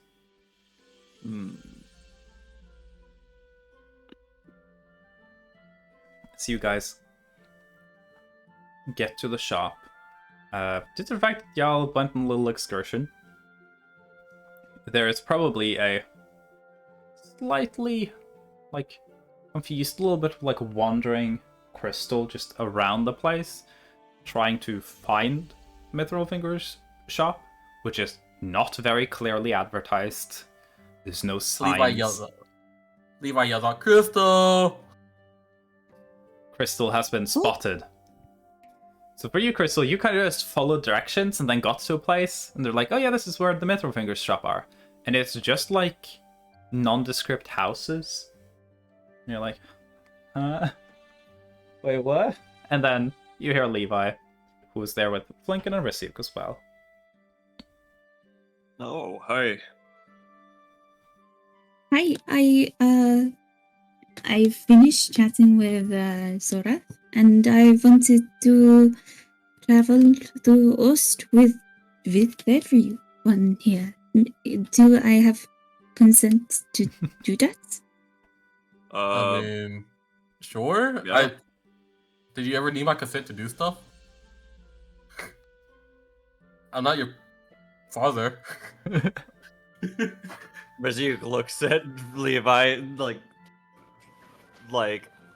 lips like drawn to a line, and then looks back at Crystal. I mean, you're in speaking terms with all of us. Krista, from what I know, from what Brother Bob tells me, that you only need consent from a higher up. Oh my Again, God. lips drawn to a line, looks at Levi. Looks at Crystal. Great to know that this place is canonically extremely misogynistic. Chris is gonna look very confused. Levi's thinking of his church upbringing in that he always needs permission from Brother Bob or any of the higher priests. Levi has no idea that Levi has no idea of the connection between, like, even like conceptually the connection between they're talking about consent. This could relate to sex. For Levi, consent just means being allowed to do things. You're like, yeah, yep. You ask God for that. Well, Crystal, when it comes to for all the viewers, Levi does not fully know what sex is. For less intimate things, usually, consent is not as strict, but for more intimate things, it is a bit more of a thing you check in with every time you want to initiate something. Like sex? Rizzy, you're kind of like, yeah, exactly. Levi just stares at Crystal. What is sex? I'll say this conversation's happening. You guys hear kind of like clanging, almost like clattering, as someone comes kind of half sprinting off a staircase that kind of leads by the side of the house down into what maybe looks like a outside access basement. There is a young dwarven man who kind of just gutters out a little bit down the street and looks around and then locks eye with Levi. You recognize Dormus immediately, Levi. Dormus kind of just half jogs over to Levi. I'm like, you really showed up, damn. Okay, cool. Yeah, I got something interesting that I'm hoping your father will give you permission to work on. And I show him the adamantite. I forgot how big it was. Looks at the lump like, holds it up to the sun. Kind of, you hear a little whir and a click. And from behind the neck, like swinging out an arm, there's kind of a layer of spectacles for magnification that they hold up. Oh, this is good quality. Yeah. This one's. I think you could convince Dad to, rent out the shop for the day for this. Yeah, sure. What you need? Honestly, I was hoping to get a shield made. One that could absorb spells with my powers. Yeah. We could probably work something out. The rest of y'all need anything? Oh, I could show them the back room where we used to play. That place had some fun stuff. Yeah. Alright, first, let's tell Dad. Then we'll show him around. Okay. And Dormus leads y'all down to... It looks like you're about to enter, like, a basement area, but it opens into this about, like, 12 foot under, like, 12-foot space under the roof. Open workshop that extends. Probably the room is somewhere like 30 meters by 30 meters, just extending out, decently sized, for sure. So about 100 foot, 100 foot. Kind of just giant square space. And Oresiuk, it's kind of wild that in fact there's just projects that are halfway finished that are kind of have their designated spot, and then there's a separate workstation that seems to have another project in the works, and then an entirely separate workstation, entirely new project. And it doesn't seem like there's people who would be at every workstation at all times. It seems like this shop is big enough that and works on long-term enough projects that they just say, okay, this project will be located at this workstation that has its entire own set of tools. There's more artifice tools than you have ever seen in your life in this one shop.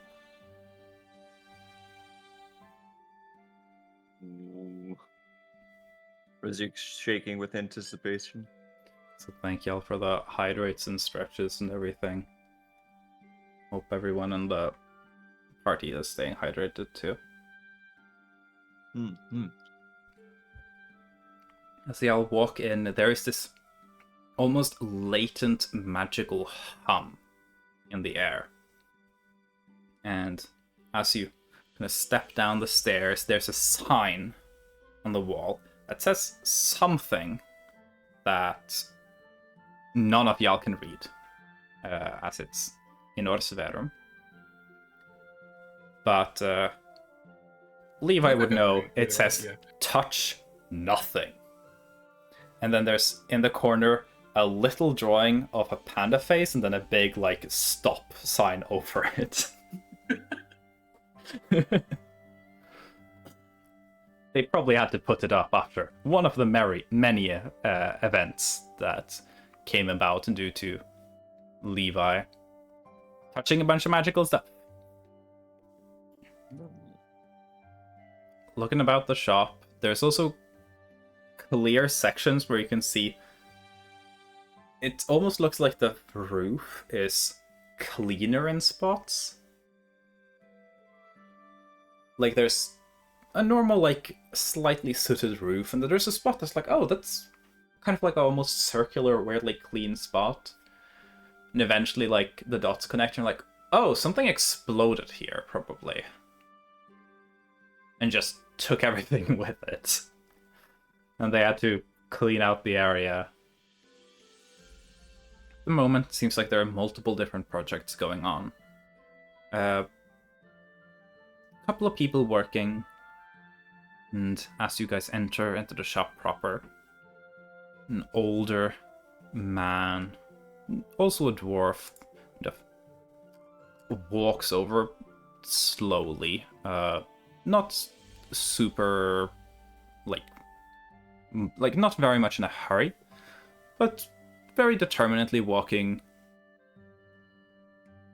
Goes to greet every single one of you before greeting Levi, greeting all the new guests first. Going, I see my son's brought in some people.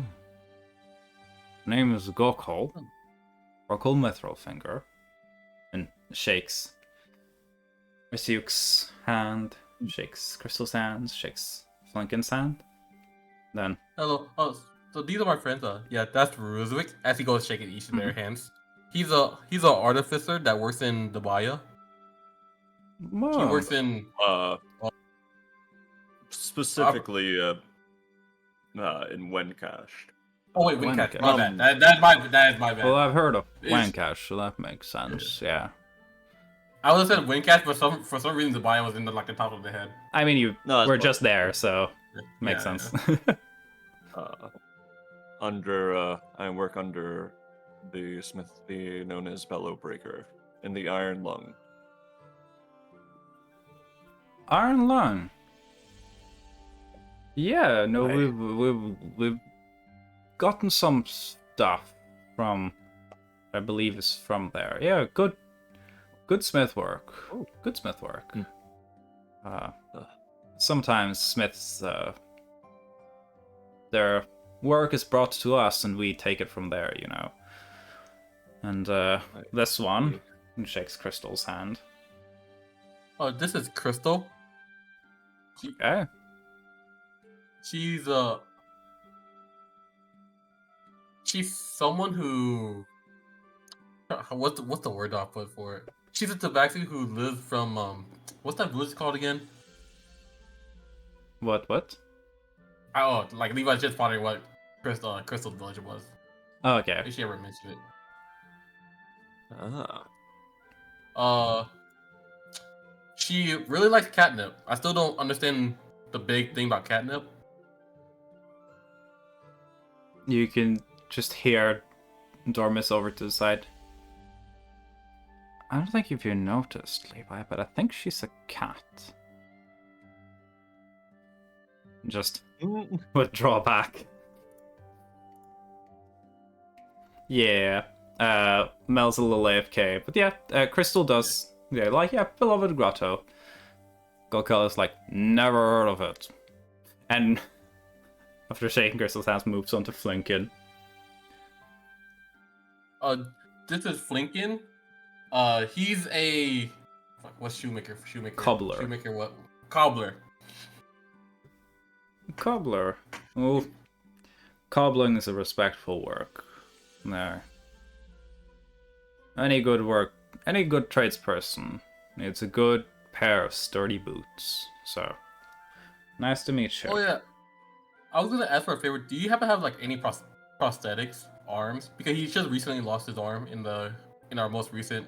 Not lying about. It probably needs to take a while to, build, adjust. It's a complicated process, stuff like that. It's those things have to fit. They have to be tuned, and you wear them. Then they usually malfunction for a while. Kind of, as they're talking, kind of looking over to Rysiuk. Definitely haven't picked up on the fact that you have a mechanical arm. Rysiuk's gone through this. And then, they won't. Then they don't work properly. They don't feel natural when you work through that. And then it's a very long process. I don't think that's I think we were supposed to work a little quickly, so. Yeah. I don't have anything lying around that would fit him. But if you have a week, we could probably put something together. Unfortunately, we don't have a week. I only have today. Well, I'll be later then, though I feel like looking at the craftsmanship on this and just literally grabs onto Rysiuk's prosthetic hand and turning it, looking at the mechanics. This is good craftsmanship. Well, It's, thank you. Thin gear mechanism. So you learn up north? Mostly I guess Amenyo would be where I picked up a lot of the Yeah. tinkering. No, I like Himanian style. They're very good at packing a lot of mechanism in very small spaces. So yeah. Speaking of that, Rizik is gonna try to do some quick adjustments to make it go into Infiltrator. Yeah.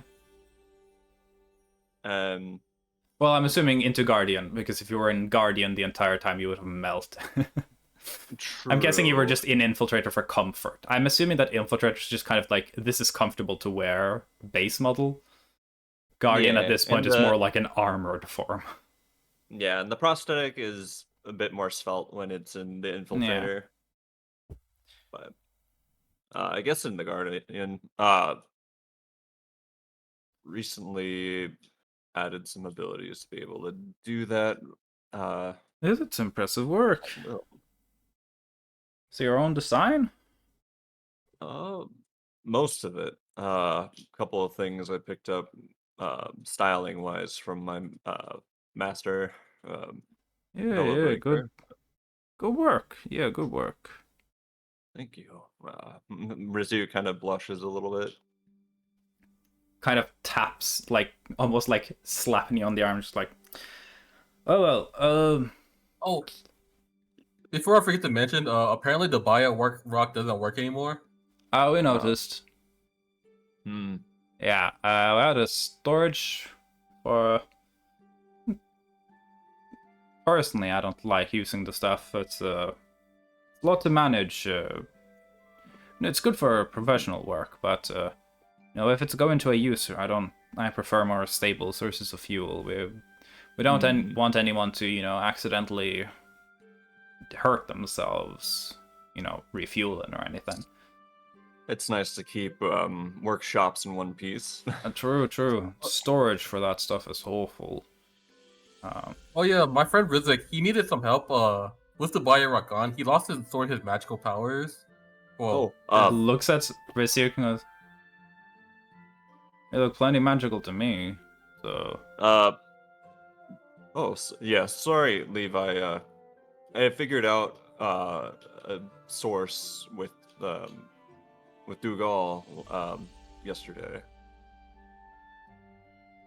But still getting used to it. It's not as potent as Debio Rock was at the moment, but I'll figure it out. But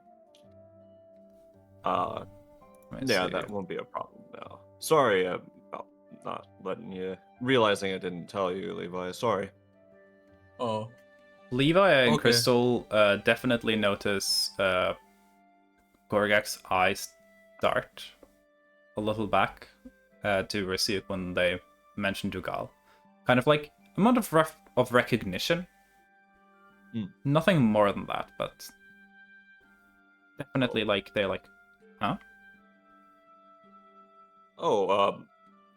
Recently made acquaintance.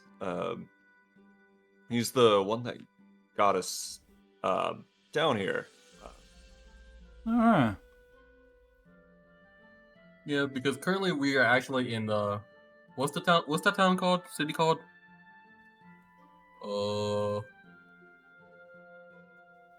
Ortal?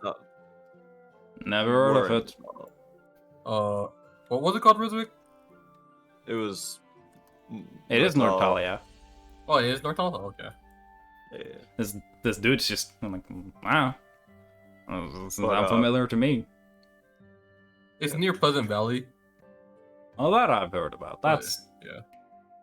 My condolences. And kind of just shuffles off. It's the reason why we're here. Is I currently need a new shield. Okay. Yeah. No, we can make something work. And I show him the adamantite thing. I sort of needed it by the end of today. Junk goes. Yeah, no, we can hold progress for today. All hands on deck. Oh, as a favor, whatever you make with that, can you let Dormus work on it? I would love to see him use that to see how far along he got he's gotten. Well, if you want it done by today, then... Oh, No, not the adamantite, but the shield. the shield, yeah, but... Yeah, but I mean the adamantite. I would love to see Dormus to work on something for that. Oh, I do I have mean, the yeah, nugget? it's... Sorry. We can... If something comes up, yeah, sure.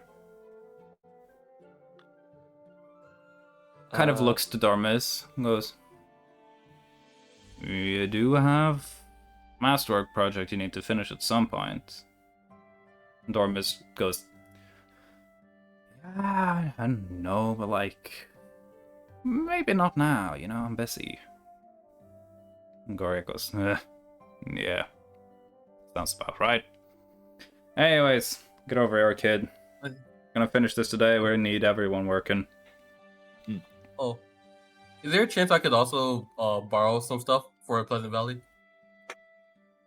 I don't think we've got much laying about in the shop that isn't a custom order.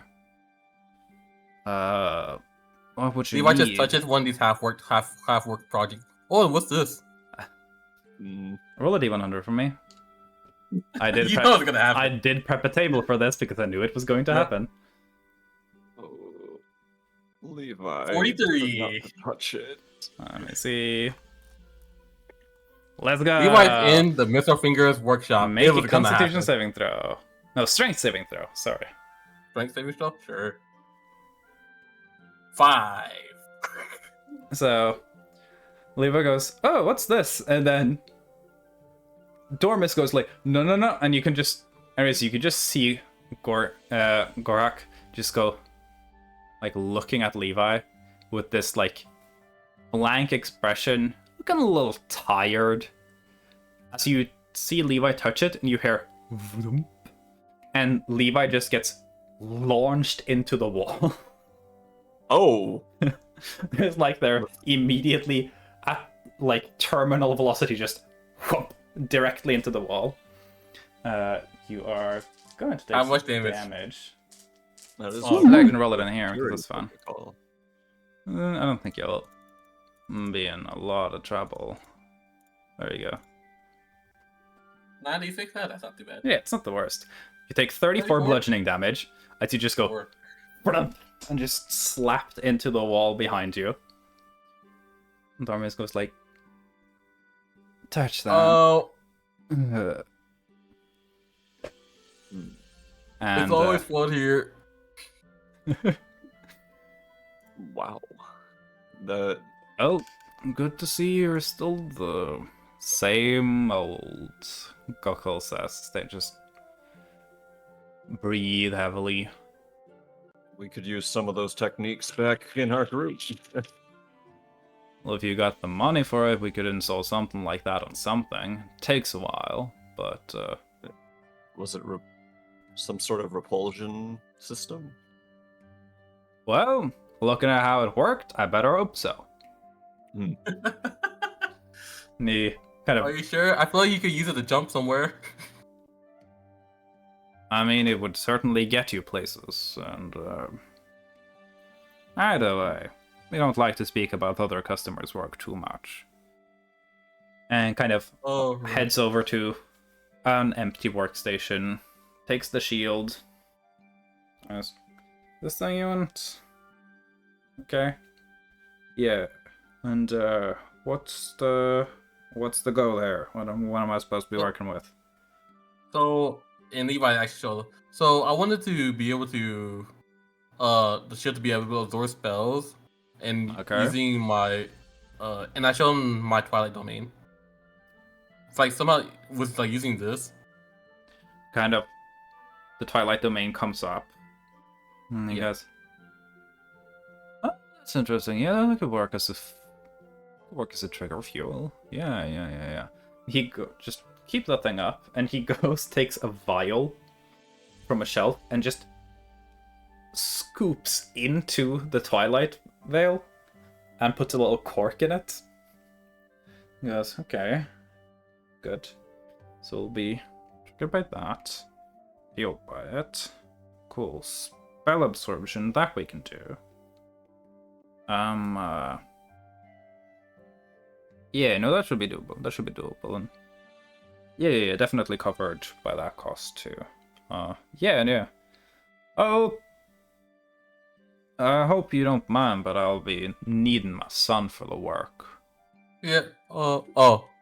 I was hoping to come hang out with him, but okay, that's fine. Oh, he'll have some time off, I'm sure, but when you rent out the entire shop, we have to move quickly or else we lose customers, so... Is this all the stuff you needed worked on? In the... Fuck, I don't have Gin's thing. Question, did Gin give Levi and the hatchets and like Mr. Clean and Scrub Daddy as well as the little red metal bits, or I have the against- red metal bits still. you have the red metal bits? Because I transferred it over. Yeah, you could have given I the didn't do that hatchets. yet. Yeah. To... Fuck, I feel like Levi would have asked you early on, but I forgot it. Yeah, no, I'm just saying Leave it's up to Lion whether or not they feel Gin would have been like, hey, have these. I'm gonna go post some mail. Gin would not remember that. Okay. In that case, you have the metal pieces, and you're like, oh fuck, Gin's not here. Where fucking hand can we just throw down some random hand axes? Rizuki, you know? I do remember that Gin did want it to be his favorite hand axes to be enchanted. Okay. So one of those enchantments on his specific. I'll go ahead and send the message to Gin. Okay. Hey Gin, we're at the Mistral Fingers. Come by and drop off your hand axes to put the enchantment on. Okay. I'll say by this time, Gin has definitely been able to head down to the port, find a suitable person who is willing to take the letter with them for a steep cost of a single gold piece. Holy shit! Highway robbery. One? Yeah. It's one piece. That's crazy. That's their price One for piece. insurance. That The that one way they piece of guarantee that he'll make it all the way there. Dude, inflation's even affecting D&D. It's fucking stupid. No, just mail is fucking expensive as fucking shit. It's because there's monsters. Yeah, and also because it takes ages to travel. I was being sarcastic, but Yeah. Monsters. Hey, it's a lot cheaper than when Sorat sent mail when they were in Leibel. I believe you paid 15 gold to have What? something Yeah. sent from Leibel to Pleasant Valley. what the fuck did I get sent to? Oh, okay. You never mind. you sent a letter to Ambrosia being like, "Hey, Find I it. bought some It's all rubies. one piece." Hope that's chill." I forgot about that. Also, I can the asked Jeff. person be a Yante? Yeah, sure. Yanti. Yeah, Yay. for sure. Find another Yanti being like, "Hey, You ever send off a piece of mail and you're like, sorry, can a white person deliver this? I'm sure I some kinda just people say- fucking I have. can just say, Lions people are very much not the white people of this region." No, I know. That was the first thing that came to mind. Yeah, Fucking, I was like, just more for the context of everyone else. Lions people are. can I the- get a Mexican deliver? Yeah, these are like the Native Americans of war. They are. Yeah, no, I didn't. Yeah. Ooh. Can it be a Yeah, rival not caravan? talking to you, more just like, hey, stream for context. This actually matters. Can it be a rival caravan? But Her name be Mary, and she comes from the Bloody family. I'm making you use one of your I know it guys for that, but sure. Thank you. Oh god. we should definitely get dialogue of that if that's the case. I'll say, well, if it's a rival caravan, then this person would probably work with them, not be a member of the caravan, because the caravans travel the deserts. But let's say this is the bloody family. They're a rival caravan. This is one of their contacts who does the shipping part, you know? They're willing to send you some mail. Maybe that's why it costs a whole gold piece. They're like, Yeah, they hate my guts. oh, wow. I know that they work hard, so Yeah, they're hard workers, and they're all just, great people. Y'all probably, interact if you happen to be stopping in the same place. Y'all probably have food together, but you're like, goddamn slithering caravan. And those fucking losers. Well, everyone in the slithering caravan's like, oh, it's fucking bloody caravan. Damn those guys. Industry rivalries. better be fast. Yeah. You can trust the bloodies to get things fast delivered. I'm trusting you, Mary. As I hand the letter and the gold piece. Take the letter and the gold piece. They drop the gold piece into a pouch. Trust's not necessary. This is about honor. And she steps back onto the ship. Or slithers back onto the ship, I suppose. Yeah. Alright, I at hear this point, the message from Levi, right? Yes. Kind of as you've done handing over the letter. Oh, okay. Well, I guess I just have to remember where we came from. Will I remember that? Give me a navigation check, Give me a history check, actually. Alright.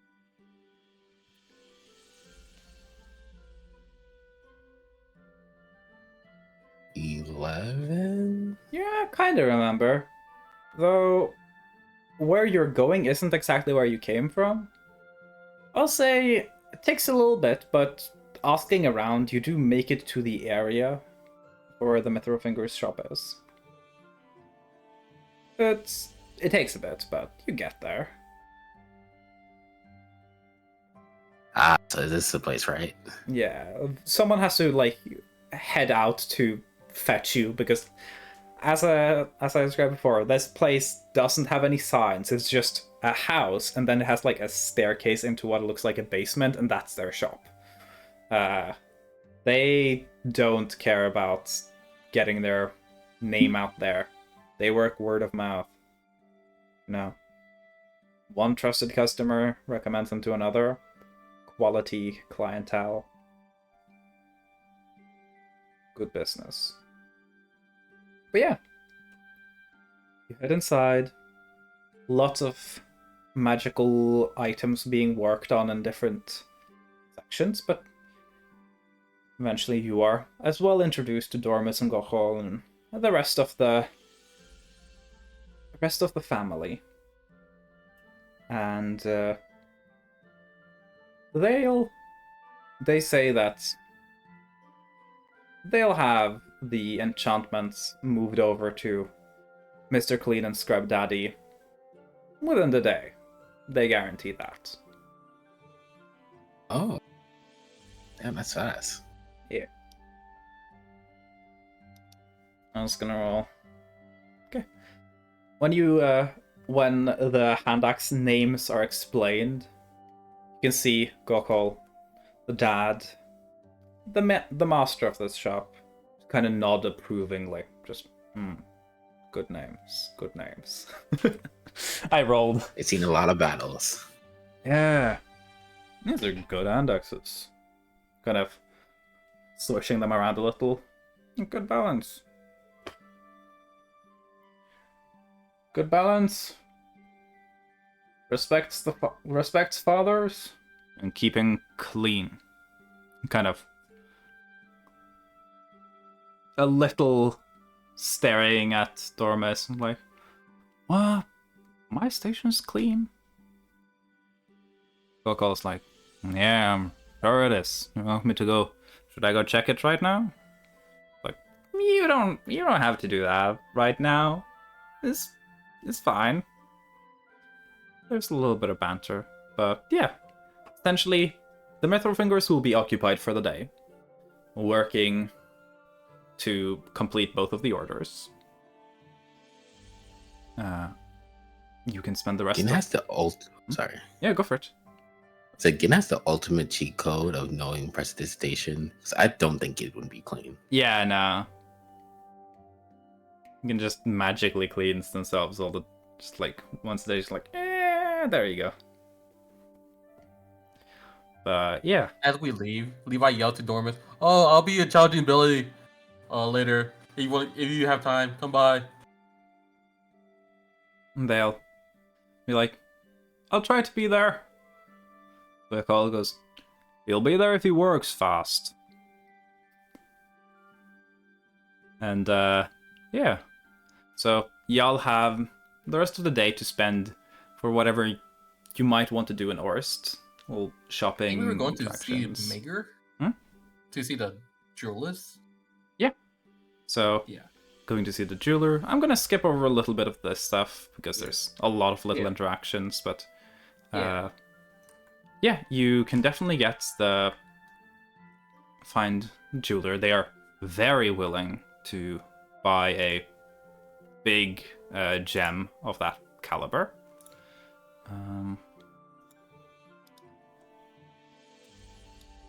Somehow we negotiate a price. Somehow we negotiate a price.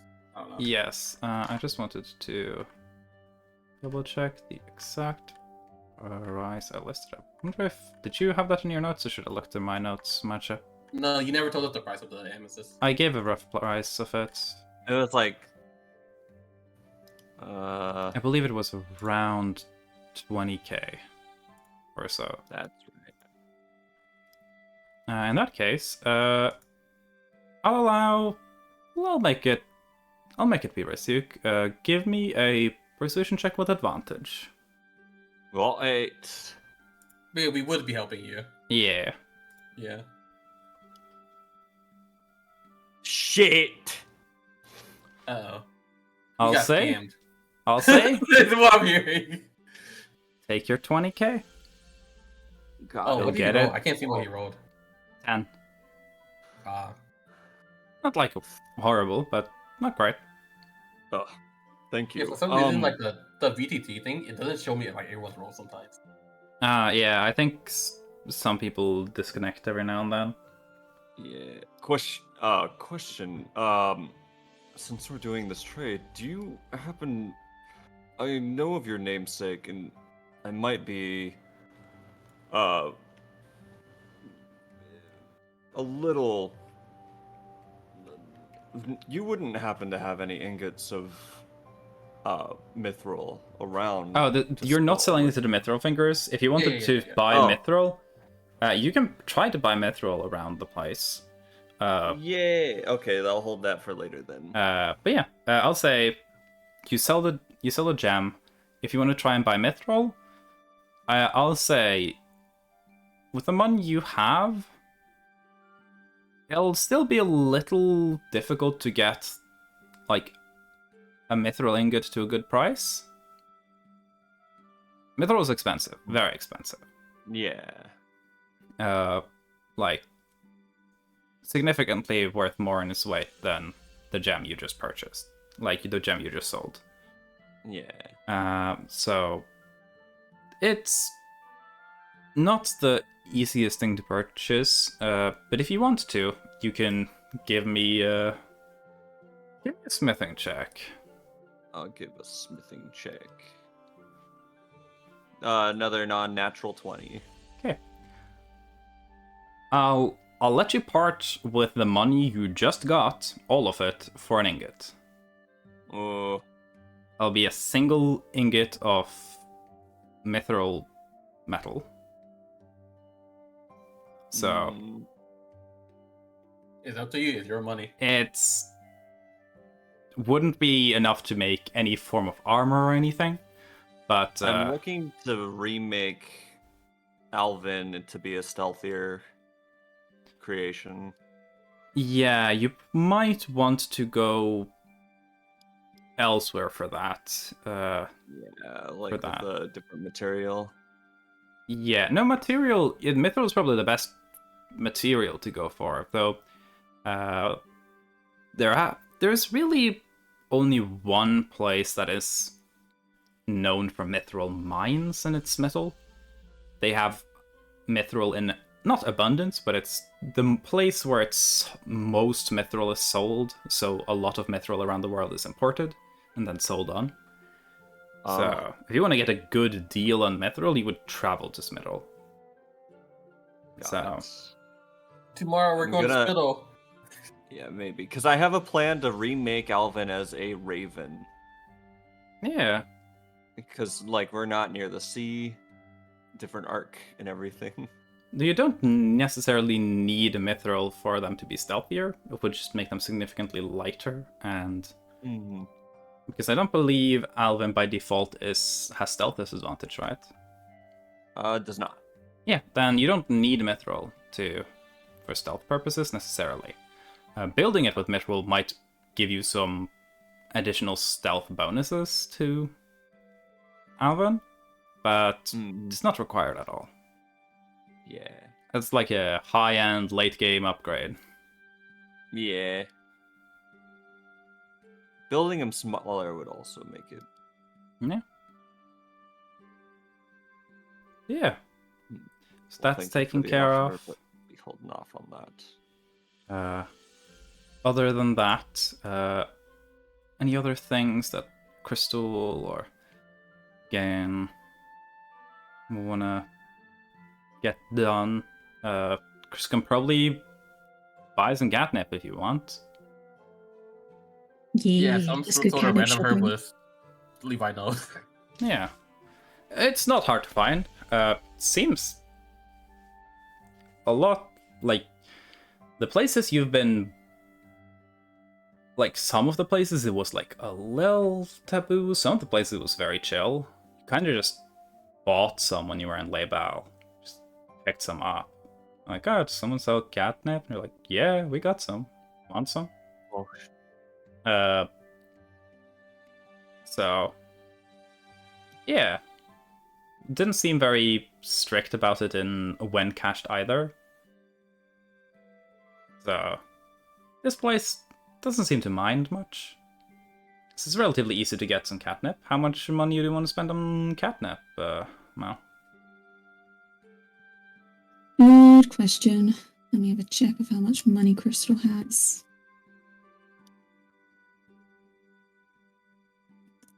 Well, she hasn't had... don't think she's had any catnip like this south before. So I think she'll get... How much would it be to... When Crystal was in the bath, they were offered a little casket with pre-rolled joints from different regions. And this is one of the regions. Ooh, what did it taste like? You didn't pick that one.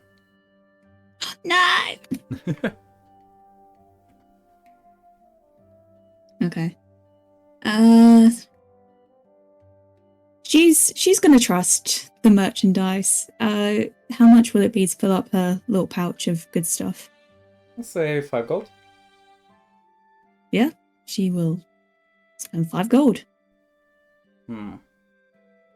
Great. Well. She's gonna smoke it straight away.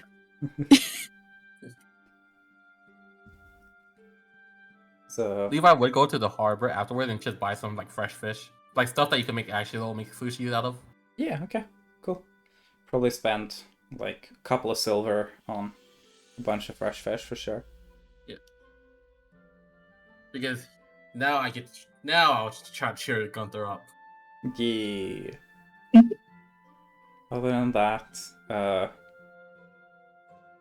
it's not a lot more left to do then. Huh. What's the shadiest part of town? Shadiest part? Well, Levi mentioned like a bunch of hiding places that he used to like take a nap throughout town. I thought you were gonna point out trees or something. No, because he needed a place to hide. I'll say that from the vibes of the city, it seems like generally if you want somewhere shady, there's usually a shady side to most of the harbors.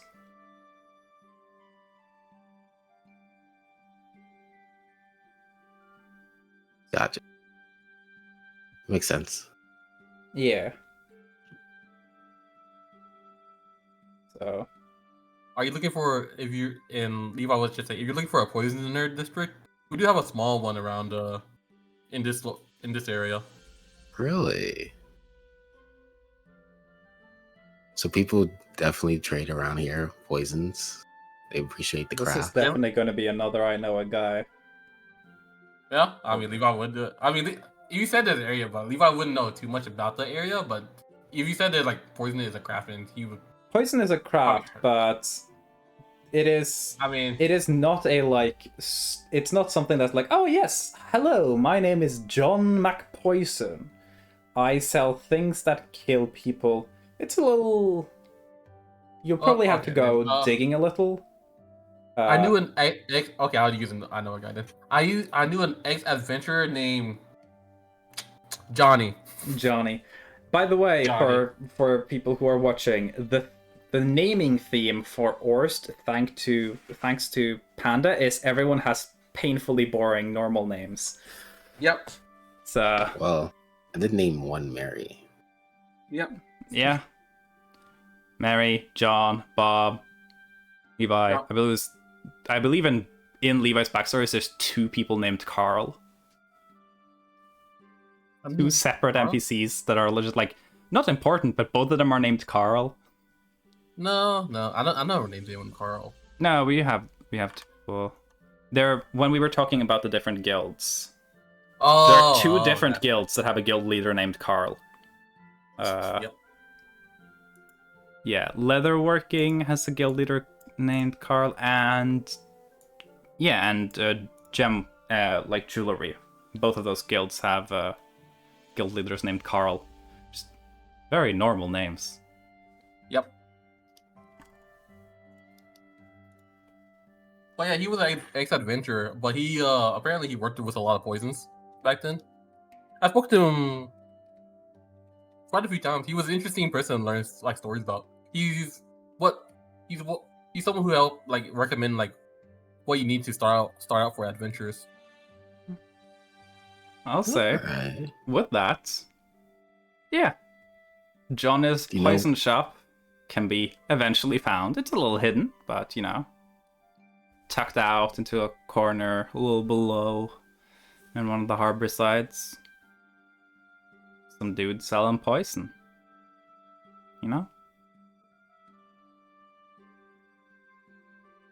Naturally, I figure out how to use it. I know a guy that throw it away. Yeah. This is a pretty good shop, I'd say. I look for the owner. Yeah. Just because it's silly, there's just this dude sitting behind a desk on a chair that he's tipped back. He's got a kind of big knife that he's kind of cleaning his nails with. A very large leather cowboy hat, kind of tipped down low. You can see like puff from a pipe. The door opens, you step in, come into the shop. Leans back a little, just peeking under the hat, goes, "Eh." that's all they say in response to that. Hey, Johnny. Hey, Lula. Pushes their hat a little more up. Notice that they have customers. Still just fully leaned back. The entire place smells like tobacco and probably something else. it's a little hazy in here. There's shelves upon shelves of different dried husks of creatures, what looks like preserved organs. There are plants that are floating in liquid, as well as some what seems like vials that have probably collected poison from different poisonous creatures. What can I do for? I was here in the neighborhood and I wanted to see this poisonous shop that Levi mentioned. Ah, spreading the word, and thank you very much. Always Where? able to help out. You helped me get started on my adventures. Yeah. I got a friend interested in poisons, eh? Yeah. Leans over to, like, a little towards Levi. There's a guy, and he makes poisons. That means he's a guy you can trust and rely on. Those are the guys who know what to do and when to do it. Apparently, his poison works on people who are even immune to poisons. Well, that's certainly impressive. Got a Well, special type of fluids in me. self-produced, yeah, that's an advantage. Yeah, surely. Well, if you're already producing your own poison, probably, and kind of gestures up to the shelf with all the plants and animal organs and pieces. Probably pay attention to that over there. If you already got poison, you might want to focus on stuff that can modify it rather than picking up poison, you know, on the bottle. Gotta be cost efficient in this business, you know. Eh?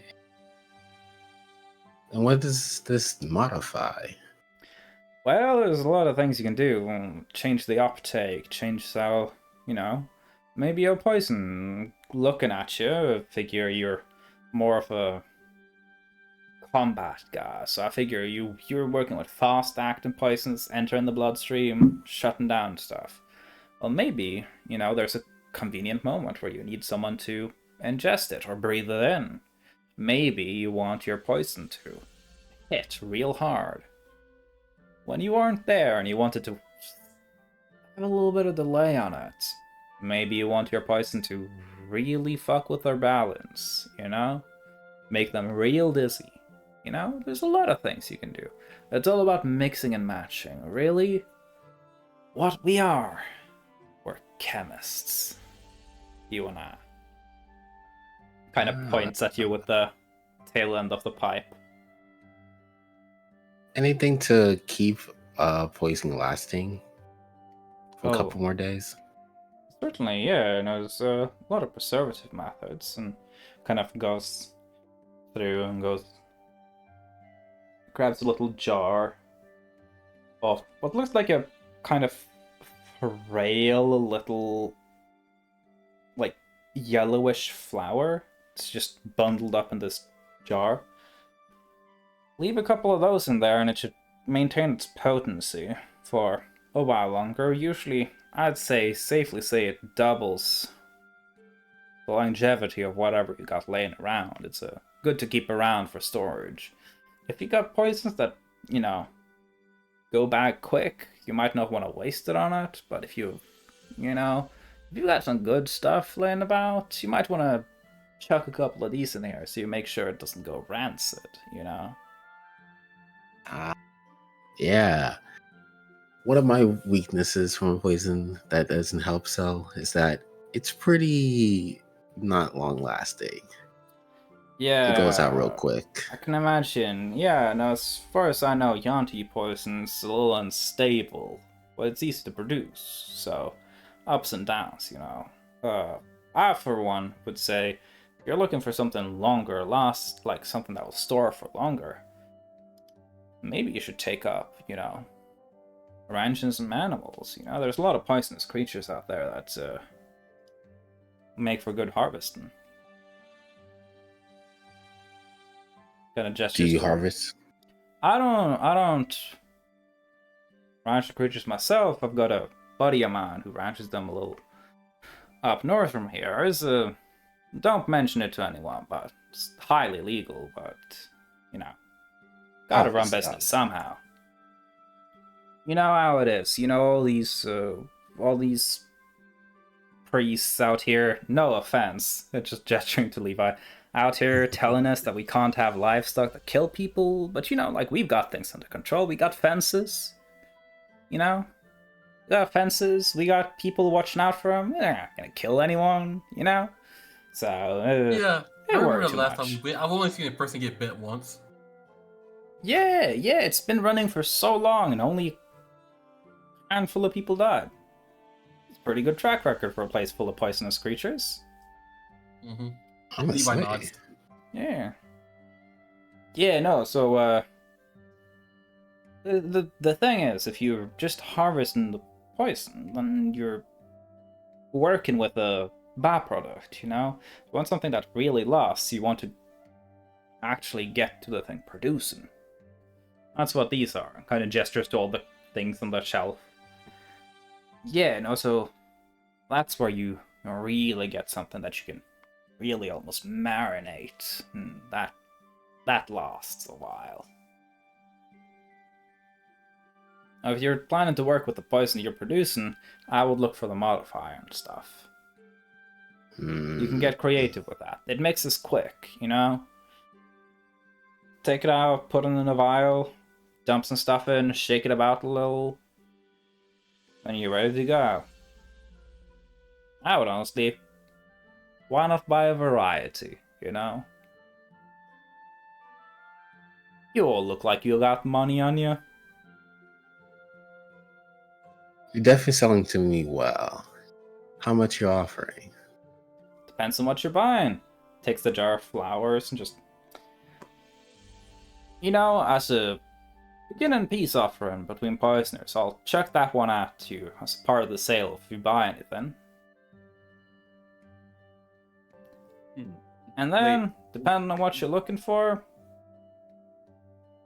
name your pick and I'll name a price. The one that he's chucking towards me, which one is that? That is the jar of flowers that doubles the amount of time before a poison goes bad. Okay. So as long as you buy something, he is willing to give you a jar of those. Alright. The way he described it, you don't need many of them to keep the poison just going. We did recommend use that to, once you got like an expensive poison, just probably save it for that, you know? Your poison lasts only a day. If it lasts 2 days, it's not the biggest difference. Yeah. How about anything to up the lethal of poison? Yeah, no, sure. Got this, and grabs one of the vials. Not gonna open it for the safety of everyone in the fucking room, but is this blackened vial of marigold? Grows rare flower, grows in the mountains a little east of here. Tends to kill most of the things that eat it. This thing's potent, however, you really have to get in there. This thing really has to be absorbed and then it kicks in. Real hard. So it's a bit of a risky maneuvering, but if you can find the right setup for it, I think it's the poison ingredient for you. Mechanically, this would add an additional 4d8 poison damage if you crit. 4D only if I crit. Yes. Okay. So it's poison damage that works only if you crit, but adds 4d8 to the additional damage, which is a decent amount. You're looking for something more general. I think honestly, people tend to, you know, ignore them. But toad poisons are potent. You can kill a man. Just step on that thing and they fall over a couple of hours later. Add a I little of love me a that. toad. Add a little of that to what you've got brewing, and that thing hits just that little bit harder. You know? It's not the biggest difference, but, you know, a little goes a long way. So, that would up the poison damage by an additional die, no matter whether you crit or not. Mm-hmm. It's kind of my go-tos for, like, stuff you can use on a daily basis. Now, if you're looking for, like, a big hit, you know, that, like, you know, when you really need someone gone, you're willing to invest a little into it.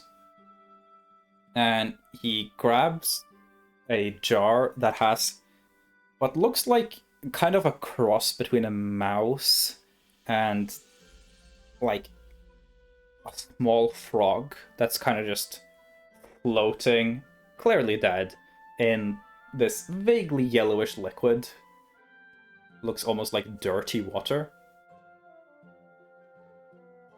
That thing. It'll cost you a pretty penny. I had that one, I actually picked that one up myself. And done some adventuring off the coast. There's a lot of weird creatures in islands, you know. That thing. Had to get my hand on one of them. Saw this thing jumping across the path. Have you seen an elephant? Stepped to the thing, fell right over. Oh. Yeah. Are elephants huge? Elephants pretty big. They're like, I think of a horse, and then you put another horse on top of that, and then a guy riding on top. That's about the size of an elephant. You know? 2 horses? 2 horses and a guy.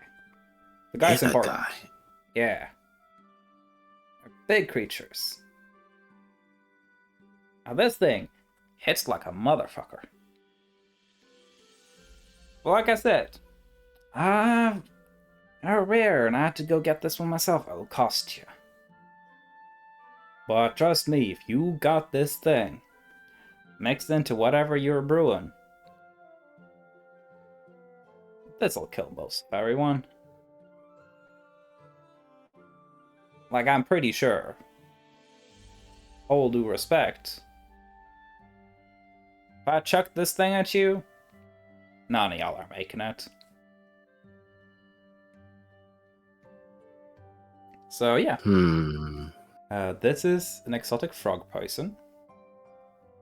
It'll add 12d12 poison damage. Holy shit! Well, that is a lot. However, that is definitely a lot. It'll run you a sweet, beautiful, pretty 8,000 gold for that. Yeah, I figured it would be that. Yeah. It's expensive. However, if you ever need to hit one person really hard once, it's a good way to go about doing it. As for the 2 other damage ones, the crit and the 4 extra dice on the crit, willing to sell you some of those for willing to sell you those for a jar of them for 100 gold, essentially 10 gold per use. So you get 10 uses of it for 100 gold. The other one, a little pricier, it's a little more consistent. 200 gold, 10 uses, you get 10 poisons that you can up the dice by 1 for 200 gold. Poison ingredients are a little pricey sometimes. They're rare plants and creatures and stuff.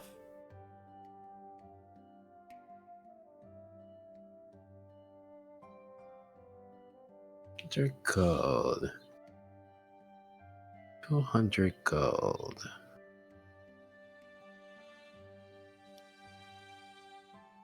So yeah, the 200 gold one would make your poisons do 3d8 instead of 2d8. So it's pretty neat. The other one, if you crit, it's an additional 4. It's a big hit, but only if you crit. You kind of need to set up to get like a real good hit in there, you know? I like my luck. Hmm? Still, though, I point at the crit one. Yeah. I'm interested in this one, but it seems like a really dicey poison to use. Think you could make a quick bargain for me? An up-and-coming adventure? Give me a persuasion check. I'll let you have it with advantage since you're here with the glowing recommendations from previous acquaintance. Persuasion advantage. Give me a crit. Oh, that wasn't great. 18. You know, I feel like we could do business in the future. I'll knock the price down to 80. How about that? 20% off? Pretty deal. Alright. Sold. Okay, nice. I will hand him 80. Cool. Congratulations, you have bought a jar of black and violet marigolds. And you, with that purchase, you get the jar of, let me see, what were they called? Called feather lilies. And then the feather lilies? I guess they're feather lilies. Damn. I can remember that shit. When the fuck did I write this chart out? Probably a while ago.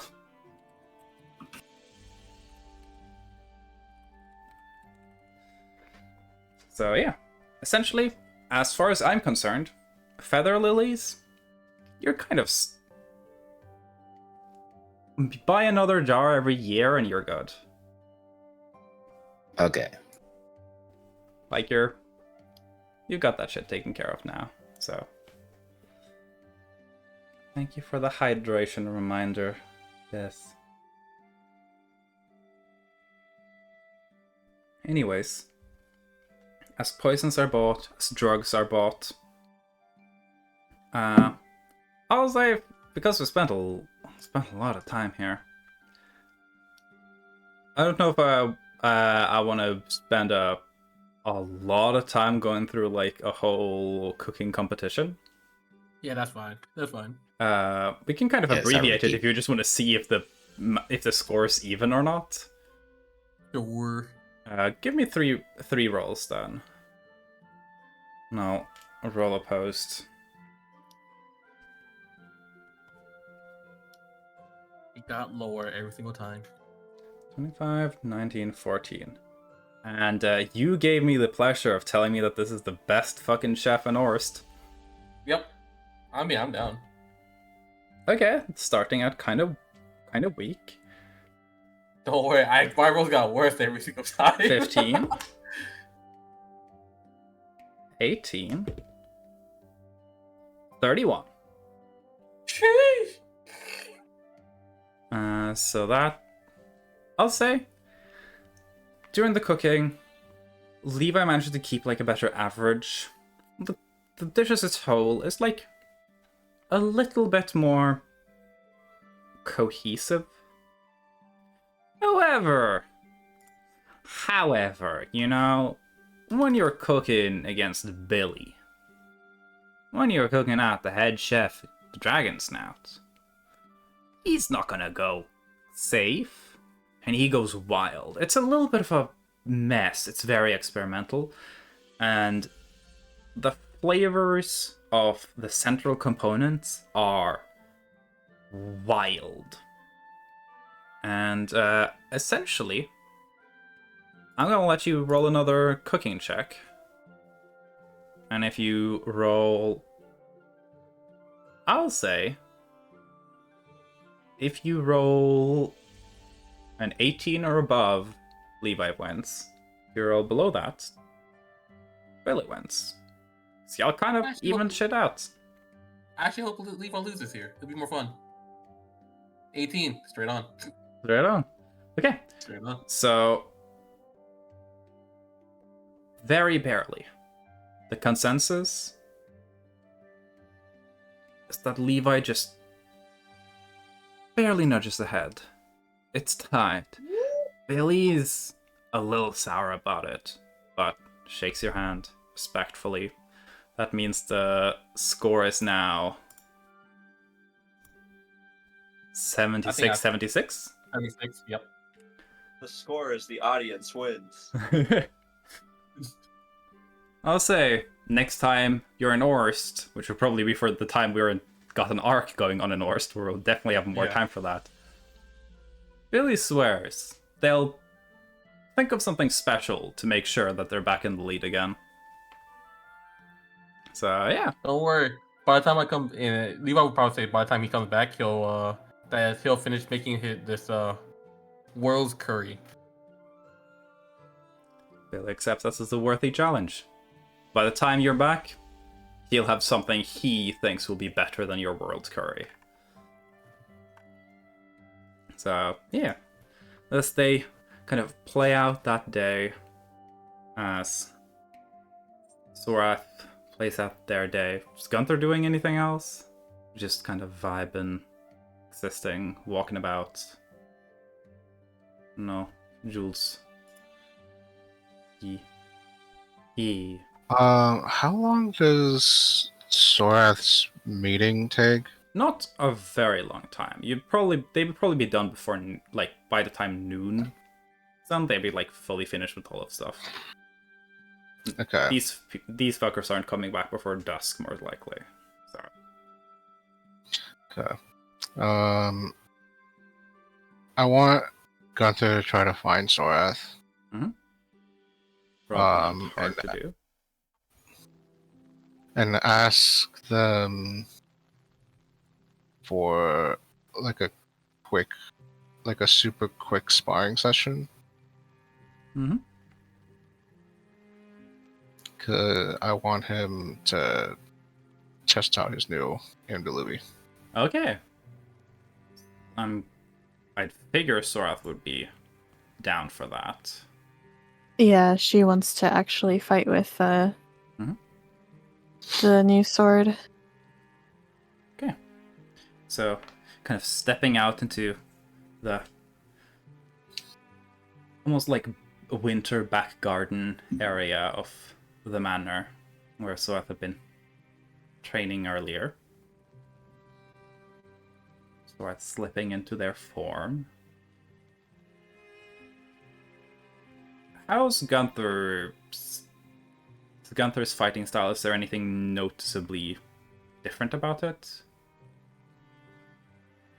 Or is it just shields up, Morningstar raised?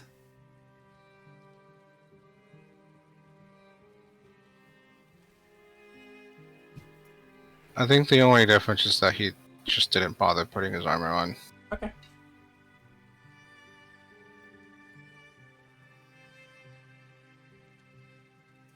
Nice. Well, in that case,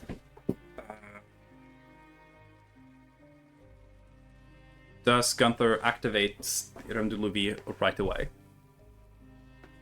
Yeah. Okay. So as you guys are kind of taking your positions,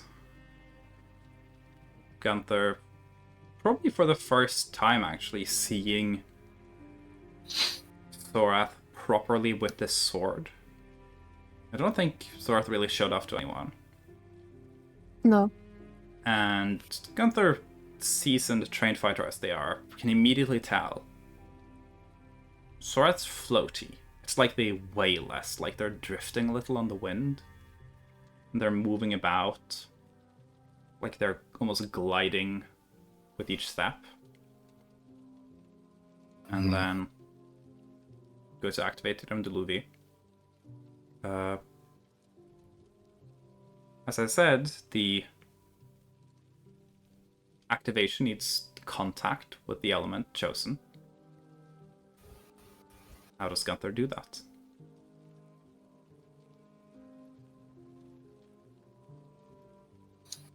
Gonna need some blood.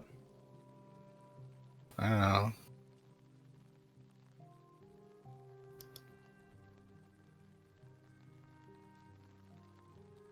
can do the Attack on Titan thing and just bite your hand. That thought literally just came into my head as you were saying it. My first thought was actually just biting your own tongue, just going, ha. Activating your own diluvian gun, just talking with like a kind of swollen tongue. It kind of hurts.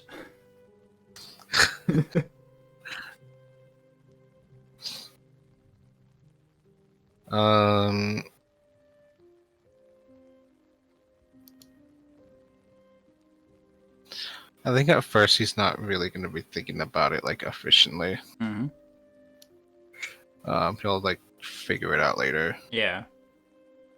But for now, what he's going to do is, I guess he'll just like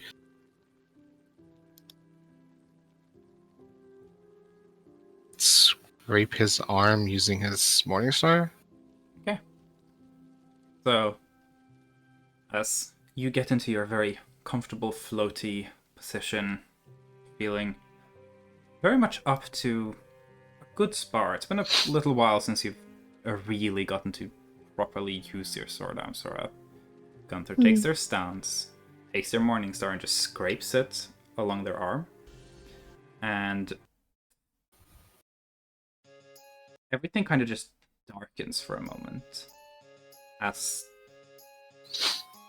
a sickly red cloud kind of just billows from Gunther, forming around them, and gently from it, this is the first time Gunther sees this, blood begins to drip like rain. And you kind of see the blood, both from the cloud and from where it was scratched, kind of enveloping subtly around the Morningstar spikes. So Gunther just gets into position. And there's like this slightly feral energy in the air. Soreth has never seen this happen like that. Yeah. So another detail I do need to add, because of the like intensity of it, Gunther does have to like open his eyes some more, and you can see his pupils are red. Well, roll the damage you take from activating your own Diluvi. What is it again? It's you're activating it at first level, or I'm imagining? First level, yeah. And it's 2d4. It's the same amount of damage that you would add from the extra elemental damage. Alright, hold on. Where is...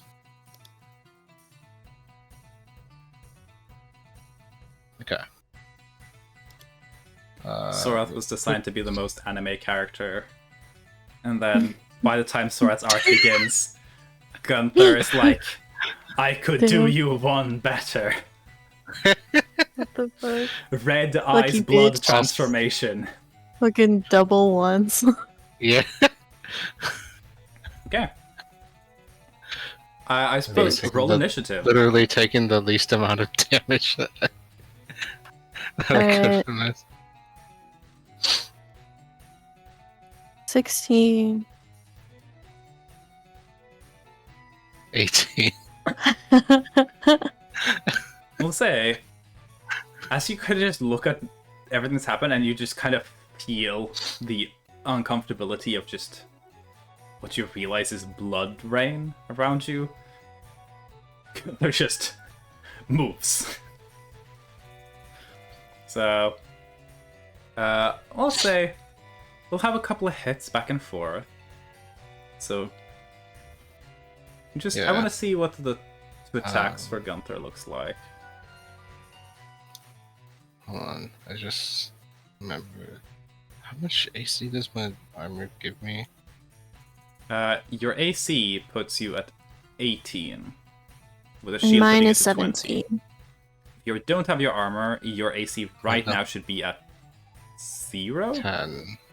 Because you have negative dex modifier, right? Oh, I guess she wouldn't be wearing her armor, I don't Yeah. think. So. I unequipped Mhm. the plate armor and it put my AC at 10. Yeah, because you have the Because I shield have- still. Because I have the shield. Yeah. Sorat's armor class would be 13 without the armor. Hmm. Assuming you're still wearing the necklace. Yeah. Man, what is good? Is it really? Shield is gonna be 10? Hold on. Yeah, you have 8 by default because you have -2, and then you have a shield, which gives you +2. 10. Thank you for the Okay. pats. But yeah. Yeah. So I'm at 10 AC, and so is that at how much? 13. 13. Okay. She's got her sugar baby necklace. Otherwise, she would be at 12. Yeah. Anyways, Okay. you've got 2 attacks. I sure do. Hey, That's a that's a crit. 29 hit. That's true. That is a crit. You have your own delivery active, so that's a crit. Oh my god. Wow, I think that's the first time I actually rolled a 19. Well, on this. So, I suppose I have to ask: do you want to smite? No, it's Just it's immediately a, kill it's it. Pussy! I mean, I do. I absolutely do because Yeah. it's funny. Well, But I I'm want to not see gonna- what the smite damage would be, but we won't do it. Yeah. So I want to see what it is. Anyways, give I us just the want to weapon know what damage. Sorath's body can handle. okay, so The weapon damage, and then an additional 4d4 necrotic damage. That's her glass cannon ass. But Yeah. Yeah, gonna get Sora does not smashed. have the most health. so No. crit is just what is the crit do again? Doubling the amount of dice. You can Okay, left so click it would to. be 2d8 then. Yes. You can click to have it. Oh yeah, true. Alright, well. Well, technically, Gunther did take the first hit. He just did it to himself. Yeah. True. Okay, so that's 18 Okay. regular, I piercing. guess. I gotta also add in the 2d4, right? Mm-hmm. The 4d4, because the 2d4 also crit. Mm-hmm. Oh shit, okay. Yeah. Like So I said, there's a this ability is 44. broken. There's a reason you get less magic items than everyone. Okay, so that's how much damage I actually do. Mm-hmm. But if we add in the smite, Which would crit. which would crit, which I have once again forgotten what I rolled It's for that. 2d8. It's 1d8 plus the amount of spell levels. So think of it like that. Hmm. 1d8 and then an extra d8 for every spell level. So if you want Okay. to do a So third level it would smite, be- it would be 4d8, which would double to 8d8. Okay, Yeah, 8d8 you said? 8d8. Again, necrotic Just- or Just want to see. We just want to see. Wait, D8 or D4? d8, not d4. Yeah. Oh, I clicked Come the on. wrong one, sorry. Yeah, Come on. I was like 16 down. That's shit. Yeah. What No, the I fuck? clicked the wrong one. No, you're good. You're good. So you're taking 26. Okay. It's taking Yes. 26, but you could have taken an additional 39. Jewel, do you know what that leaves me at? If I had been taking the smite, What? 1 HP in a dream, baby. I have 66 health, and you did 65 damage. Yeah. So Okay. you take But if we ignore the smite, then 40. So she Yeah, she we're hoards, ignoring this. but wait. If we you know. ignore the smite, then yeah. if we ignore the smite, it's 26. Oh, my bad. The damage is I already forgot to critical. do the. Yeah. I forgot to do the 16. The Wait. 16? No, that's 24. No, Wait. 18 you don't plus include 8. the 16 because 18 plus 8. Yeah. Yeah, 26. so I'm at 40. Yeah. So you take 26. Yeah. Yeah. Yeah, I already did. Second attack for Gunther. Yeah, go. Oh yeah, my second attack. That's true. Yeah. All right.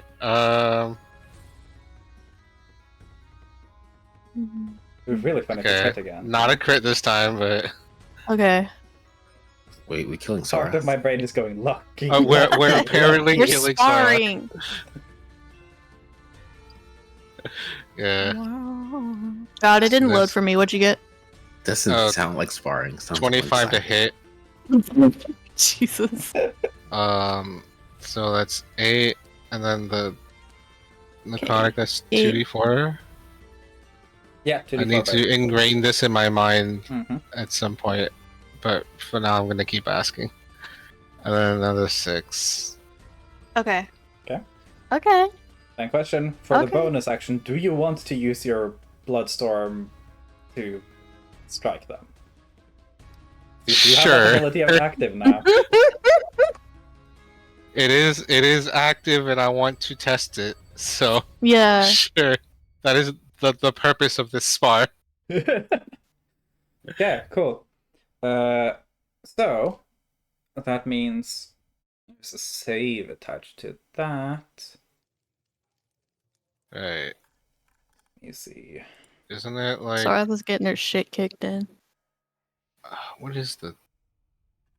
It is a. Oh right, it's not on the description anymore. Yeah. Oh, it's in the fucking old Iram Delubi. I'll go check there. Okay, it's a dexterity saving throw. What's the DC? Your DC, because it's no longer a magic item thing, it's tied to yours. Tied to mine? Yeah, so for your, So- it's 15. Dexterity saving throw of 15.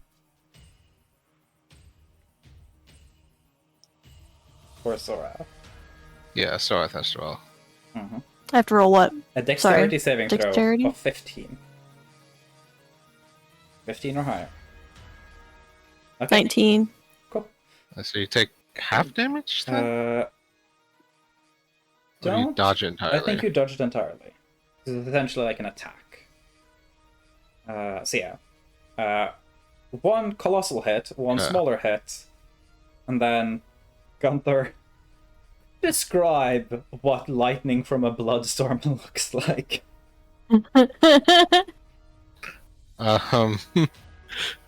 I don't know. Shit's red. So from the That's so billowing crazy. bloody cloud above Gunther strikes a crimson red lightning bolt that sort of just steps back out of the way of. You've taken a beating, Sorath. Put it Respond. mildly. Alright. I Yeah. want to respond so hard. Yeah. Okay. Hey, this is also, I think, your first time fighting up Yeah. getting all of your new weapon abilities. Yeah, it is. Alright. You can do Use your cantrip new and shit. attack. Do it. I can what? You can use cantrip and attack now, which you couldn't before. Yeah. Yo. Use your new shit. I guarantee it will hit. They have a plus 11, so Yeah.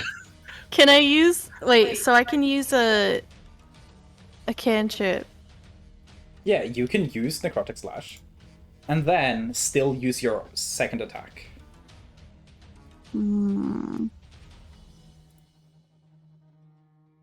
Yeah, it probably is smarter to just do one attack just to see what I can do with it. Yeah, Okay. It's just Do if it you want to then. do the necrotic slash, then you can still do another one after that, or you can do one and then be like, "I'll necrotic slash," you know. Hmm. We can both do necrotic damage. Yeah. Yeah, I want to do necrotic slash. Yep. Fuck, how do I? Then you just roll to hit. Because it's just, you gotta hit them with the weapon, and if you hit, it does the thing. Oh, true. Do we even need to roll to hit? They could crit. True. 17. So close. No, well, it's a 28. I rolled a 17. Yeah. Yeah. 28 is higher than 10. So, you get to roll your damage, which is weapon damage Congrats. and the first bit of necrotic slash. So 14. What's your And damage? then 3. So 17. 17? Yeah. Ouch. Ouchie, ouchie. Oh, gee. 9/11. Does a 20 hit? 20 does hit. Let me check. It did. Take Okay. another 10 slashing damage. 27 in total. And then, so at the once they can step back. Oh, Yeah, I can use my bonus action to just like avoid any opportunity attacks and just fly backwards. Oh, cool. So I'll do that. Use one of the charges on the sword and just go. Ahaha! Actually, you don't even You won't let me need. You don't even need that. If you've attacked someone, Holler. you don't provoke opportunity attacks from them. You essentially gain the mobile feat. as part Oh, of this. true. Alright, then I'm just gonna noom backwards. So you take a brisk. Oh, I suppose your speed would technically be at 50, because you have your increased vampire speed. So they noom back 50 foot. The slippery nature of their movement making it impossible for Gunther to retaliate with an opportunity attack. Mm-hmm. And they are 50 feet away from you, leaving it Gunther's turn. You kind of are just like surrounded in this necrotic energy. It's kind of latent there, waiting for you to move.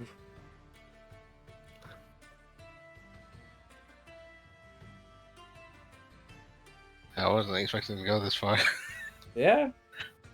It was just like, I just want to hit. Y'all can call it whenever. It's your turn. Your call. Yeah. I mean, has Sorath done everything they wanted to try out? I mean, yeah. She wished she could have critted, but like, you know.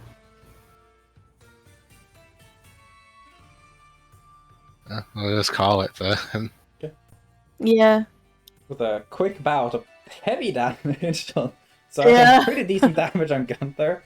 Well, let me just double check a thing as well. On this fucking spell. Fuck. Okay, yeah. So, Gunther stands still long enough for Necrotic Slash not to trigger its second hit of damage. Someone's fishing for a crit. A little.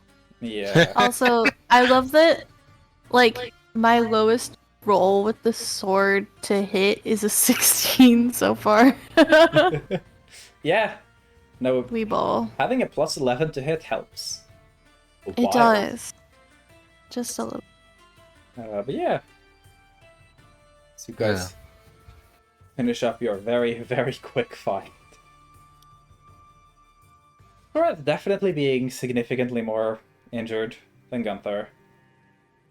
The Manor staff definitely having noticed that a blood storm started in their backyard.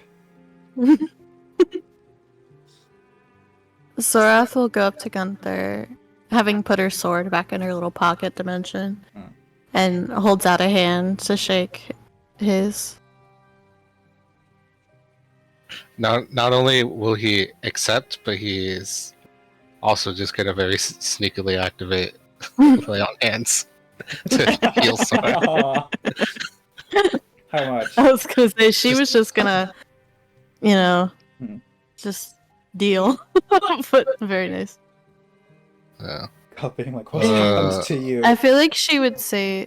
I sparred with Gunther. Oh, that makes sense. Runs in the family, eh? That was amazing. I don't know Wow. if Gunther realized in the moment or Gunther first realizes now that they've like summoned the Bloodstorm. This all took place in in under 6 seconds, so Yeah.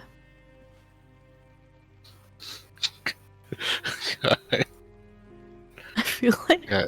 Sorath just repeat- looks.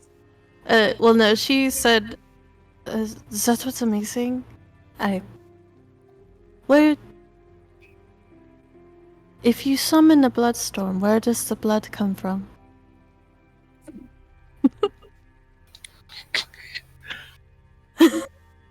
Um, I know the answer to this. Gunther doesn't. Damn. Why do I feel anemic? Well, because I think Sorath is like. I feel like Sorath is just curious, like. It's not still storming, right? It storms for a minute or until Gunther deliberately ends here on the Luby. oh yeah, no, he ended it. Okay, nice. Fuck! Sorath wanted to try it. I was gonna say, now it's like the moment's kind of passed and you're still kind of just like gently covered in it. It slowly fades and it doesn't smell right. Okay, she wouldn't want to try it then. That's Not like in eating a gas station sushi. that's fake blood. No, it smells aggressively wrong. Yeah. For someone with a palate, it's kind of Mhm. like, imagine if someone like you're at Arby's, you're like, hey, can I get a soda? They're like, yeah, here's what kind of soda. I want a Coke. And you get your cup and you grab the cup, and the second you grab it, you can smell gasoline. It's like that level of, that's not what that smells like. It's very wrong. I feel like she would kind of scrunch her nose a little bit and just be like, no one else picks up on it. But I would ask to try it, but God, that smells awful.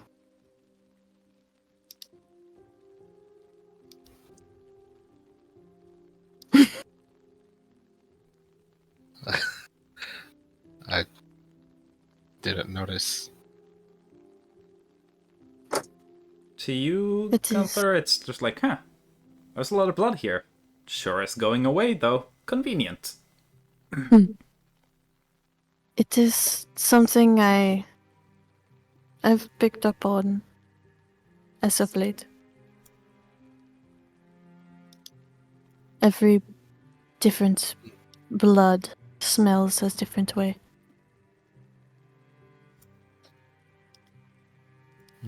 I see.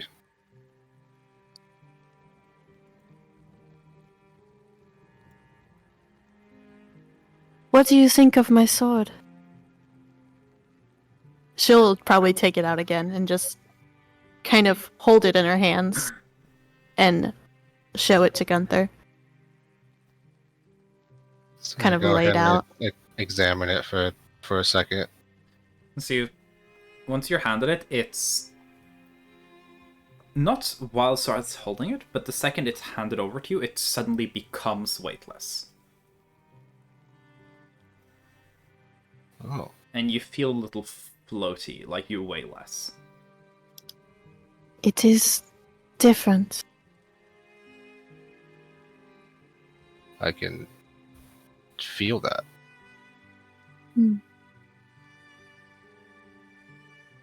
I have not had much chance to really experiment with it, but so far it moves beautifully. Well, I'm glad this was enlightening to us both. Says as he hands the sword back. Then she'll put it back in the little sword pocket.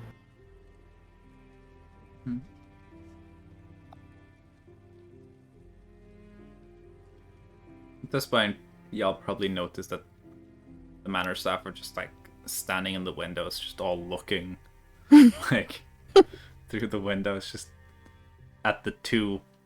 Well, they seem to be like, oh god, our Duke from Hell brought monsters with him. Oh no. I feel like Sorath would give a small, very polite wave. The second you do, they all scatter and go back to their business. Yeah, she figured. She wanted to try to be nice, though. Hmm. So she looks back at Gunther. Thank you for asking for this. I've been meaning to spar with someone from the group for a while.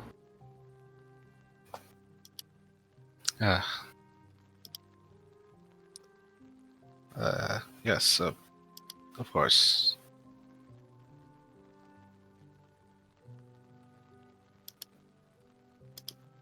I'm gonna go back inside. Of course. Nice. I feel like Sorath will just kind of stand there for a bit and watch him go back inside. Yeah. Yeah. I'll say, Oh. as you guys split up, I would like a perception check from Sorath, and I would like a religion check from Gunther. How much should lay on hands do, by the way? Yeah, you're at what, 26? It took 40. Yeah. I've done 40? Yeah, you did 40 to them. Fuck, I don't Yes. have... I'll heal 30. Okay. Nice. Thank you. Now you're at 56, both of you. Let's go! Fucking ball. Alright, you said perception. Yeah, perception for Sorath, religion for Gunther. Deb. 10. 18.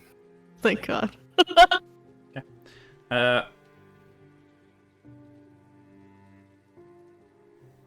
I'll say Sorath. It's kind of masked by the general, just unappetizing nature of the smell of blood, but it does smell like the blood of a humanoid, of a mortal.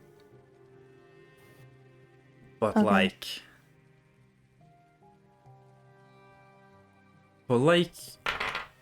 It's been out for a long time, to the point where it's no longer rancid, almost to the point where something's been left alone, to the point where it just smells like dust. And then you crank that up 100 times. I feel like she would kind of have like her nose scrunched again, just like Yeah.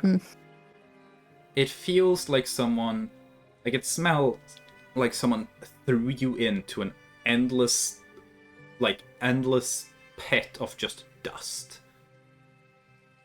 It's just like almost gross, like oldness to it. As for Gunther, Hi.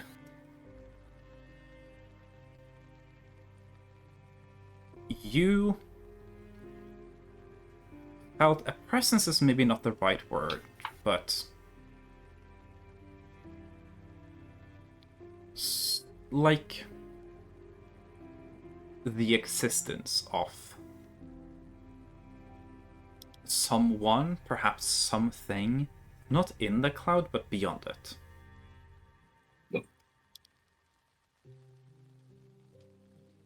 And you felt it kind of through a magical resonance.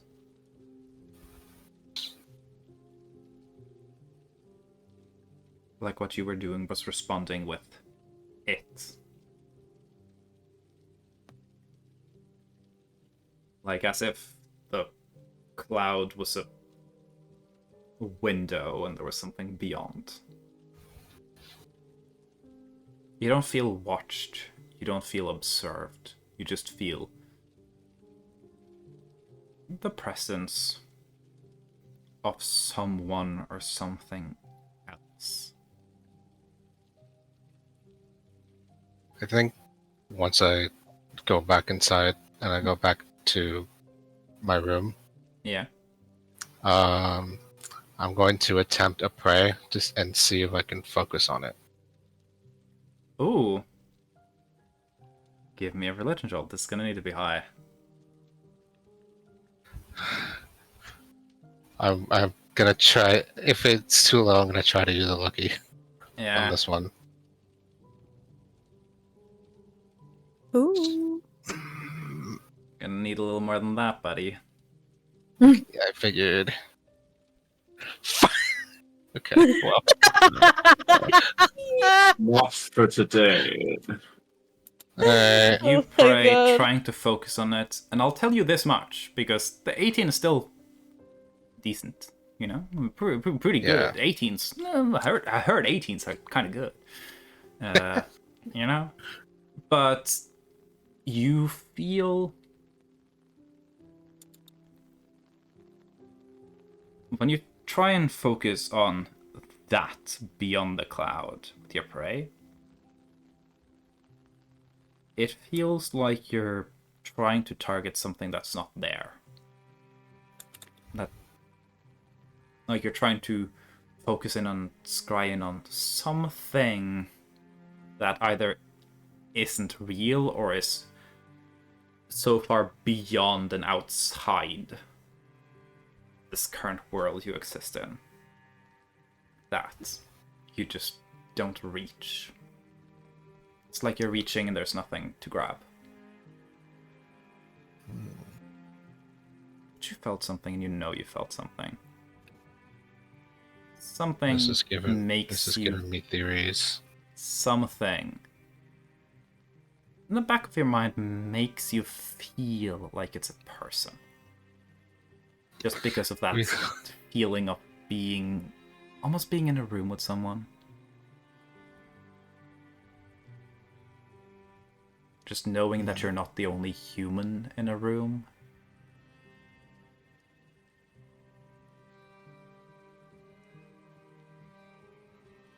Feels a little like that. See? Didn't take many sessions before I gave you something new to ponder about. Well, be revealed in 2.5 years. Uzi loves giving Jewel orbs to ponder. Ponder the orbs, little man.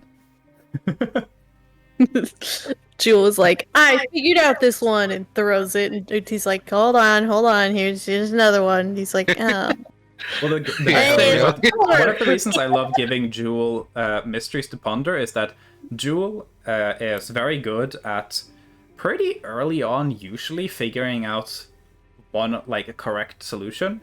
But that's because Jewel has just so many fucking solutions, and if I just keep answering the exact same to all of them, eventually Jewel will just keep inventing new solutions, and then they'll be lost. And like, oh, I have 500 different solutions for this mystery. And I'm like, maybe one of them's right. Who knows? Wow. So yeah. Got him. I'm the worst detective. Please don't hire me. Hey, one of the noodles sticks. You just don't know which one. Yeah, because he's not the detective. He's a noodle chef. Yeah. He's just cooking noodles. Oh shit! Levi, we found your father! We found my father in the noodle shell. Hi, I'm right here. I've been your father the entire time. Yeah. As sparring commences, as people get back from Orst, eventually with their items picked up, finished. Dormis and Goka being quite happy with their work. Testing things Levi out does with for you. Levi does for dinner make Gunther that sushi. Yeah. They return for dinner with fresh fish. And Levi makes sushi for everyone. Give me a cooking check. Sushi. It'd be really funny if you roll it really low and you just give everyone food poisoning. Come on, and Oprah. Gunther gets even Oh, more come depressed. I will also give myself guys. I hope for that one here. Damn. Pretty good sushi. Pretty damn good sushi. I wanted to poison Definitely. everyone. Definitely better than the sushi I made earlier. Yeah, just a bit. It does That's okay. help that they have actual, like, fresh fish. And actual real experience. Yeah, as guys sit down, have a dinner. Conversations probably had about what you all did in Orst.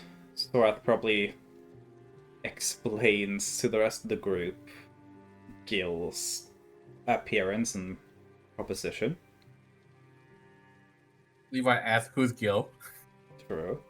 There's a couple who don't know who Gil is. I believe Oh, Levi right. and Gunther. I don't know who Gil is either. Levi, Gunther, and Rissiu. He's not gonna ask, but he doesn't know who Gil is either. Yeah, I think only the girls in the group. No, Flankin right? was there. Gin Do I was have the there. twins? Right, Min it was. enjoyed us. Yeah, Gin was there. Do I have the Gin took twins a with shot. me? Not yet. Or do you? No, you have your axes with you.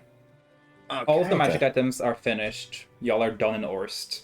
This is the end of the day, essentially. It's because we were going for 5.5 hours. Yeah. Yeah. I do some could, if you shenanigans. want, RP out 3, 4, 5 more hours. That's a. Let's go. It's fine. It's Let's fine. go! Yeah, I want to spar with you again. God. there will be East. plenty of times to spar tomorrow, for sure. Yeah. Does Rizio look like they're healthy? They look Healthier. like- They still look like Healthy someone who just had a bunch of bird. screws drilled into their body.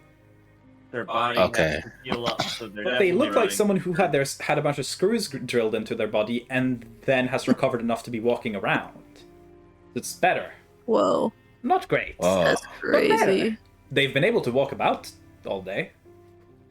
Probably in some amount of pain, but He's probably super sweaty too. yeah, it's probably pretty nice to He's get running back. a fever from all the healing, like his body has to do. Yeah. Honestly, the sun and like fresh air probably helped a little. Walk around. Yeah. As you guys head in, things are explained. Who Gil is probably re-explained. The fact that Sorath has their heart. Yes. Mentioned. Is there anything else people want to discuss over dinner or just do towards the tail end before? She'll wait till after dinner to put it in the bag of colding. Yeah. Yeah, the plan is to put the heart in the bag of colding because Gil's an asshole. Yeah. So we put his heart in the freezer. Should I actually name it Gil's heart or something? Yeah, this is Gil's heart. Alright. That's his actual, still beating heart that's keeping him alive. He didn't lie when he's like, hey, I could give you a thing that would give you some amount of leverage over me. He certainly delivered on that front. True. No, I would say literally handing someone your heart. Like, yeah. It's probably sturdier out a than most bat. hearts, and it seems to be working perfectly fine when not in the body. Got a stress test. Yeah. Anything people want to do during the dinner, or any little post-dinner activities before we wrap up with some last little things? I'm good. You good? yeah. I Satisfied. think I'm good. Got axes. Got poison. I do want Crystal to quickly apologize to Sorath for Aw. how she acted earlier. Mm. That's everything Crystal was going to do. Mm-hmm. Wait, Sora, why did she need consent from you? Oh god. Dugal just hands in their palm like someone get Heidi again. She needs to explain consent to another man-child. I believe that conversation was a private matter, Levi, so I appreciate you asking.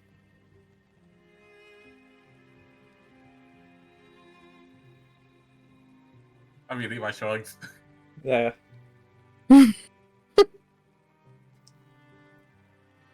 The degree in separation of sex education in this party is wild. Yeah. Crazy. Yeah. Hey, it's something I keep getting to mess with people about. It's more fun that way. Yeah. Oh god. We've got some kinky bitches, some chill, average. And then Levi. Yeah. Yeah. Doesn't even know what a bird or a bee is. Oh god. Yeah. If people then eventually withdraw after some conversation,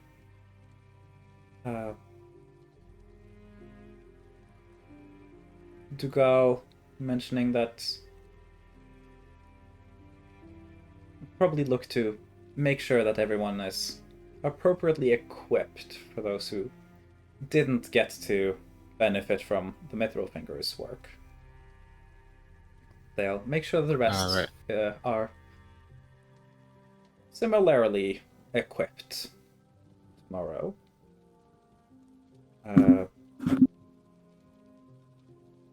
Unless anyone specifically has any desires to make that done before going to sleep, essentially. People did spend a lot of time. I want to remake Alvin as a raven in the workshop. Yeah, I probably would say that'll take a day, probably.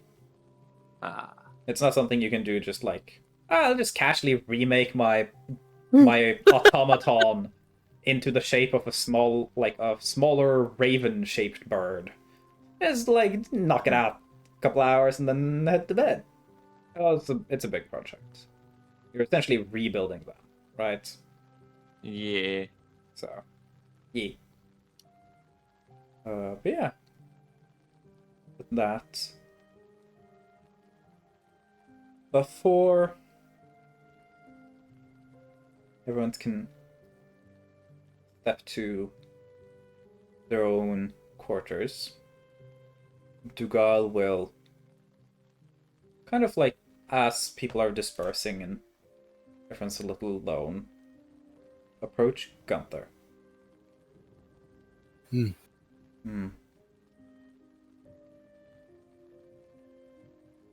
Would you mind having a short conversation?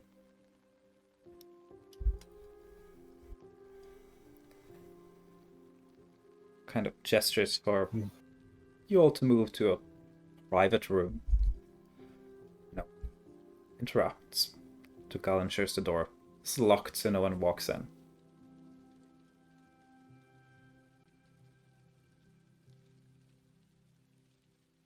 What do you need from me? I have come to request that you take use of my services.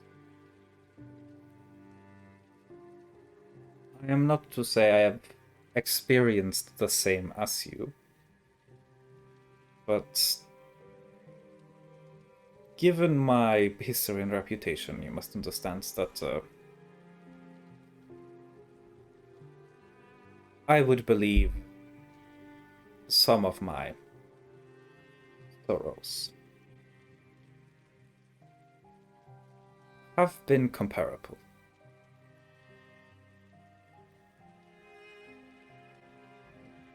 You clearly need take your mind away from this. You are stuck here. Tomorrow, allow me to take you somewhere.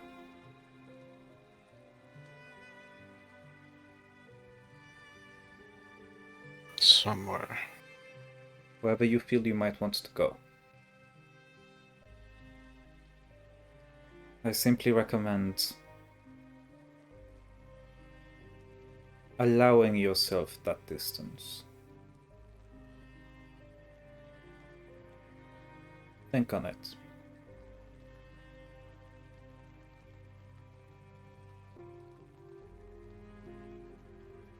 We can talk more later. But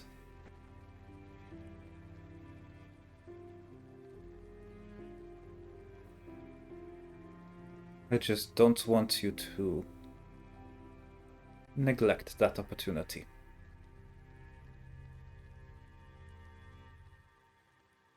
If that makes sense.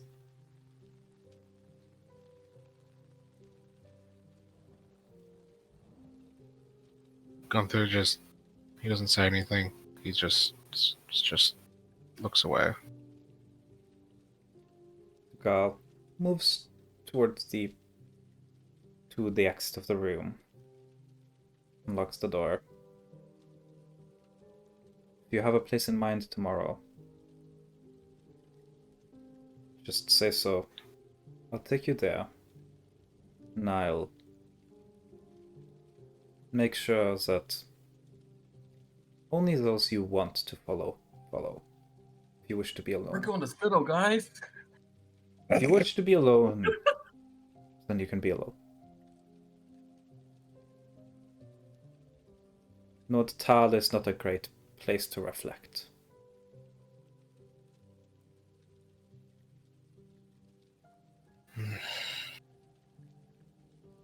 Consider it. Promise me you'll consider it. And they'll open the door and leave.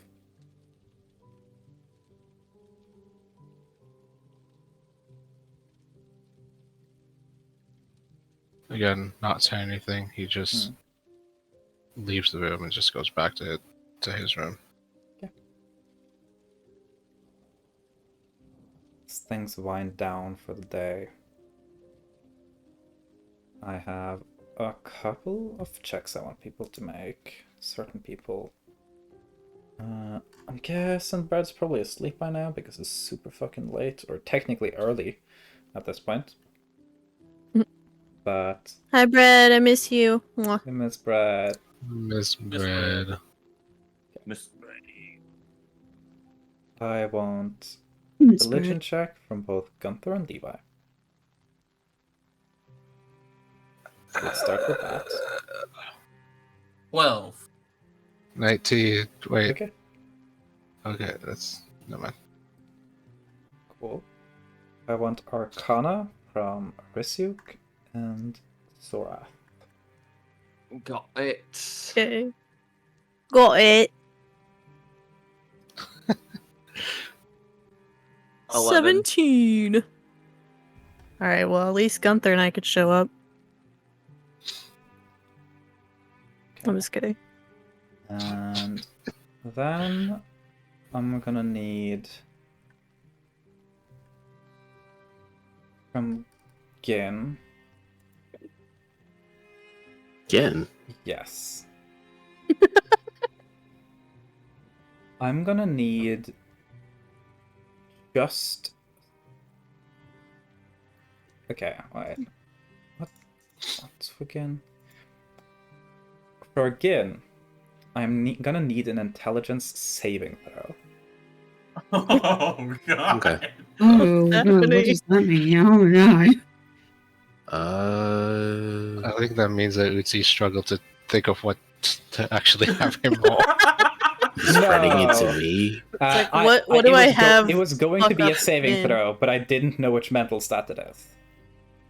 Yeah. And I was like, wait, fuck, I didn't plan that bit.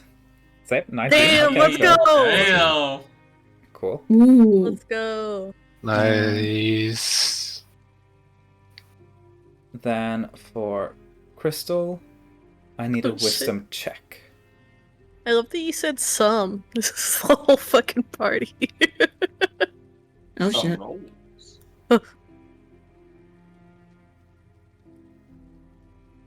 If Red was here, what would he have It would have rolled? been in the Arcana as well. Okay. Okay, cool. Don't worry. All I learned is me, Crystal, and Riddick are all dead. Cool. So, So you guys are just Time. checks, though. It's not.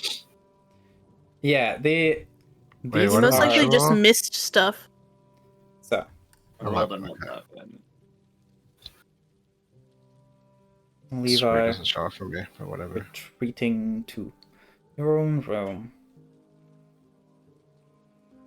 Kind of laying down, getting ready to sleep. You know, you've had a big day, been active, running about all of Orst. Moment as you're kind of getting ready to head to bed, you feel your stomach drop.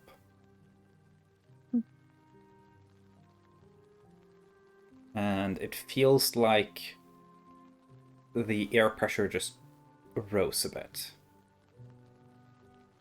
I almost feel like your ears pop a little. Like on a plane. And Is then there it, windows to this place? and then it slowly settles and leaves. This like moment of pressure and unsettling.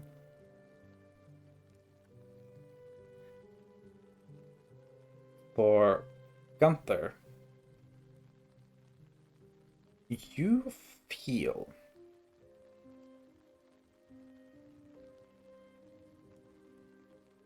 a similar drop in your stomach.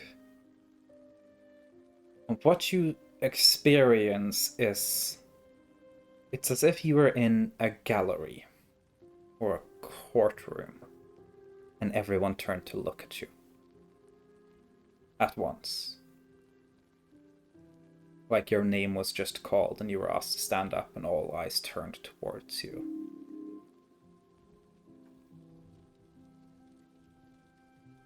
Zorath feels their stomach drop. And you can sense that like moment of hesitation and anticipation as you're watching scales balance and shift.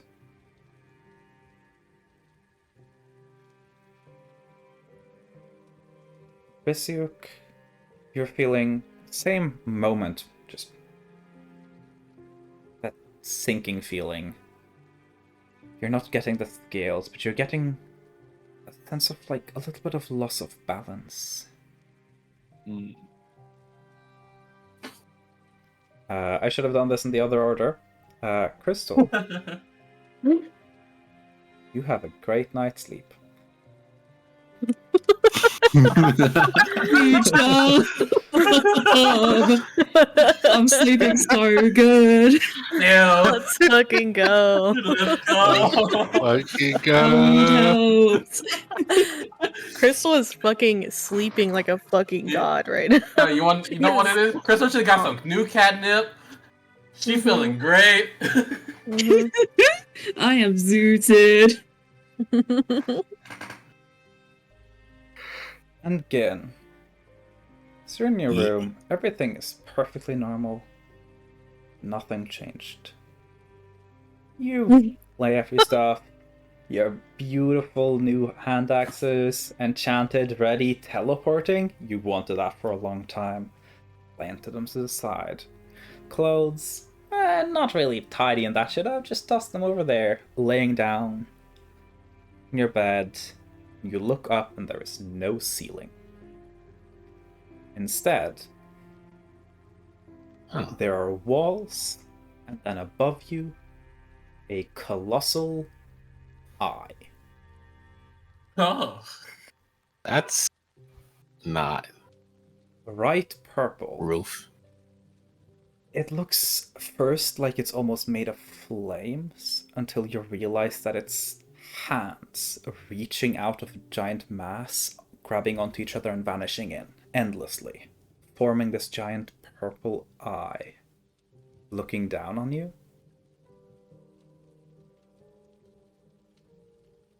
And you feel intrigue. Like whatever this thing watching you is intrigued by you. So, you come here often?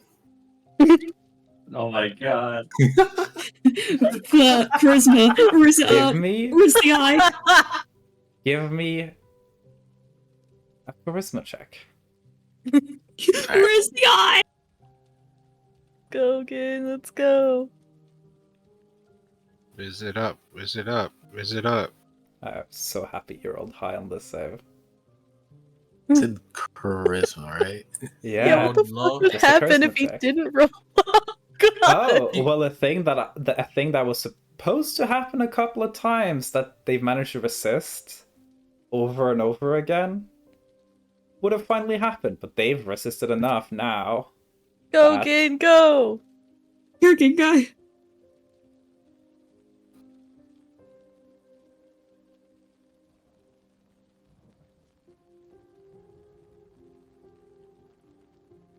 The eye looking at you. It's unblinking. Give me an insight check. As it Alright. subtly responds to your flirtatious comment. 17. Go. It seems charmed. Congrats on raising an Looks eye. down at Let's you. go. And it's like it's trying to give you something.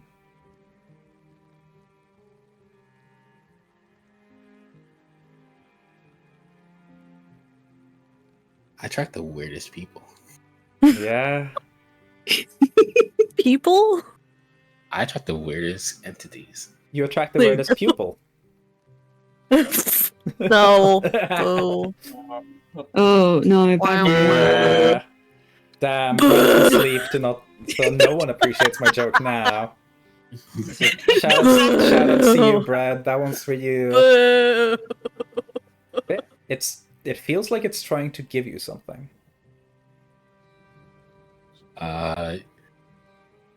It's an eye. I don't know if you give me anything, It's a but I raise my hand. giant, glowing, flaming, like eye made of hands. You raise your hand? Yeah. Give me an Arcana check. With advantage, you are being helped by the eye. What does that even Nat 20, mean? double Nat 20. 21. Let's go. What's 9 plus 10? You reach 21. up. You can 21. feel almost like the walls around you just pull away. You're drifting up slowly until you can reach out and touch one of the hands. Do you touch?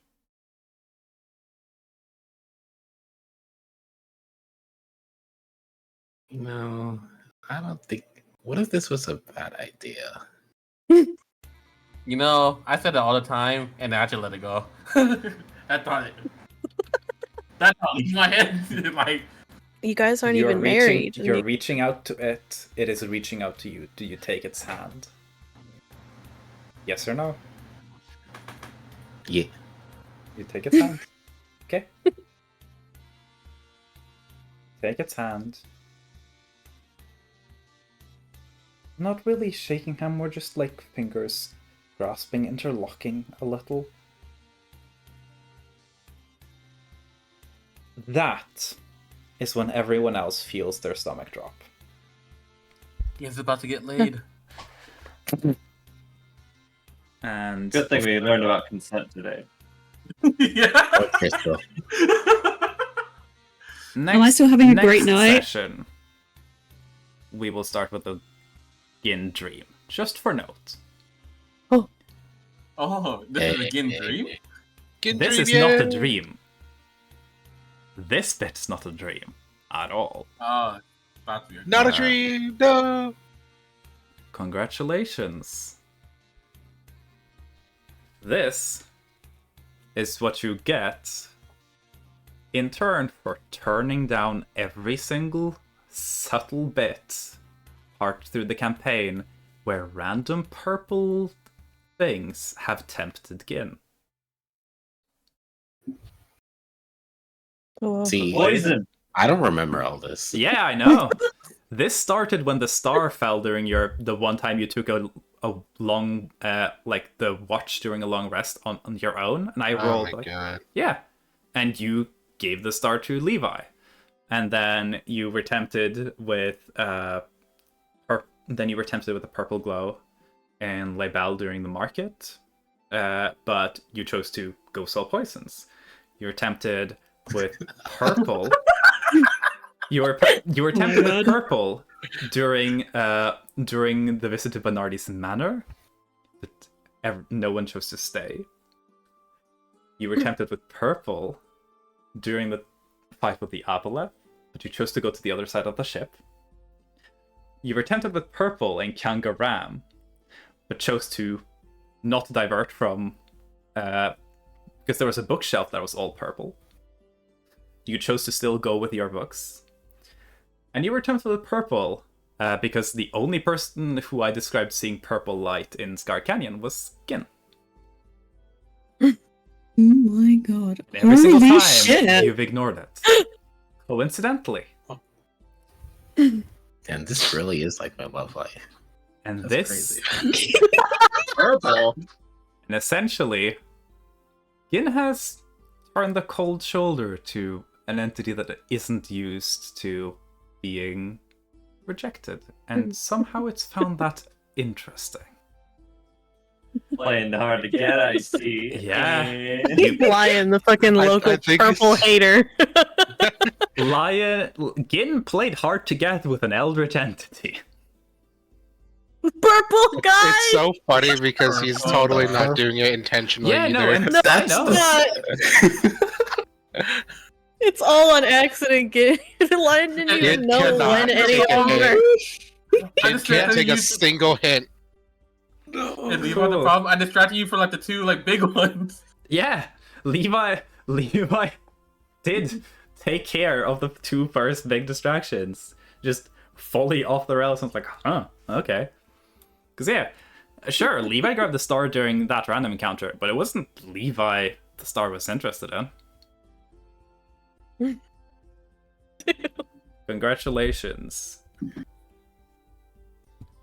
This will affect some things at some point.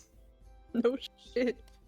Anyways, Oh my god. one guessing last no thing dream before the tonight? session ends. Because it would happen chronologically after this. Thorath, you feel scales shift in your stomach and drop, but it's just like a weird moment. You're in the bed, like you're in the little room in front of the bedroom. Dugal's kind of... Is this flexing their before or after sleep? This is before sleep. This all Okay. happened as y'all went to your rooms. Essentially, this happened was Gin just like, yeah, I'm laying down in bed. And then this sequence Oh. happened. And What's then they see up? that. And Gin taking that being's hand is when everyone feels their stomach drop a little. And feel like a shift. Besides Crystal, who's just vibing. I'm gonna be a great night's sleep, you guys.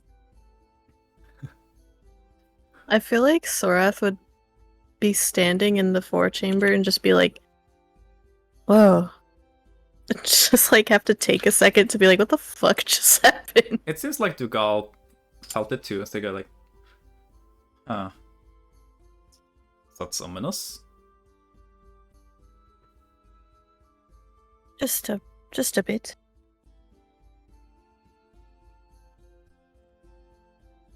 Feels like it passed. And they immediately grab a does. book and just flip through it. You can see there are pre-drawn sigils. They take a little vial. They just splash it across one of the sigils. And begin scribbling on the corner of the page.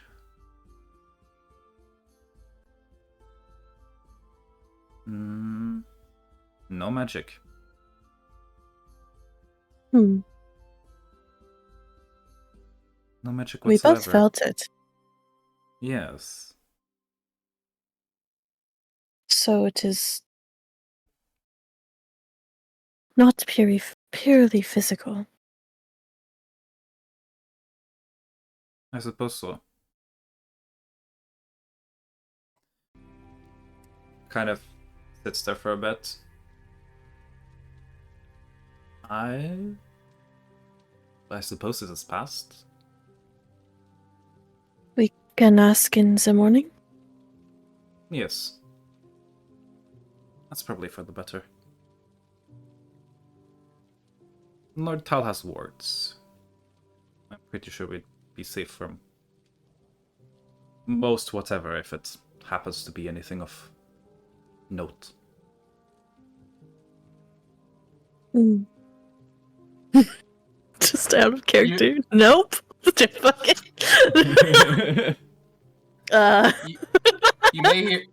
You may hear knocking at the door at some point because Levi is going through one by one, knocking on everyone's door. Did you feel that? Did you feel that?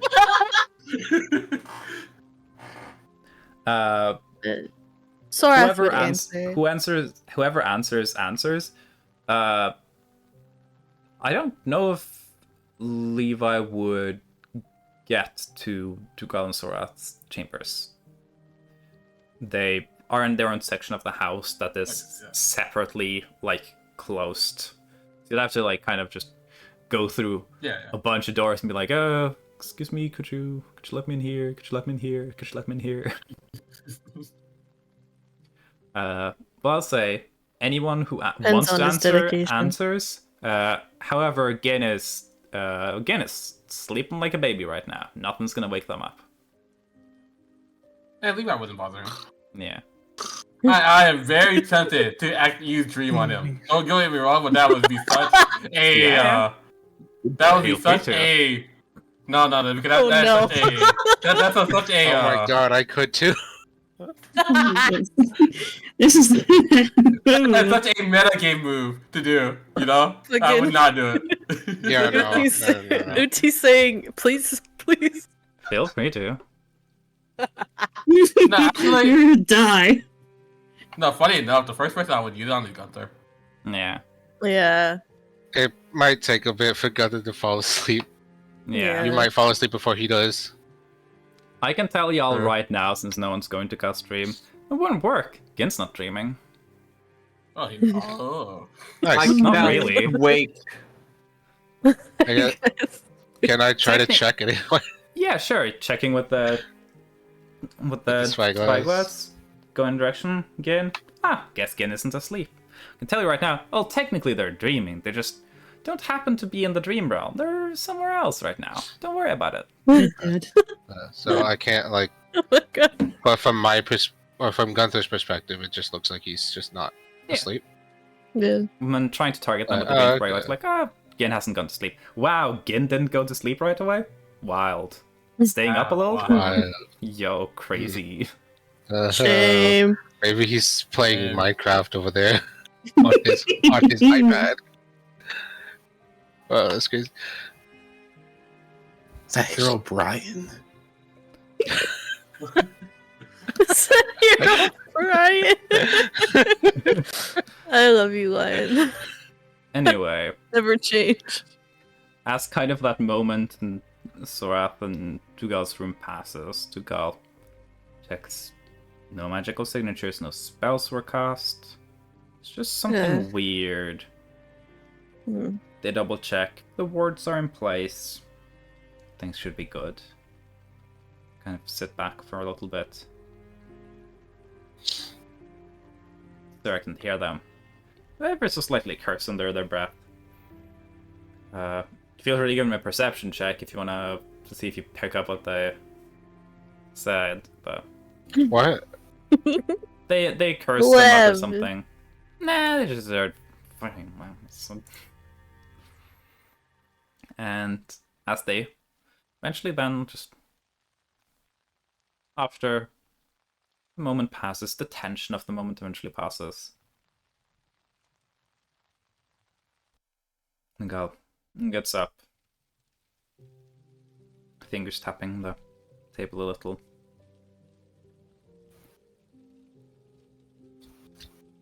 I feel like Sorath is just like laying on a chair or like on a chaiselong. Yeah. Just vibing. Sipping more wine. Dugal He takes is a drunkard. Dugal takes some themselves, sipping, putting the glass down.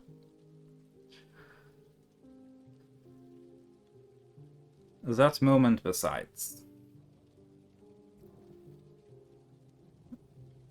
I'm aware we both somewhat loathe the traditions of our families, certain parts of our culture.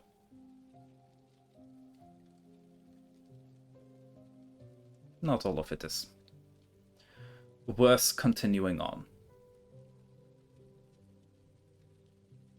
Just looking down at Sora, their wine glass. And I suppose, as it is no surprise, the moment won't be quite as I believe I was told to imagine it as. Not that I think I spent a lot of time imagining it. And while we are not always fond of tradition, sometimes tradition has its values. And they're kind of smiling, Sora, holding this functionally unnecessary speech. No real secret between them. And then Dugal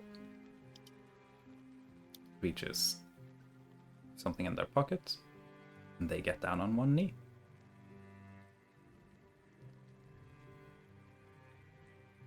And they say, Surath Belros,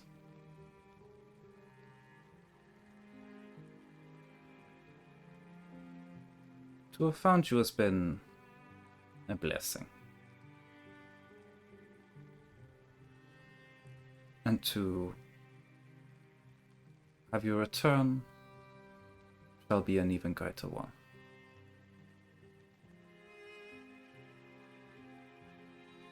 But when you return, I intend to stay with you. I have an eternity, and I intend to spend it on you. They pull out a ring that Maegar was making when Crystal and Sorath went to go check for jewelry. So it's for this reason that I asked for your hand in marriage.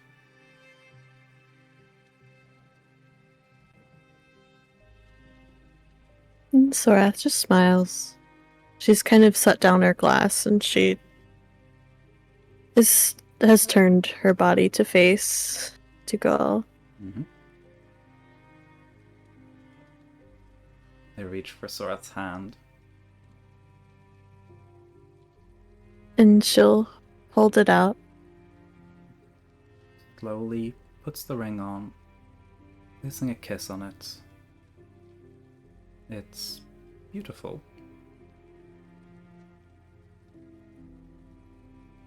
Platinum, like she likes to wear. A mix of beautifully transparent black and white diamonds. Larger, darker diamond centerpiece. Not ostentatiously so. Beautiful. Definitely costly, though still subtle in its own way.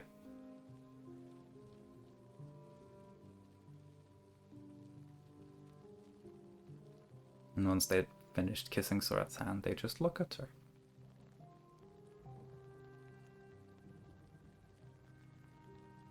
It's a mix of love and adoration and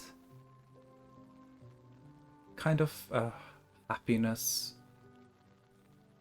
muddled with age.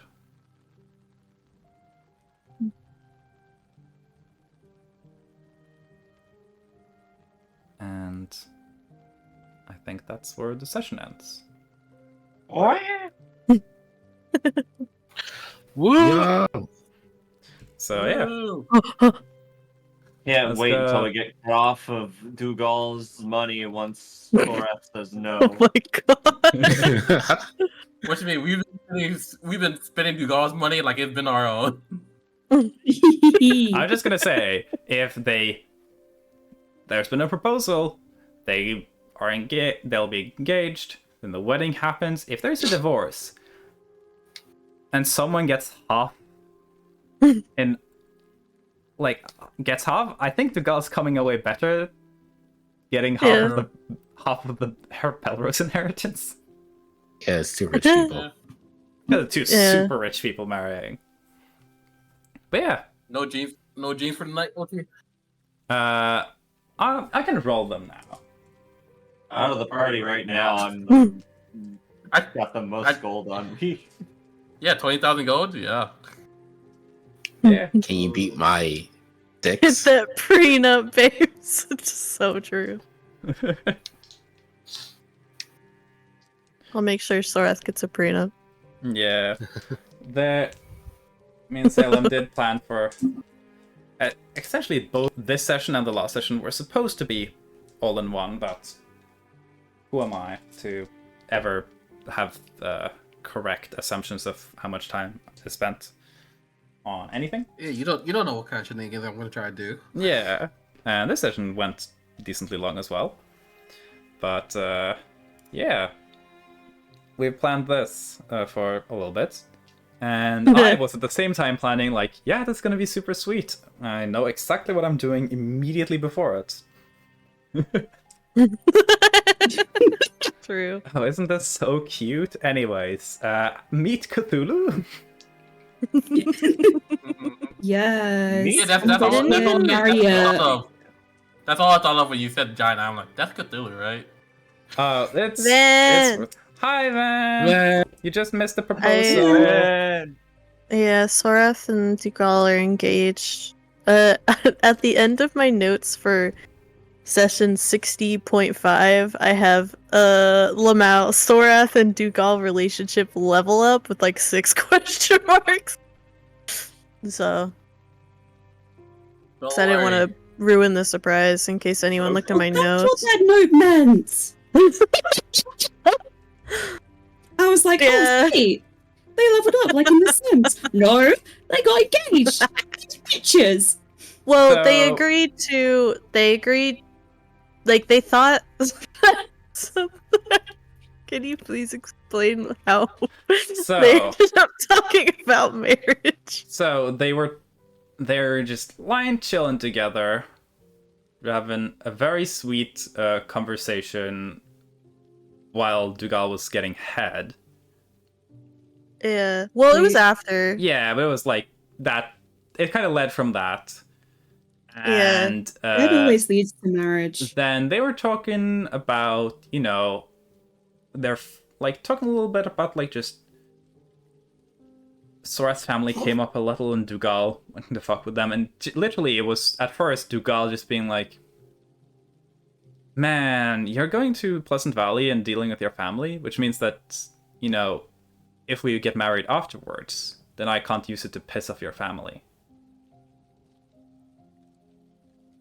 Because your family's not gonna like you getting married to me, and I think it sounds like great fun to piss off your family. And then Sorath was like, wait, are you joking? And Dugal was like, kinda? Maybe a little? Maybe not? And Sorath was like, huh? And then that's how it happened.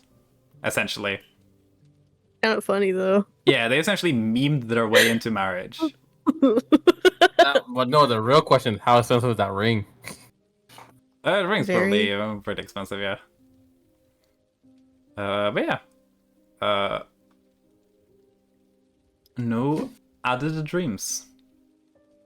Yo! Freedom. Yeah, next session we Good. start with some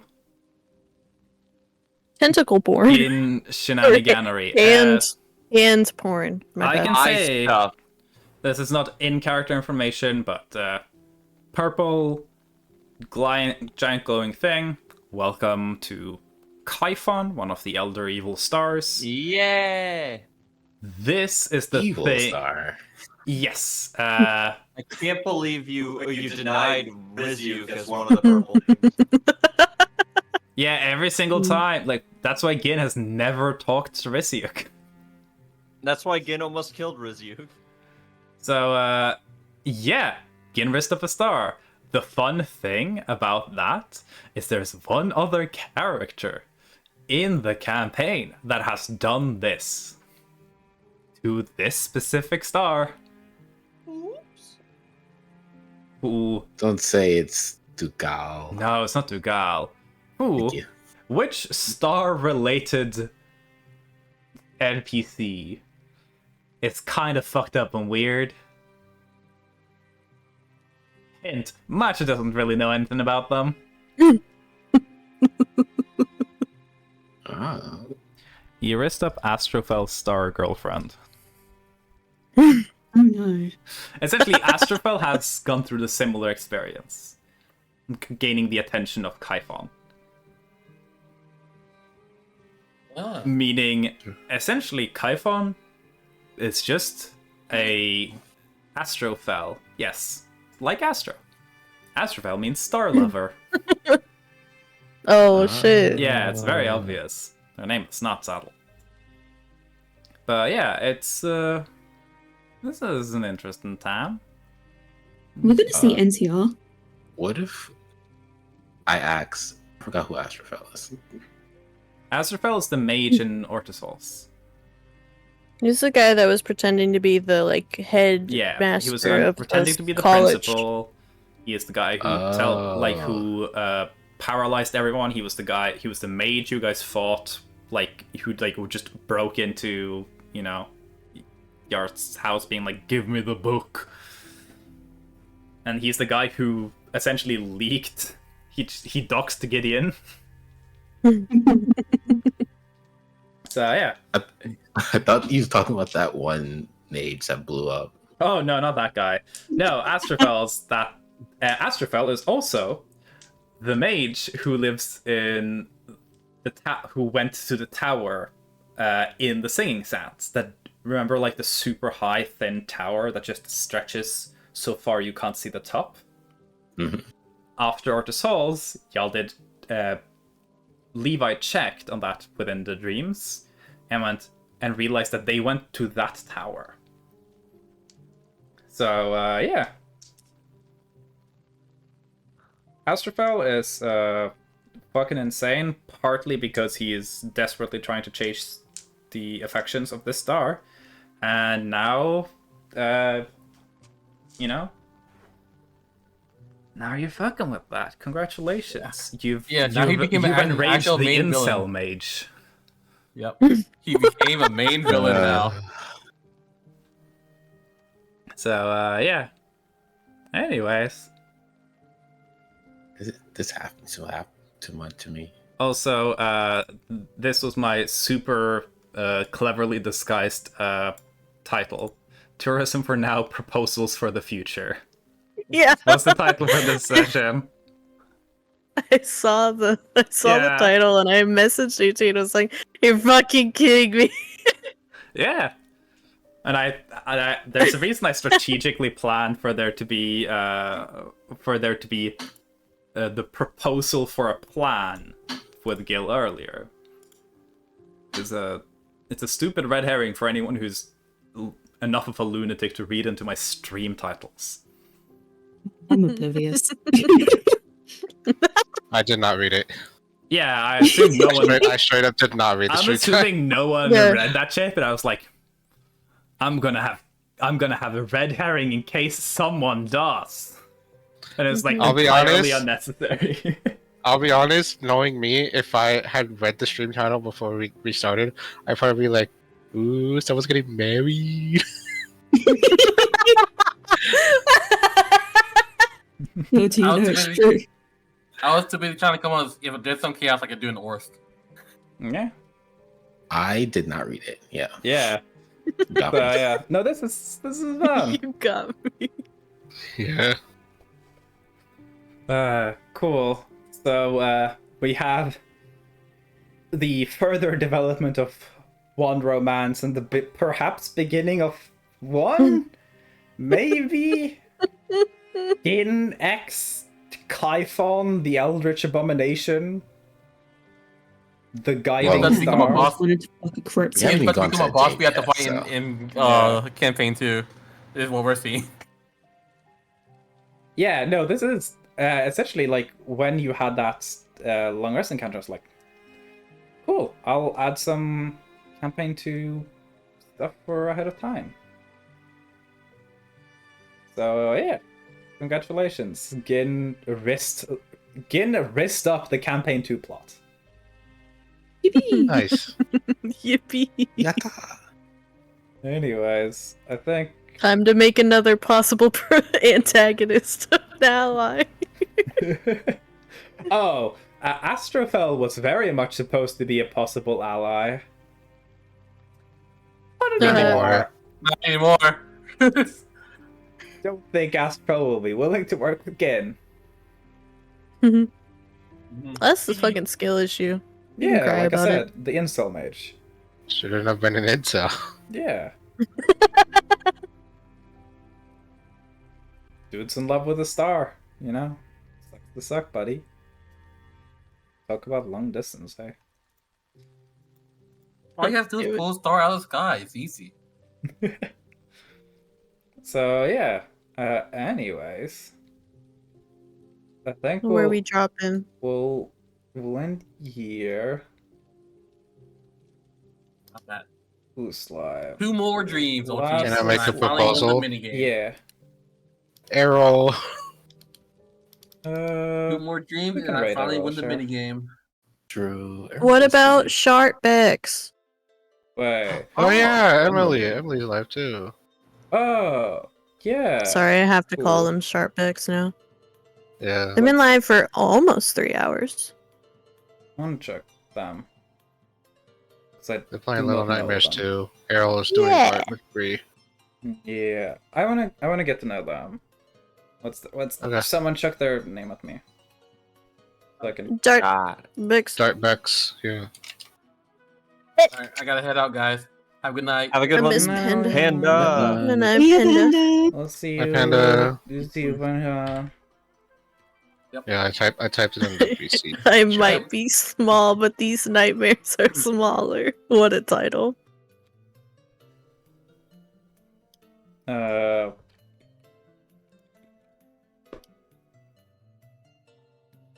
Can our raid messages be Snake Twink gonna fuck the star? Question mark, question mark, question mark. Yeah, go ahead. Snake Twink X Snake Twink X Star Star. Cannon. Go for Make it. it like a fucking YouTube Yeah. title. Someone find the good format. I guess some hoggy boats. Wait, okay. Hold on, I got Snake this. Twink rises up Star real gone sexual. Yes, that's good. Gone to sexual. No. Oh my god. No, it's still going sexual. It hasn't stopped being sexual. No, gone. That's what As I'm in- saying. As in the god. That's That's too not many- relevant. It is irrelevant, but it is dumb. Okay. Anyway, someone type We that shit appreciate out. it, Matcha. My brain's Working on melting a it. little. The raid's starting.